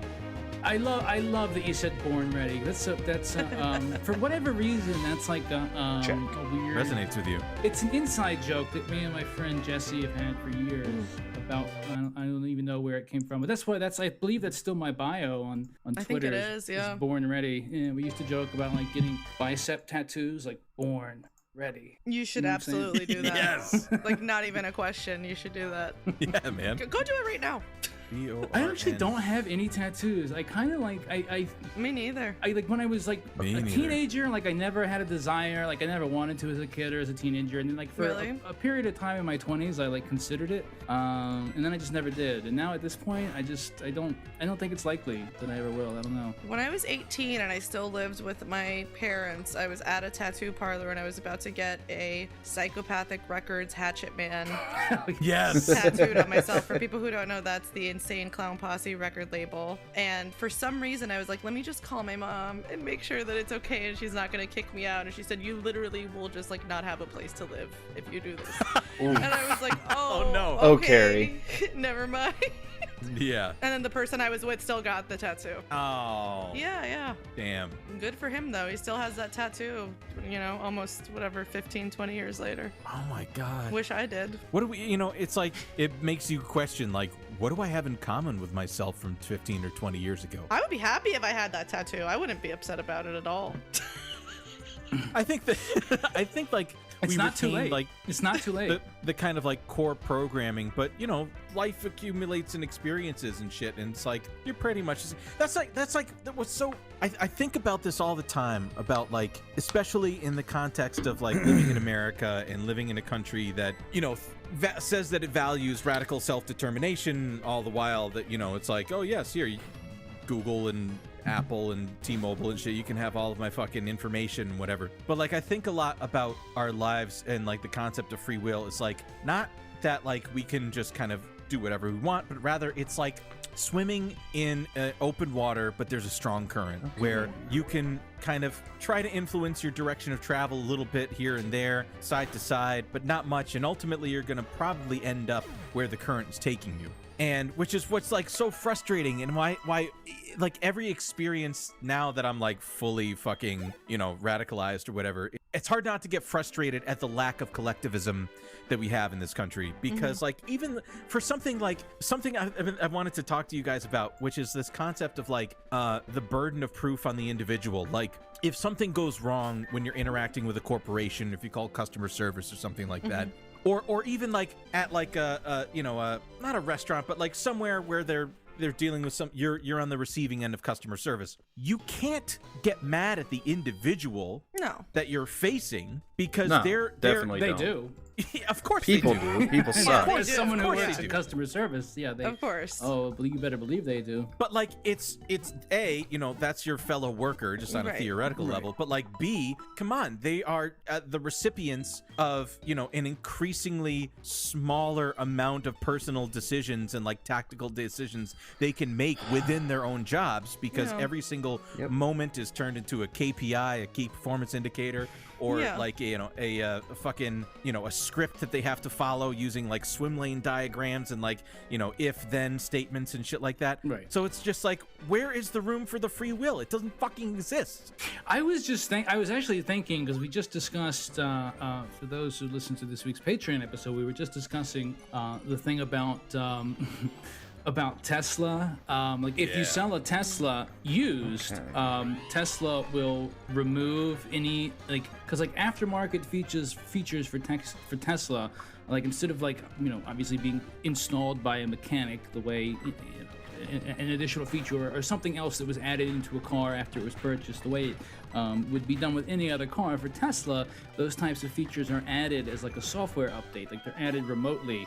And people spend thousands or tens of thousands of dollars That's on these features. weird. And then I don't like that. if they resell that vehicle, Tesla will disable all of those features, because the new person who's purchasing them, they didn't actually buy those features. The previous user of the, that's of the demonic. car bought those features. So the new person has to buy them all over again. And I was imagining, because I work in telephone customer service currently, and I was like imagining like the people who are like whatever, like the front line people like me who are like but happen to work for Tesla, like just like the regular workers, customer service people who work at Tesla, who have to explain this to somebody, right, who's mad that this $20,000 feature that they as far as they're concerned they paid for, because the asking price of the used vehicle that they were paying for, they were under the impression that this feature was included in it, so as far as they're concerned they paid for it, and now now you have to explain to them that no, they didn't actually pay for it. It's like, but hey, it's not that big a deal. We're sorry for the miscommunication. If you do want the feature, it's just going to be $20,000. We can definitely get it in there for you again. And then it's the guy with the Rick and Morty Tesla just like yelling at you. I mean, this is not epic. This is not epic. Fuck. And how do they even operationalize that? Do they search? Do they routinely search for for the VIN and the title transfer? Yeah, It sounds like they run audits, right? Yeah, they do They do regular audits. Oh, because it's got to be tied to your sick. email. It's got to be tied to your Tesla account. So when you switch it to exactly. your email, right? Yeah, Hey. what a great way to run a car. Look at They that. regularly audit the cars, fuck, and dude. if it's changed hands, It's just a $70,000 printer cartridge. That rocks. Okay. Fuck. There's got to be Tesla hackers. It's I'm gonna jailbreak my Tesla. Yeah, No, you're it's gonna get- but it's so ridiculous because even to use that sort of vocabulary or to because the way they try to say it is as a user of the automobile instead of this is my Sure. automobile, this is Jesus. my car and I own it, right? And it's you are a user of it, right? There was a previous user of it and you are the new user of it, and you didn't actually pay for these extra features like the previous user paid for, so you also have to pay for them. I don't know of another word to say what that is to me, accepting that as somebody who purchased a car. That it's just so cucked to me. Yes. Right, Yes. right. Yeah. Hey, at Elon Musk, I love you so much, and I'm really sorry to complain, but you just robbed me for $20,000 for the car I just bought. Oh, So please, please reply. please, I'm a big fan of Rick and Morty and NFTs. I love you so much. Yeah, please take me to the moon, Daddy. Ah. Ridiculous. Now when I was a young boy, about the age of 5, my teacher taught me I could be the greatest man alive. They told me I could change the world, be whatever I wanted to be. There was no one in the world like me. Every one of us was so unique. I'd not be an average man. Oh, sir, I'd be no average man.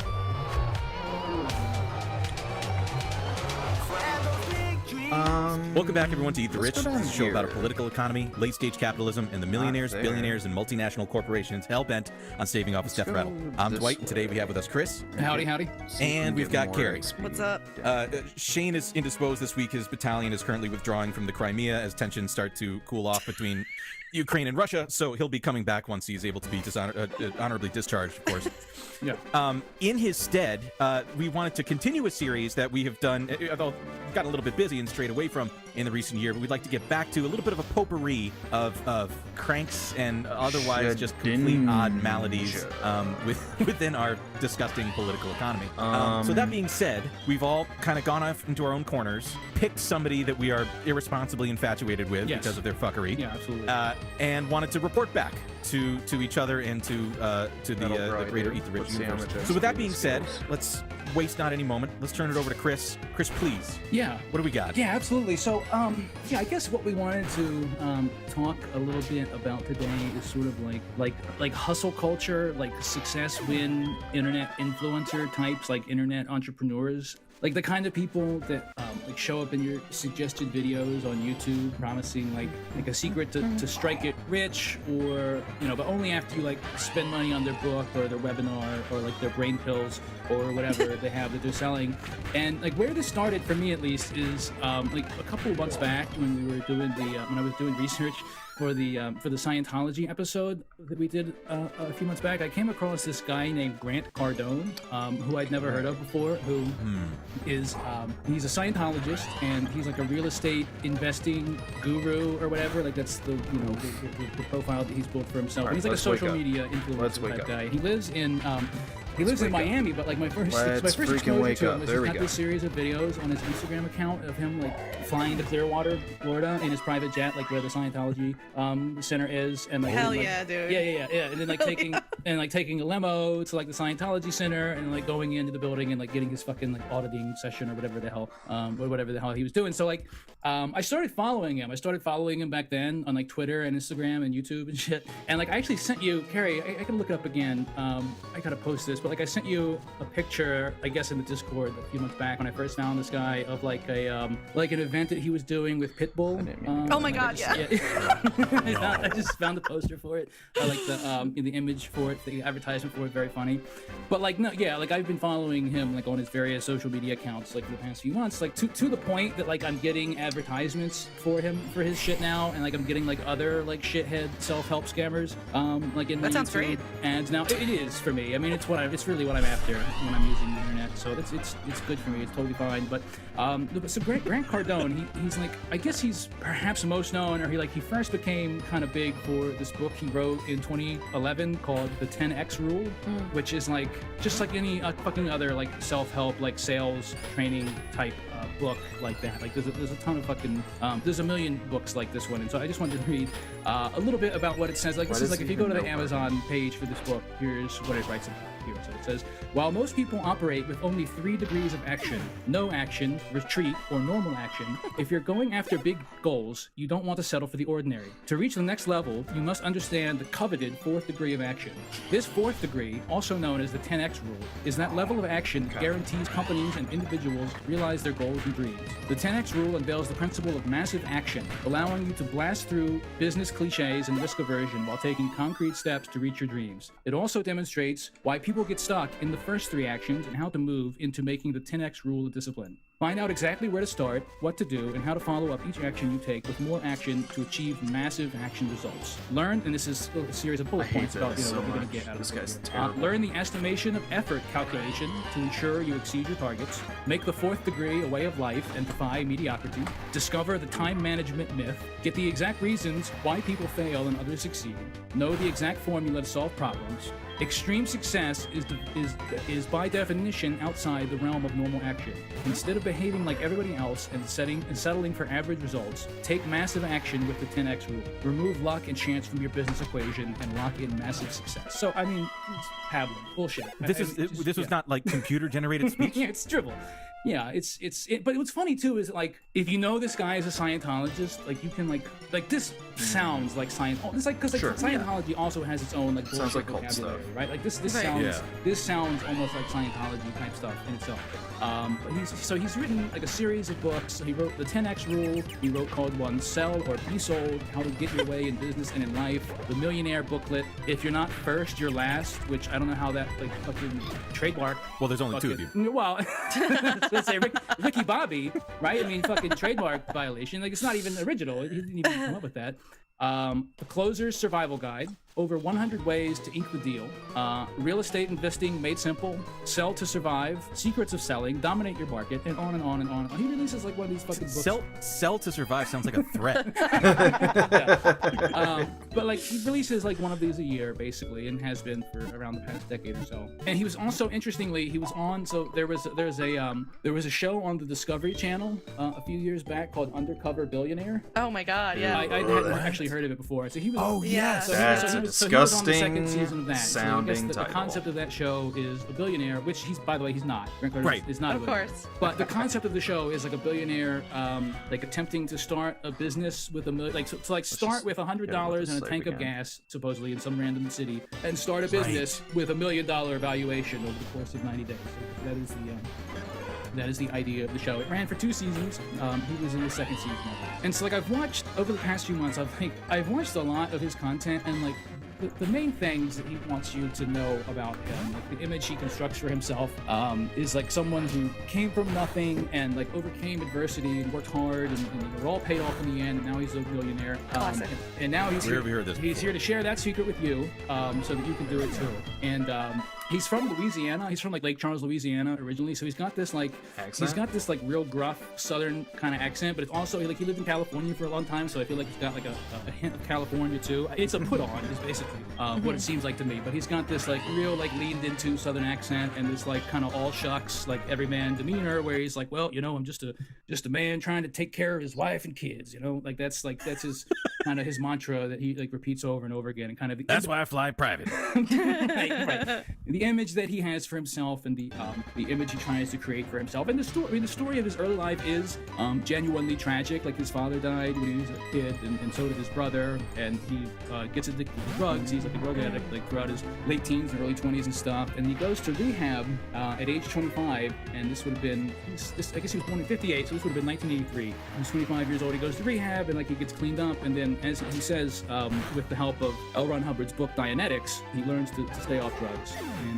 And he's working at a car dealership at the time. He says after Dianetics and like after getting clean, he goes from making $3,000 a month in commissions to $6,000 a month, and this would have been about like 1983 or so. Like I said, and then he starts investing in real estate after that, and then he's a millionaire by age 30. And he builds his fortune over the next couple decades. He starts writing all these fucking books, and he starts even from very early on, he starts like marketing himself as a sales expert, right? And like he starts marketing himself in like, these training courses, you know, geared towards individuals, you know, in some ways like the books are, but also geared towards like business owners. Like if you have like, you know, sales positions working under you and you want them to perform better, you can spend a bunch of money and get a fucking VHS tape of Grant Cardone, you know, rehashing the same sales advice that's in every other book that's ever been written about it, you know? And it's like, I think I like was so struck by this guy and started following him because like I have worked in so many awful sales jobs where I've just known like a million guys like Grant Cardone, like this guy. Like I was actually surprised that I'd never heard of him before because I would almost maybe I would have been a better salesman. I'd still be doing it if I fucking heard of him earlier. I don't know. I would say a Scientologist. Yeah, exactly. No, but I would say that, you know, I assuredly lots of people that I've either worked for or with know who this guy is and probably have read his book and stuff. And so he does like online courses and webinars and like training videos and so like for instance like he does like he's got like a whole series of training videos like specifically geared towards the owners of car dealerships and stuff like that, like if you want to train your sales and shit like that. And but like this stuff is like Stratton Oakmont. Yeah. I mean, this stuff is not cheap either, right? Like for example, he's got this one like to talk about his current prices, his introduction course to buying apartments. Take a guess. What do you think this costs? And again, this is not this is not in person. It's just a video. Right. It's like how long is it? Well, but he does also. I'm not sure how long it is. It's probably a couple a week's structure of training, but he will for, you know, an extra cost. He might possibly show up on Zoom or something, like maybe once a quarter, and give your salespeople a little pep talk. So how much do you think his introduction course to buying apartments? How much do you think that would be? Let's see, per person. Yeah, for the course. $85. I'm gonna guess $399. Okay, close. So the introduction course to buying apartments costs $11,997. Are you it's on, kidding me? Wait! Before you get too critical, it's on sale. It's actually 40% off. It's usually $19,997. What? You're losing money by not buying it. Then he's so really generous, right? He's so generous that and this is like just like the most classic, like obvious, ridiculous sales tactic to like put like this ridiculously even more inflated price and put a line through it and say, hey, I'm giving you 40% off. You'd be a fool. You can't afford to not spend $12,000. That's the kind of tactics he can teach you. Exactly. I know this is a bit weird, and I don't know if this is important to put in, but like I just wanted to see how much that upset me, and I'm actually wearing a pulse oximeter to see. And it spiked over 100. My pulse spiked over 100 when they told me that. Like, I mean, I've seen a lot of like online like grifter type people, and that's like extreme even for that kind of market. Yeah. Well, it's actually even worse. That beats my guy. In my opinion, it's even worse than I've even like laid out so far. We'll get to that a little bit more, but I wanted to talk more about him as like a Scientologist. So he says that, like, the way he describes himself coming to the Church of Scientology is he says that, like, he got out of rehab in 1983 or whatever year it was. He read Dianetics after he got out of rehab. I tried to look. I don't believe that he, because at first I assumed that he'd gone to like a Scientology rehab or something. Right, I was gonna ask that. It doesn't appear to be the case. It sounds like, from listening to his description of it, it sounds like he went to rehab, he got out of rehab, somebody gave him the Dianetics book, like right after that. But like this is at a time like in the 80s, like the Church of Scientology was doing like a really big marketing push. Like they were showing a lot of TV commercials and stuff at the time, like advertising Dianetics, and they had like it was like the version of the book from the commercial has this like volcano on the cover of it and stuff, and like yeah, and like Grant Cardone. I remember that. Yeah, when you hear him talk about it, he even describes like having the copy of the book with the volcano on it. So he says that he read Dianetics in the 80s, but like he didn't actually know what Scientology was, or like the way he says it is like he hadn't even heard of it yet, or that Dianetics and like Scientology were the same thing. And he says that it wasn't until 25 years later, in 2008, that he met a guy who he describes as the #1 bond trader in the world. This is another thing that Grant Cardone like does very often. Funny. Yeah, is like in a very Trump-style way, is like to just exaggerate absolutely everything about himself and like everything about everyone else he ever meets. And sort of like this very weird sort of name-dropping type of thing. But so he met the #1 bond trader in the world, and he asked that guy, whoever the fuck that is. I would think this guy would be famous. I would think he would just give a name. I don't know. But he asked him what the secret to his success is, and the guy tells him that it's Scientology. And so this would have been 2008, and Cardone by this point is already a millionaire. And so he says that this was on a Thursday that that this guy gave him this information. And like by Saturday, he was in California, like doing his first auditing session already. Goddamn. And so he says it was like it was after this. It was after becoming a practicing Scientologist. Like this business like really exploded. And he credits it with also like his success as a social media influencer as well, because that's only been something that's kind of happened over the past few years. Like he credits everything, you know, within the past 10 or 15 years of his life to you know, being because of Scientology. And I bring this up because I just from like I've watched a lot of his stuff, and I find the timeline of it really weird. Like in some interviews, he said that he read Dianetics when he like got out of rehab, and it was you know, by putting into practice, putting Dianetics into practice, that he was able to like get off drugs and improve his life, and credits Scientology was saving his life. But then in other interviews, he says that all he remembered from Dianetics, like when he first read it, was Ingram's, Thetans, and the Reactive Mind, and 3 of the big concepts from that book.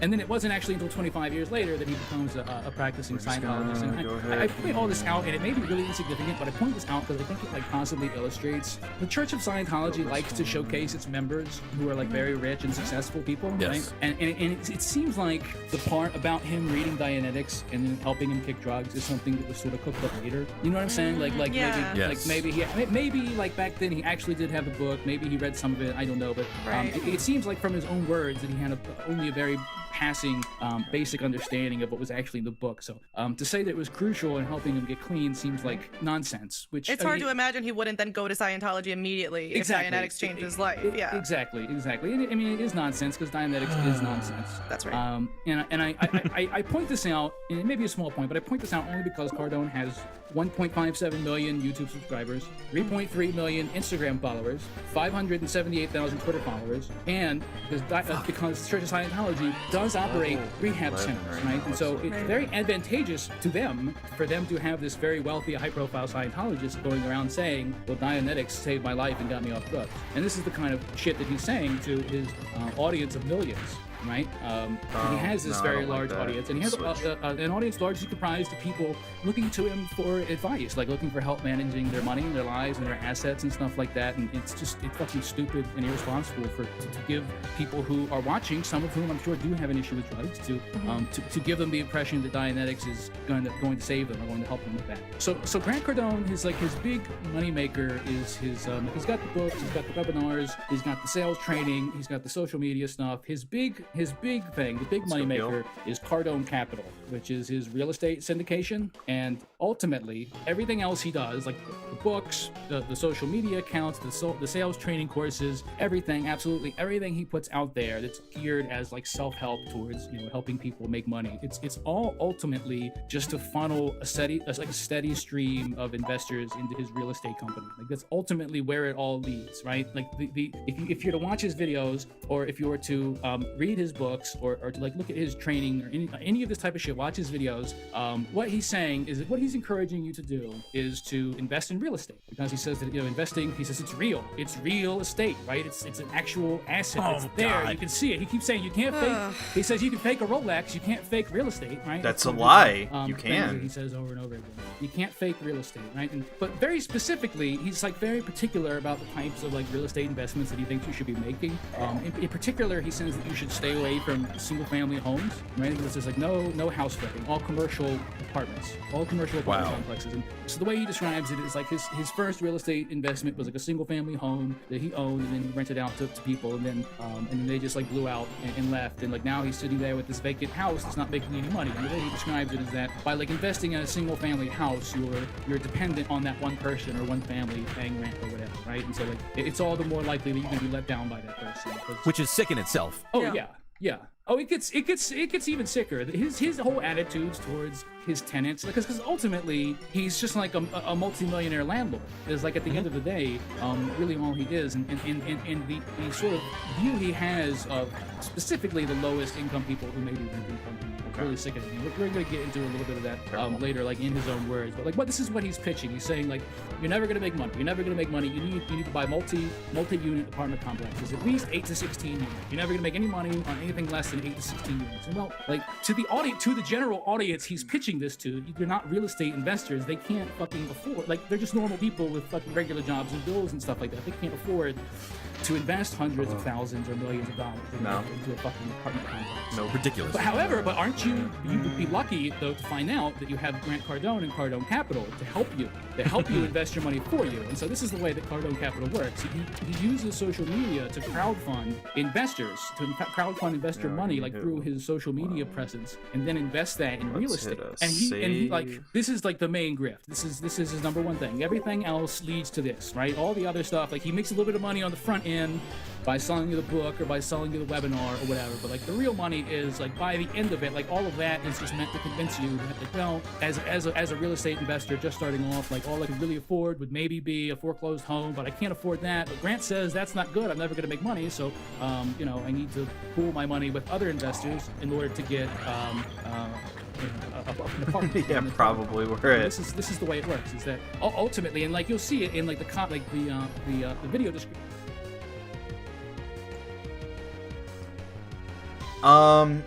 Complicated. So yeah, I mean, this probably is the tail end. We'll probably be stopping pretty soon because I'm already almost at 5 hours on this session. What? But the run is, so I think that oh, you're in bed all day? Are you sick? I hope you're not sick.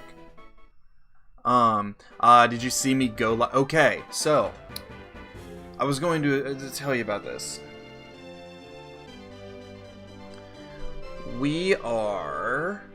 I think that the SoulSilver ROM that I built this one on top of is corrupted. Because it's the same one as before.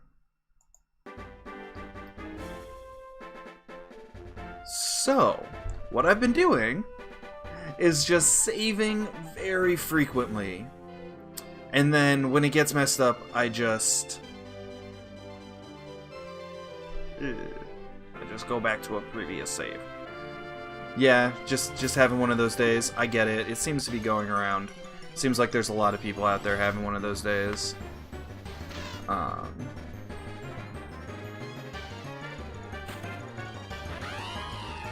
Yeah, it is kind of dangerous.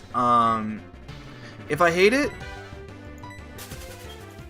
if I decide that I don't want to do this anymore, I can try to do like a hard reset and just like delete and make a new one. I don't know. But so I wasn't saving frequently when I first started the stream, and I caught my first Pokemon, my first 4, and my team was awesome. I was having a great time. Things were really looking up.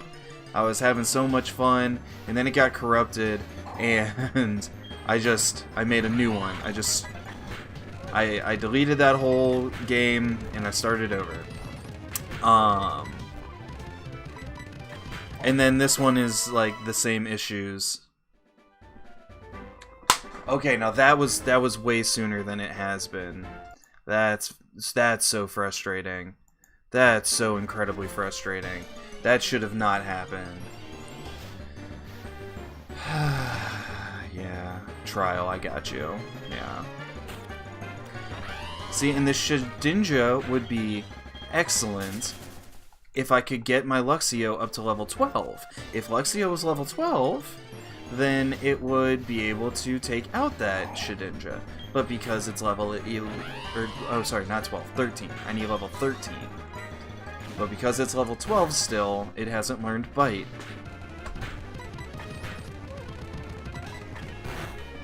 So yeah, we'll just see how this goes. I don't know. One of the Pokemon in the first run earlier was a Burmy, which is such a cool Pokemon. I have never given Burmy the time of day. And then when I got it, I was looking into it, and I was like, this thing is awesome. It changes type based on where you fought previously, so if you want to control it, you just gotta go to a place where you can control what type it is. Oh man, it's so cool. So yeah, so we saved a slot 1. We're doing alright. We're doing okay. I'm gonna come in here. We're going to heal up. I know that I have to give the chair a turn to play. I think I'm gonna let chair play here in like 3 minutes. Like 3 minutes tops, chair gets a turn. Yes, I love the dark roofs.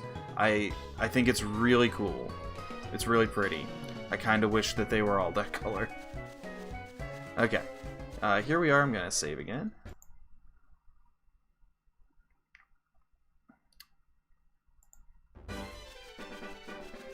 And I'm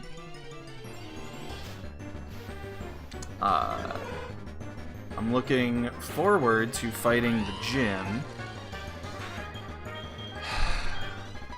So, and I think that I mean, this is just a personal taste thing. I think I made a mistake when I was creating it, and I didn't check whatever the box is. Oh, really? Oh, I don't think I ever knew that. I never paid it that close of attention. Uh-huh. I'll show you the team here in a second. I think I've got 3 in the box right now.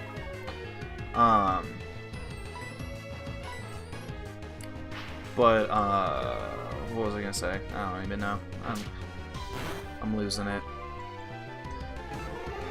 I am pretty pleased with the look that I've got going on right now, though. I think it looks really, really nice. Alright, so we've got Yagami. Yagami was caught in the ruins of Alf at level 5, so... Thank you. Thank you. You'll see the part down at the bottom. I did download the background from a website, and they're like, you just have to tell the people where you got it. I was like, okay, sure, fine. And then, yeah, the rest of it is all original. I made all of it in GIMP. We got Beyblade. Beyblade has Confusion, so that's cool, but it doesn't have any ground-type moves. Nobody has any ground-type moves. I got mad ground-type Pokemon, no ground-type moves. We've got Coney. Coney is a pretty awesome little Pineco. I look forward to it becoming stronger, getting rid of self-destruct, because holy crap. Here we have Rauru, of course, based on the sage spirit that the owl from Legend of Zelda is the incarnation of, or whatever. And then Ralphie is our Bidoof. Subscribe, of course. Subscribe rules, and he is going to be a glorious Flygon at some point. I've promised him. So, alright, let's pop a save right here. Because I couldn't remember when the last time I saved was. So, yeah. And then I've just been grinding because I don't want to mess up and lose anybody in this gym. So I've just been grinding, and I threw on an Eat the Rich podcast, and we're learning about this freak, Grant Cardone. Grant Cardone is a Scientologist who is a real estate grifter, and he wants you to believe that reading Dianetics cured him of his drug addictions, and that he is a millionaire as a result of it. So yeah. Let's hear in one of his YouTube videos, it's like the link to the Cardone Capital. This is ultimately what he's trying to get. He's trying to get people to send their money to him so that he can invest their money into real estate, and then promising them a monthly dividend, and then an additional return on the investment, like 5 to 10 years down the road when the property is resold. Dwight, holy shit! Your face right now. Holy shit! Yeah. In what way is that not like a bait and switch tactic? Also, Shane is not here, Carrie is. In what way is that, like, I hesitate to say Ponzi scheme because it's not like dependent on like an increasing pool of capital, even though like that's the model anyway. But like I don't get the sense that that's what it is. But like in what sense is that not like a bait and switch scheme where it's indirect, right? And it's not like readily, not that it's not even like readily obvious because it's like clearly obvious what it is. But that is so fucking. So he's building these people up over the course of the fucking and he's leading them to the only conclusion that you know that he's espousing, and then they're looking at their fucking pocket change and they're like, well, I can't really afford that. And he's like, look, yeah, I understand you can't afford that, but pool your money with me, with Cardone Capital, and you know, give me your capital and I'll give you back like a return. Exactly. There has to be like a name for that kind of scam. If it's not a Ponzi that's what I'm trying to think there about. has to be a name for that. It reminds me like of the fucking not to bring up fucking Wolf of Wall Street again, but like the whatever the thing is that he goes to where it's like, you know, mail order ads and shit like that in the back,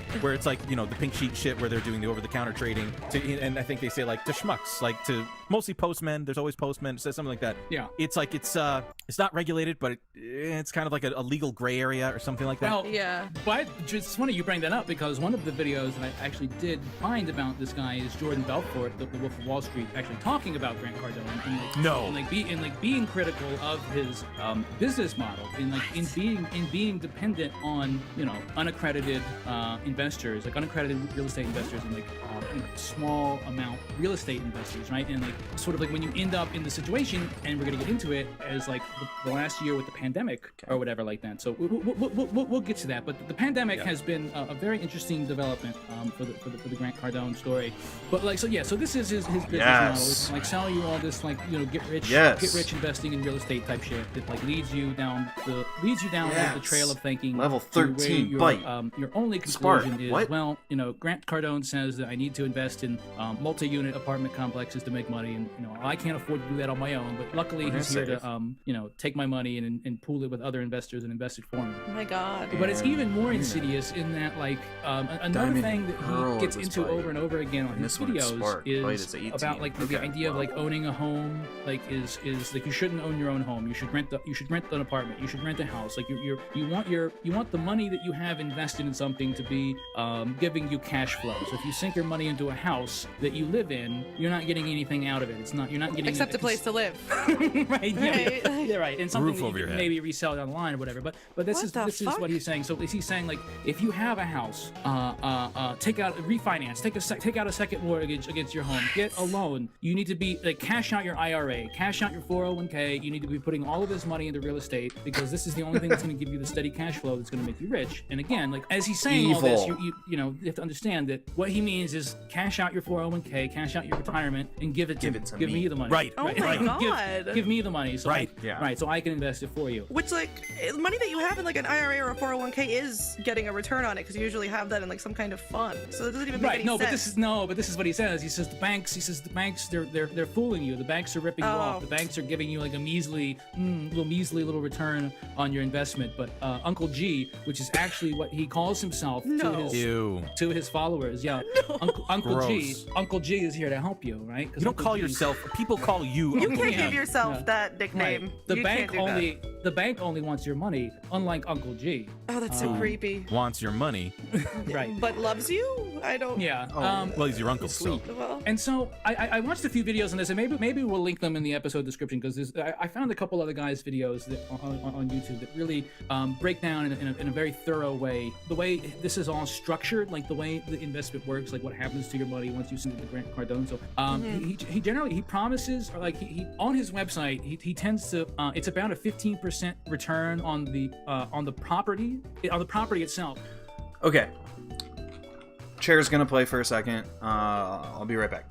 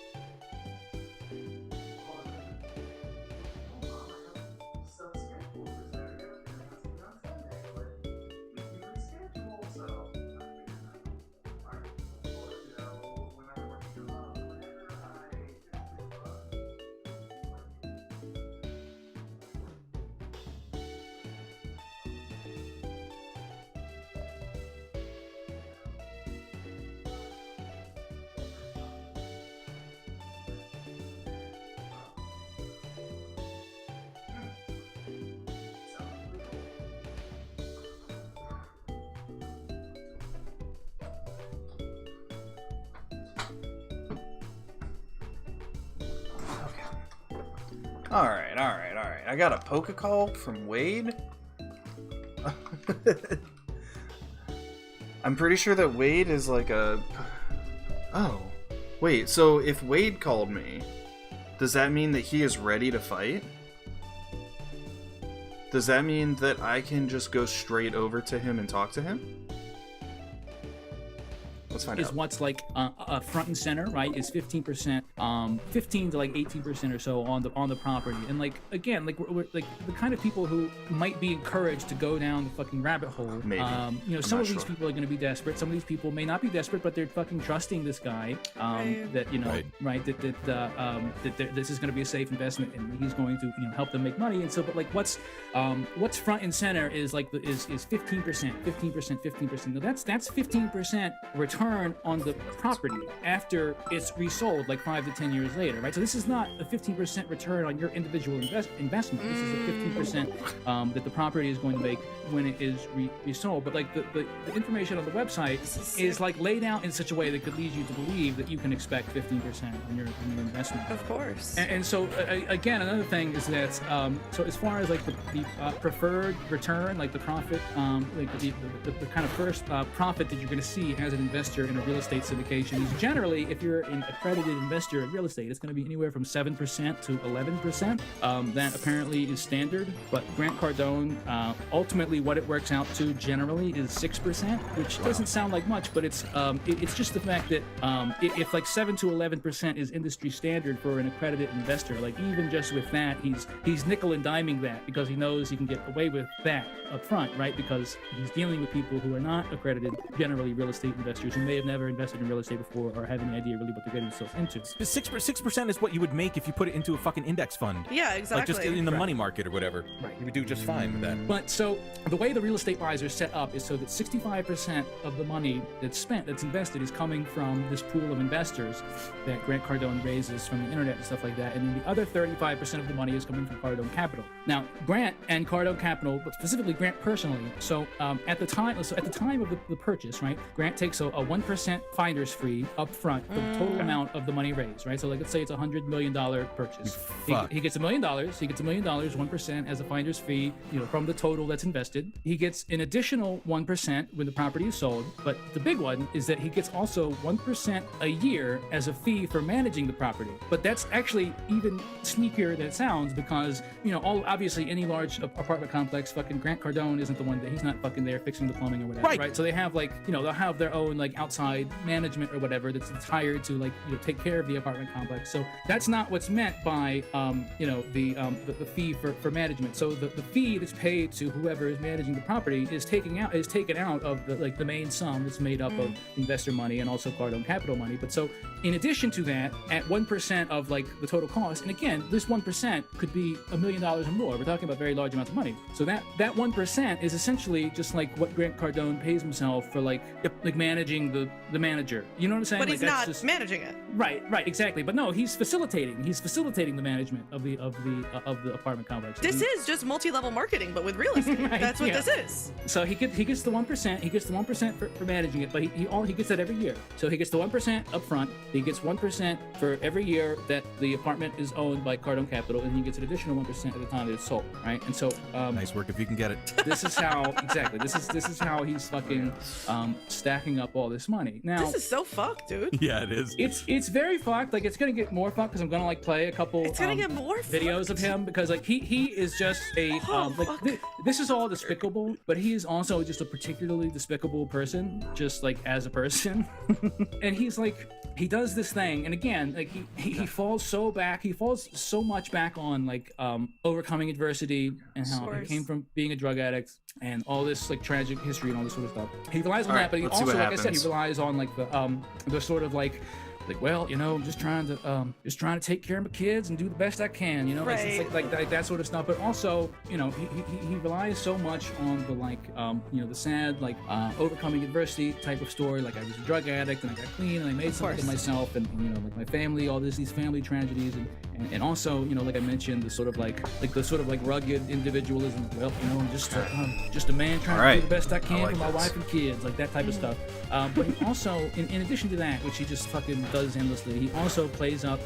He loves to play up like what a good person he is interpersonally, All right. and how much he does, and like how much he loves helping other people and helping other people make money. And it seems so much like almost in a sort of way like fucking like buying indulgences. Like he knows what he's doing is scummy. Like you're like first of all, if you're just a fucking glorified like mega landlord, you're already doing like this the scummiest fucking work on the planet, right? Right. But then to to make a fortune off that, and then to constantly like harp on what a good person you are, to sort of like I guess sort of off fucking set, whatever it is that's gnawing at your soul. But so like I mentioned, the pandemic has not been too kind apparently to Grant. As of last year, as of the beginning of last year, or I guess around April, the beginning of the pandemic, I mean rather. So I'm reading this from something that I found off the. Actually, it's funny. What was the name of the website? It was Scientology Money Project. So yeah, there's actually I guess some of these websites that are dedicated to probably I'm not sure if they're run by former Scientologists or what the deal is, but there's a couple websites that are sort of dedicated to be.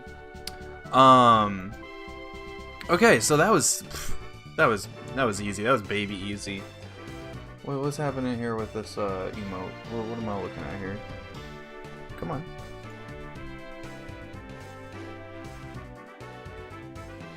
I can. Oh, it's a drink? It's a boba?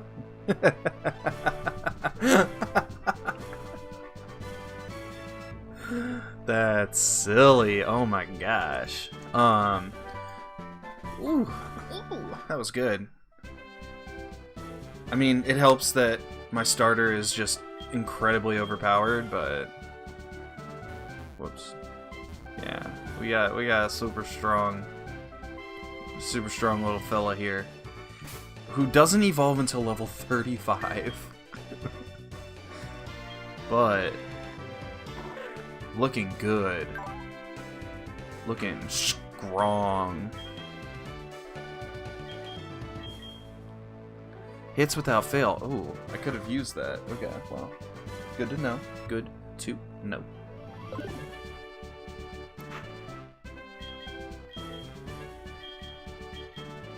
Oh, it's the flinch. Gotcha. Man, I got a lot of notifications right now. It's 8 o'clock? Isn't it Thursday?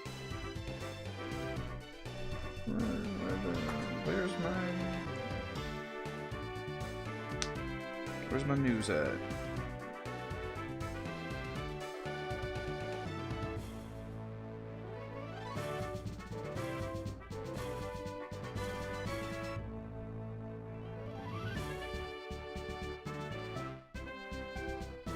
And let's get it done.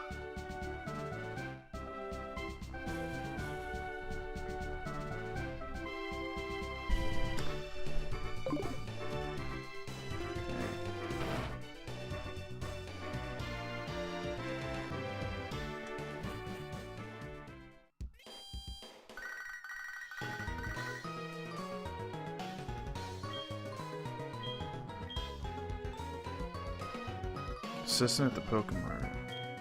Yeah. Alright.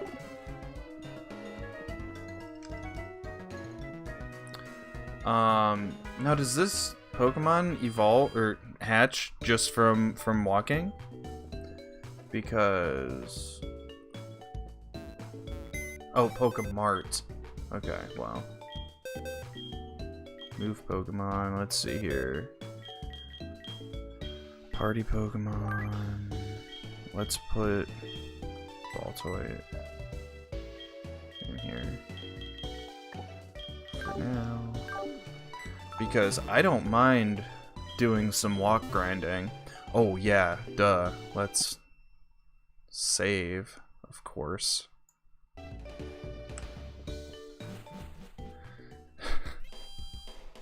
Let's hear a little bit more about this freak. Openly critical of Scientology, and one of them, this one, has quite a few articles about Grant Cardone, specifically about what's been going on with him for the past year or so. And so I was going to read a little bit from this here. It says, Grant Cardone stated that he is at 88% occupancy in April 2020. This is obviously like the pandemic has started. There's right. There's people are obviously are having a harder time paying their rents, Right. and stuff like that. So at 88% occupancy means he has 6,795 units occupied with 927 units empty.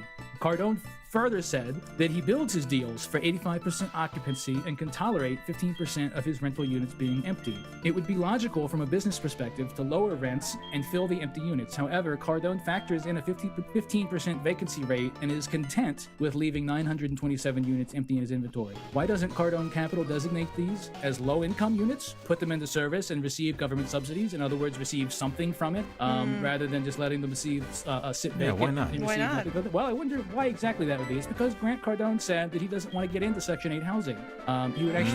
He would rather have 15% of his units remain empty than deal with people who are going to be getting into those units through Section 8 housing. He doesn't want to deal with poor people. And Now he's- that seems a tad ideological to me there, Chris. I don't want to project, but No. And so I prepared a couple video clips that I want to illustrate, because I've watched a lot of his content, and I've kind of put together like a sort of perspective of Grant Cardone as a person, right? And he tells you a lot about himself and a lot about his ideology. And yes, he has a lot of opinions, especially for being, especially as I'm a former drug addict, right?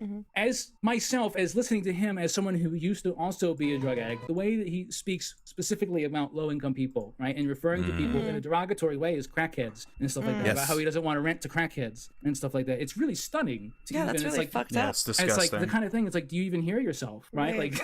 Like you that want- could have been you. Like, Well, yeah, but it's like it's also like you want to play up this sob story Right. about the adversity you overcame, and then you don't even you would rather let your apartment units sit empty than rent them out to people to help who- someone. Right. So yeah, I mean, basically, it's like a thinly veiled form of sociopathy where he was just like, "Hey, I relate to no one." Right. Yeah, it's like a total lack of empathy. Right. And so before we get into the videos, I did just want to share this. So apparently, I guess after the COVID-19 pandemic started, he like suddenly, without warning, laid off 44% of his employees as well. Oh man.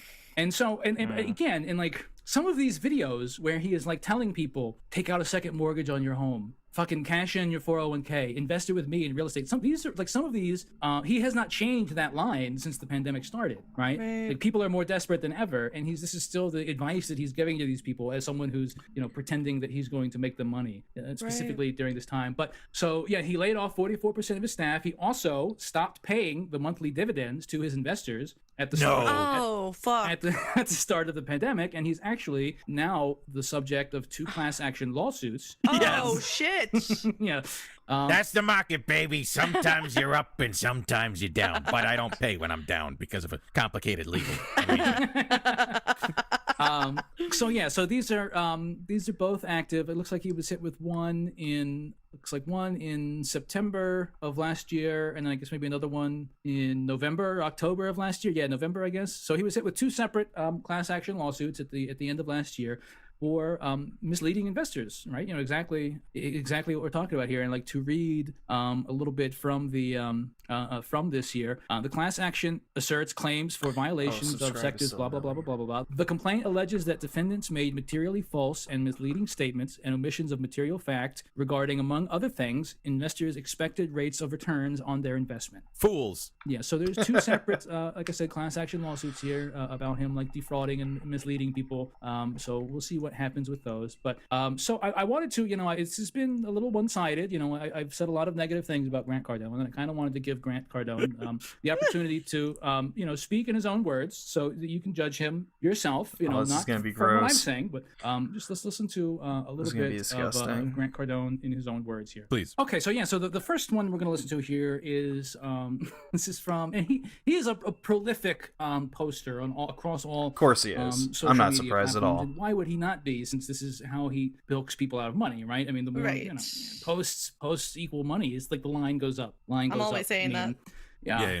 And so, the first we're going to listen to here is a little bit of, this is one of his YouTube videos called it's called Starting Small in Real Estate. But in every one of his videos, he goes off on tangents quite often about a lot of stuff. And so this video in particular is from June 1st, 2020. And if you remember kind of what was going on or the climate in this country, June 1st, 2020, this was about a week after George Floyd was murdered by the Minneapolis police. And there were protests in the street and stuff like that. And so again, this is Grant Cardone on the Black Lives Matter protest. Oh God. I actually have a couple. I'm gonna- I have a couple of these. Oh, God. no.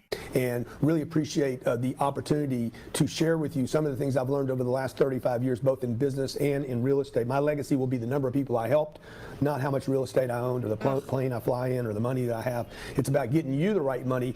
As we enter a new week, man, the protests are continuing. We're burning down America. Kids are looting and Lol. destroying when they could be. Okay. The very same businesses they're burning to the ground should be their businesses. Those should be your companies, your businesses, Shut your the fuck apartment up. buildings.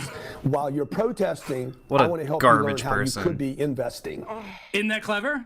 Isn't that Wait, clever? okay, hang on. So he's somehow his interpretation Right. of one of the most consequential civil rights movements in American history Right. was that I don't want you to burn down companies, buildings that I could be teaching you to invest in and own. That's what he took away from all this? I hope he. fucking- It's not it's that actually No. it's so funny too because he repeats it a few times throughout this video, like, well, they're protesting when they should be investing, and like, you just know that he thinks that is so clever. Oh, when he thought that, he was like, "I'm a fucking genius, dude." Yeah. Both of them end with ing. Yeah, it actually gets worse. He's actually going to like go a little bit more into depth about what he thinks that I don't like this. that the protests are actually about. I don't like this. That being said, let me finish playing this one. I can't remember if there's anything more good in this one, but let's start playing it, okay?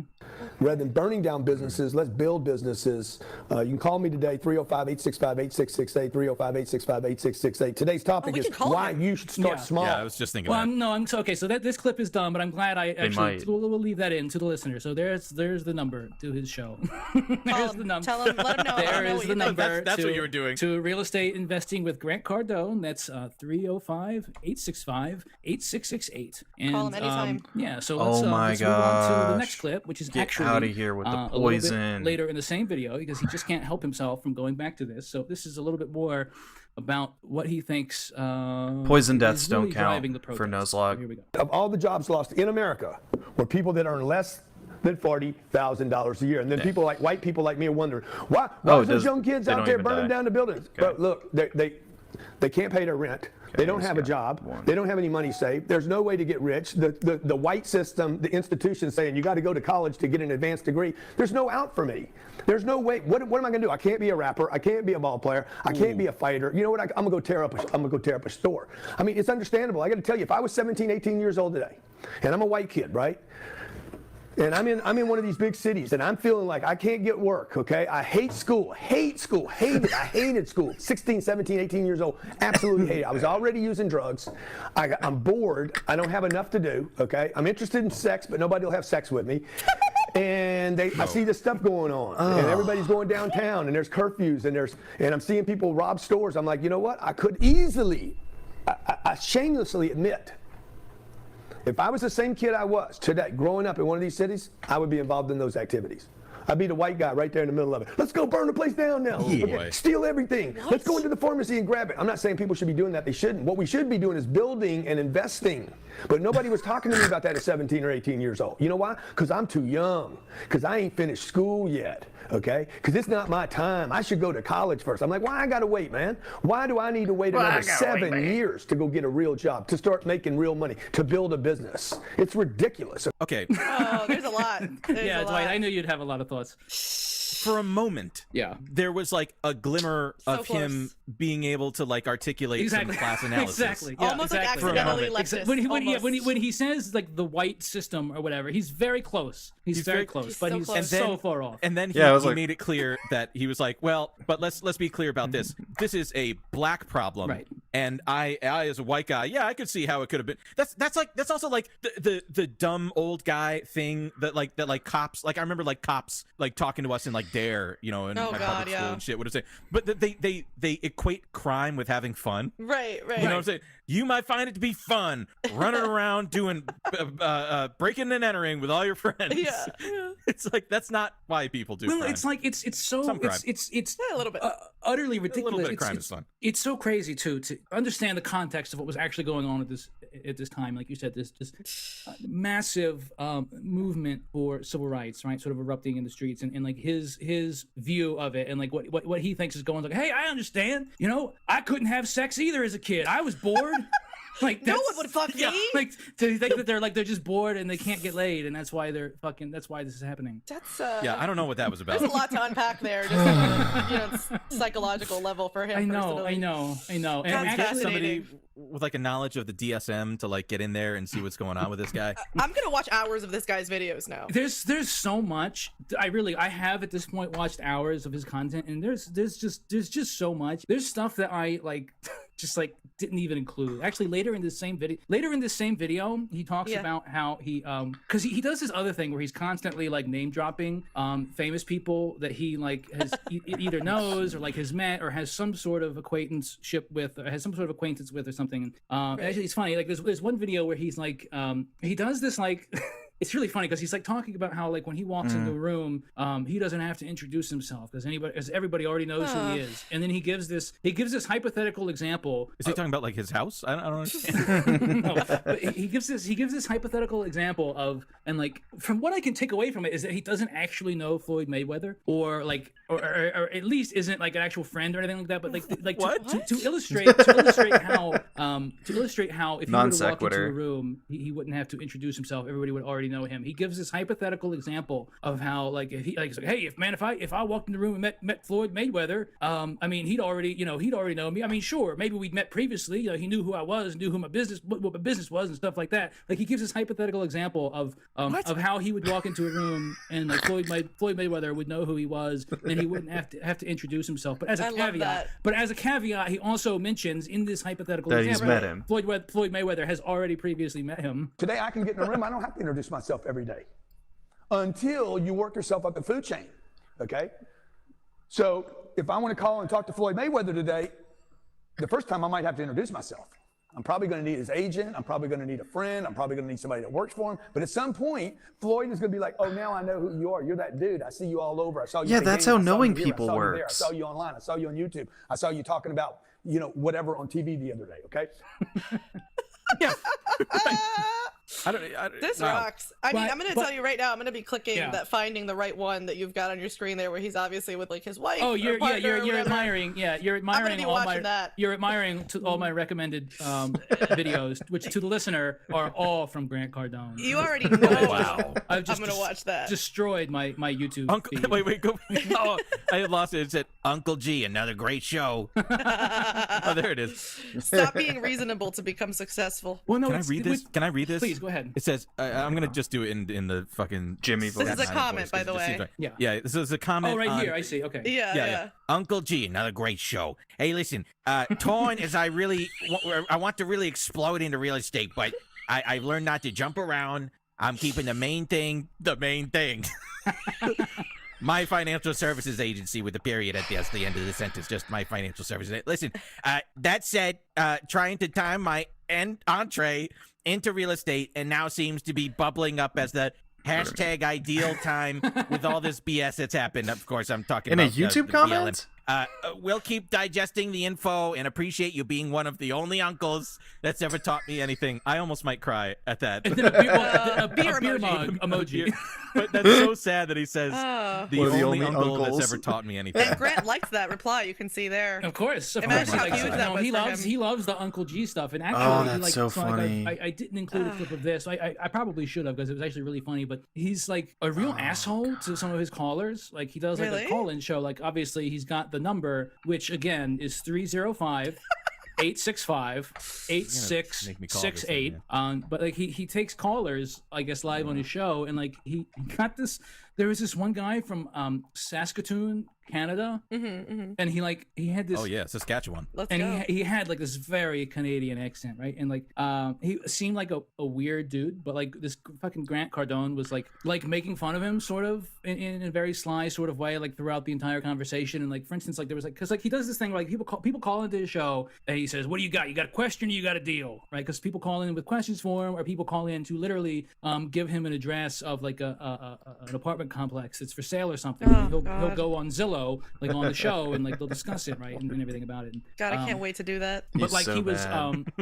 so he was so this is one of those calls. It was about a specific piece of real estate, and the guy and Grant Cardone's like, hey, how long you know about this or something like that, and he says, oh, I've been considering it for about a year or something, and then like super Canadian, like the We Grant love our Cardone. Canadian listeners. Yeah, we love to our Big Canadian fans. listeners. We love you. And then Grant's like, sort of like, well, hey, no, don't take your time, man. Don't take your time. And but he's like not saying it to him. He's saying it to like his co-host. And he's saying it in a way that's like, it's very clear that he thinks this guy is a weirdo and he doesn't like him and he thinks less of him. And like the caller, he's like constantly, if he says something wrong and then Grant Cardone disagrees with it, he's like, oh, I'm sorry. Hey, I'm sorry, Grant.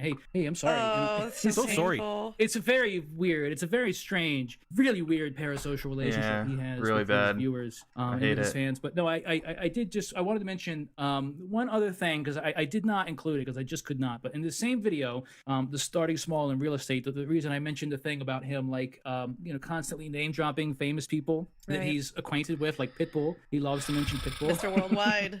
But no, he talks about Come on. I should have included it, man. It's awful and cringy, but he talks about like calling Snoop Dogg and leaving a voicemail for Snoop Dogg about like how we're gonna like hey, here's my plan about helping inner city kids get invested in real estate and stuff like that. And then he like describes his voicemail that he left for Snoop Dogg, and then he goes on to then do his impression of Snoop Dogg as a response, which is like You don't have the clip of this? I didn't want to include it because Chris, it's please. like bordering on minstrelsy, man. It's Okay, like- that's fair. it's- That's fair. It's really God. something, man. It's really something. That's a lot. Yeah, it's a lot. They can't help. They can't stop. No, They can't stop themselves. They can't stop themselves from being Impossible. Like, they're just like cartoonishly racist. and he is. That's one of the things I sort of wanted to illustrate with some of these clips is that he is. He's got 1.57 million subscribers on YouTube. That's a lot, man. Like he's making money just on being Just a off YouTuber. YouTube. That's Yeah. true. Yeah. Again, somebody posted this on Twitter that was like, you got a big following on Instagram, you got a big following on YouTube, you're making money. Right. You got a big following on Twitter, nobody gives a shit. Yeah. You're doing it just for the love of the game. It's true. It's funny. It's interesting you point that out because actually his Twitter following numbers are the lowest of all of them. What is Yeah. it? It's like it's a lot still. It's like 450,000 or something, but it's Oh, not. damn. All the Okay, rest of well, them are. fuck. That's 450,000 too many. It's really despicable, especially like This guy when you should be think of it, carted like, away. in the terms that like have, as I have come to understand it by watching a lot of his content and kind of like coming to understand his business model is that in that like all of this social media stuff and all of this self promotion that he does on social media under the guise of I am offering you as someone who came from nothing and got rich and overcame adversity, and this is the secret. This is what I'm offering to you, my viewer, as something that's also going to help you get rich. But what that ultimately means is you're gonna give me money. You're gonna send me your money. Right. Right. I'm personally gonna help you get rich. You just gotta you gotta give me that cheddar up front. I gotta get the money first, right? Right. Yeah.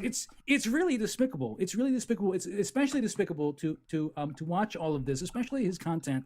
Again, that's happened since the pandemic has started, right? And especially with like the Black Lives Matter and protests and stuff like that. To hear him, to hear his understanding. I don't or think this is his, gonna work. Thoughts on what those gonna try protests it. really mean, right? But also, again, like I mentioned earlier, even once this pandemic has started and people and like him as a fucking large, property owner, like he is a landlord, literally. Like he's directly, like he has tenants that live in the fucking buildings that he owned that probably weren't able to pay rent. Like he knows intimately the extent that this pandemic has hurt people financially, right? And to continue to go on YouTube and to push this bullshit on people that this is the secret to getting rich. I'm going to help you get rich, right? Right. You need to fucking cash out your 401k. You need to take out another mortgage. You Yeah. need to take out a second mortage. You need to send me that money, right? That's his whole fucking game. When people are this desperate. It's fucking disgusting. I mean, seriously. 305. Yeah. God damn it. Sorry. So moving It's a on. Pitbull joke. Moving on. So we're going to listen to another little clip from the same video, starting small in real estate. And here, this is just a brief little snippet, but this is him talking about owning an investment in not commercial, not an apartment complex, but owning like a business, like owning commercial property that's like a dentist's office or a business or something like that. So like this is him talking a little bit about that and talking about how beneficial it would be for him if that business failed, right? What? Because it would mean that he got to get more money out of it. So here we go. 80,000. Okay, I owe the bank 80,000. So I'm going to make $31,111. I'm gonna pay the real estate agent $1,800 to sell it. So I'm gonna make $30,000. 30,000. Would I invest in it? 3 G's. Oh no, I already got my $3,000 back. Oh, it's free. I'm gonna make $30,000. Now, If you dumb the way I was God. dumb, because I didn't know any better, because I wasn't educated, I sold it. You shouldn't actually sell this deal, okay? What you ought to do is go back to the bank, refinance it, or even do a lease option with the dentist. Don't sell it. Get him to give you like 20. He collects the rents and keeps the rents, and you hope that he loses his business. Something goes wrong. You keep his 20 and do that 10 times, okay? What the That's it. fuck? Wow. He gives away the game. That's the thing. Is that like I feel like a lot of times selling he himself says out. more than he reveals more than he means to reveal because he's just so smug and proud of himself and so arrogant that he can't help it. I mean, he's like a dumb guy who figured out all these loopholes, Right. right? And so Yeah. he's like naturally proud of that. Like imagine Right. like just figuring this out and being like, this is a license to print Yeah, money. yeah. Oh, yeah, Basically, he's you terrible. feel like you've like discovered magic. Not. I think like, it's a racist dissimilar thing, from too. I how don't think it's most just- landlords think. Right. I don't think it's just This is cringy. how they think, which is super cynically. Like you have to I think that develop he's doing, that like, a racist emotional bit. barrier between people in their real life situations, whether it's Right. their material living conditions or like their livelihood through their business Yeah. or whatever. Right. Yeah. And he's just cutting right through the bullshit to be like, hey, I couldn't give a shit whether Dennis loses his goddamn livelihood with some malpractice. Be good, do that fucking 10 times. Oh, boy. Oh, that's that's really fucked, dude. It's like anti-small business also, which seems ideologically opposed to what you would think he's into, but It does seem that way. I mean, it runs in opposition again to like everything he fucking claims to care about. Like Right. he harps so much on how he's trying to help the little guy, and like I guess even in this case, the fucking dentist that rents the office would still be the little guy, I guess, in comparison Compared to him. him, Yeah, yeah. he just doesn't give a shit. Like, man, I hope he fails. fuck him. I get 10 times more. Right? When do we get to call him? Again, yeah, but I just will mention once again, I think they are 305, going to call 865, him. I'm 8668. guessing that they will. I mean, I want to call him right now. Yeah. Real estate investing with Grant Cardone. I just want to hear, just out of curiosity, what happens when you. Oh actually yeah, call do him. it. Call it. Yeah. Yeah, does it work when he's not on the air? I hope there's a voicemail box. I don't think I can get through. Oh, that sucks. That's a real bummer. It's giving me grief. That's a real bummer, dude. I mean, it's probably like a line that he only has live while he's like on the air, right? Or he has Google Voice numbers. Yeah, maybe, but he does blocked.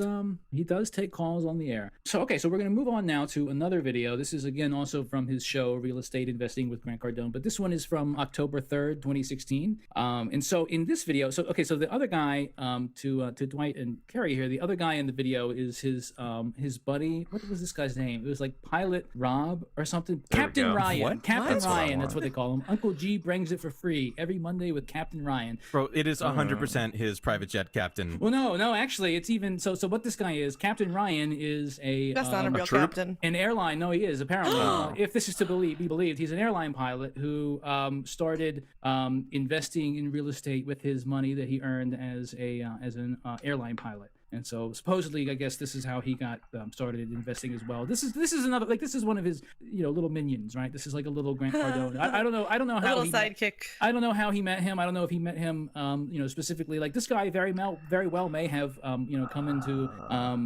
the Grant Cardone universe through like buying his fucking book and his sales fucking shit. I don't know. Like he's Yeah, got. and I definitely didn't find him on Twitter. Yeah, he's got another guy that like actually you heard in the previous video who's like his like sidekick on his show or something.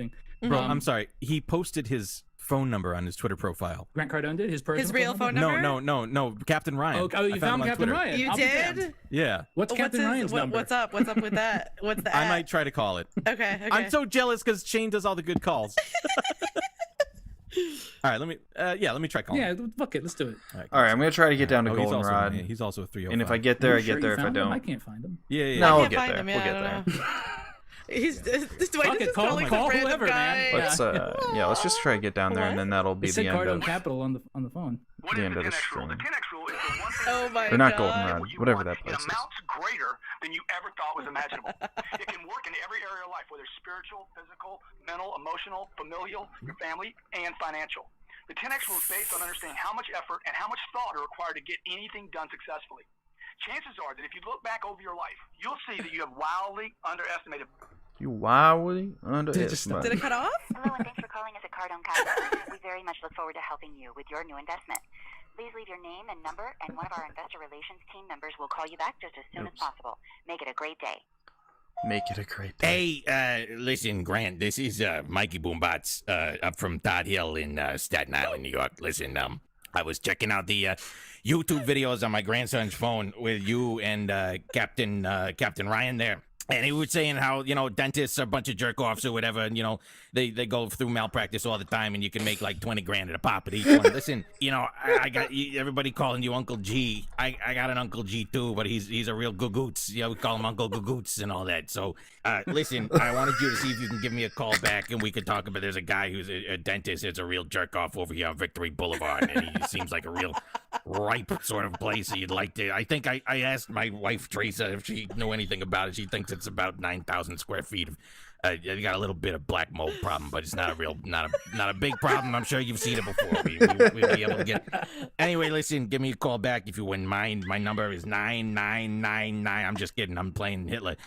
Anyway, listen, just give me a call back. Do a *69 on me, and we'll talk soon. All right, bye. Oh man, Jimmy rules. Okay. Hopefully they get back to me. Yeah, they number, almost certainly will, because I've watched. I didn't include any clips from this, but some of the other videos I watched. So apparently, I guess when you call that number, Grant Cardone has a very aggressive team of like salespeople who are going to like. He's call really back good at and doing try Jimmy. To, like, browbeat you into. Shane likes to do either Jimmy buying, too. Depending on what you're after, I guess, either buying his like sales training courses and webinars and stuff, or investing your money into Cardone Capital and real estate. And it actually, I'm glad I thought of this, because one of the videos that I watched, he gives away the game in a way that was like very again, like sometimes he says things that are very open and honest in a way that I don't think he necessarily intends to, or he even realizes how open and honest they are. But he's talking about like, so it's like a video of him like doing like a motivational talk for his like telemarketing salespeople who are actually in his office, right? Mm-hmm. And what he's saying is like, hey, when you talk to those people on the phone, I want you to imagine like they got your money, that's my money. I'm talking to this guy, but he's got my money. He's got to get that money to me. And what he's revealing really, and like what is so true about, I guess, someone like myself who has actually worked in some awful telemarketing sales jobs, is that the existence of that kind of sales as a profession brings no value to anybody, right? It doesn't create any sort of value on its own. So essentially what that type of sales job exists to do is to browbeat somebody into buying a product or a service for more than it's actually worth, right? Because you gotta get your cut too. They got your money, right? So you're selling Grant Cardone's shit. You're selling his fucking $12,000 fucking business salesman training course, or you're buying, you're going to invest in his real estate or something. But like ultimately, you're also overpaying, because like the fucking salesman that convinces you to buy it by calling you fucking every day and fucking beating you over the head and not taking no for an answer until you agree to buy it, also has to get his cut as well, right? And ultimately, like that's the way. Like ultimately, that's why I just finally quit sales as a job entirely, because I reached a point where I was like, the job I do brings no value to anybody other than me, right? It's just a funnel. It's just a funnel. It's just a funnel. It's just a way. Yeah, it's just a way to inflate the price of a good or like a good or service. If it stands on its own 2 feet and is worth the asking price, it doesn't require anybody to like cold call people and convince them to buy it. You know what I'm saying? Yeah. And so the existence of like high pressure sales as an occupation at all, only exists to just fucking deprive the buyer of even more money. Absolutely. That they don't even need to pay for the product or service or whatever it is, right? It's only a way to fucking convince people or guilt people or whatever into paying 2 to 3 times the cost of what the service is actually before. I had a telemarketing sales job actually when I was still living in Richmond. It was actually the first. No, it wasn't first. It wasn't the first. The first telemarketing job I had was calling California and telling people we were collecting money for the families of fallen police officers. Right. But ultimately, that's not actually what it was at all. It was just a huge scam that got shut down by the FCC. But the second telemarketing job I had was I was working for a home improvement contracting company in Virginia, and like the whole point of the job was just calling people and convincing them to get a salesman to come to their house so that they could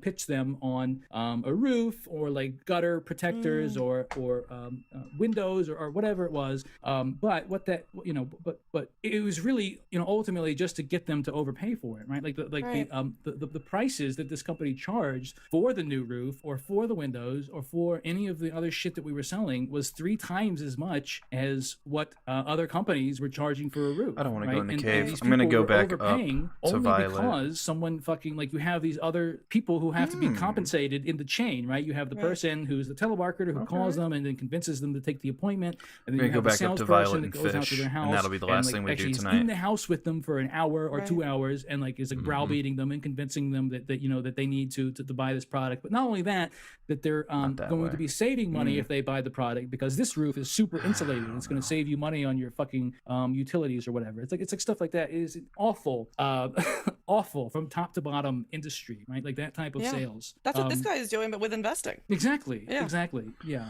Exactly. And like I said, sometimes he admits it. Like when he says, like that person that you're calling on the phone, they have your money, and you're just trying to figure out how to get that money from them. I mean, that's just like you're admitting that you're just trying to convince this person to overpay for this product or service so that you can fucking swindle some money out of them. Yeah. That's really all it is at the end of the What's day. this creep But again, like I doing? said about Grant Cardone, what makes it even worse and even more insidious is that all of that, as despicable as all of that is at every level, what it ultimately leads to is you sending him even more money so that you can invest it in real estate. Right. It's so bad. It sucks. It's so insidious, man. And all of this can only exist because people even like outside of the pandemic, like before this, are in like desperate positions where they're like, well, maybe I've saved like $10,000 in my 401k working for this many years. Maybe he's right. Maybe I should cash it out and like invest and like double my money or whatever.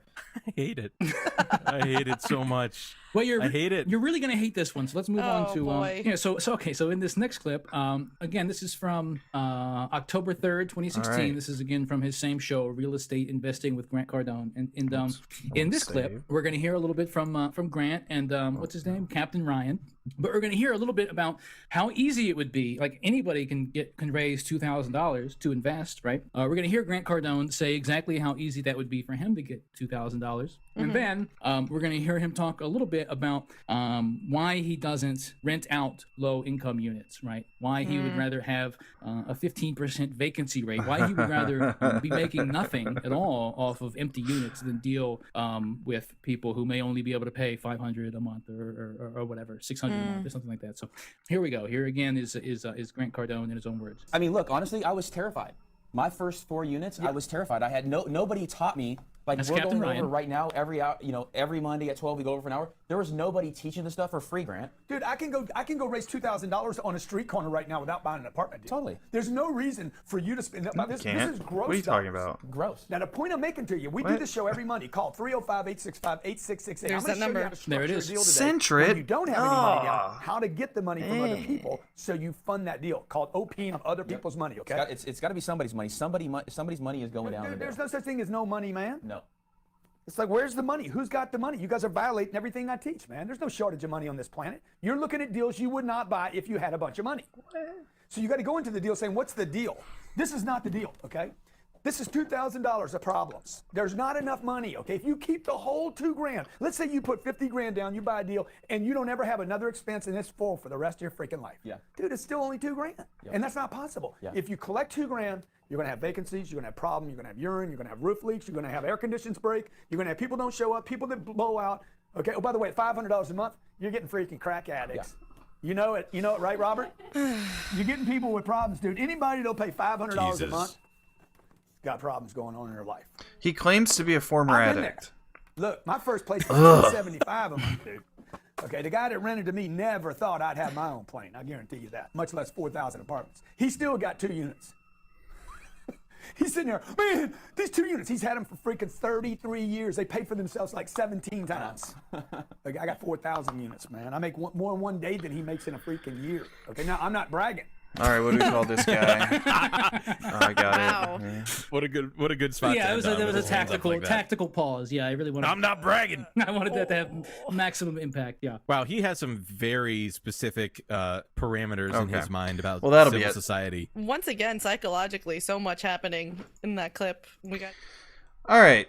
I think we understand who Grant Cardone is. I'm disgusted. I think that he should probably be, probably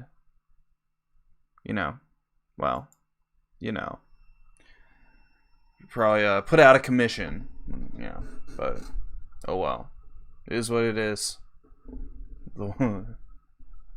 He's trying to make more people behave like him, so That's horrifying and disgusting. Ugh. Gross. Alright, let's turn the music back on just a teeny tiny bit. Okay. And, thanks for hanging out with me at the end here. Let's, I don't know. I don't know how this whole corrupted file thing is gonna go, but, it turns out that if you save frequently, you can just reload an old save and then move past the corrupted part. This is obviously the last time I'm playing with this particular ROM, so if if it turns out to be the ROM that's broken and I could have avoided all of this, well, that'll feel bad. But anyway, alright. Have a nice evening.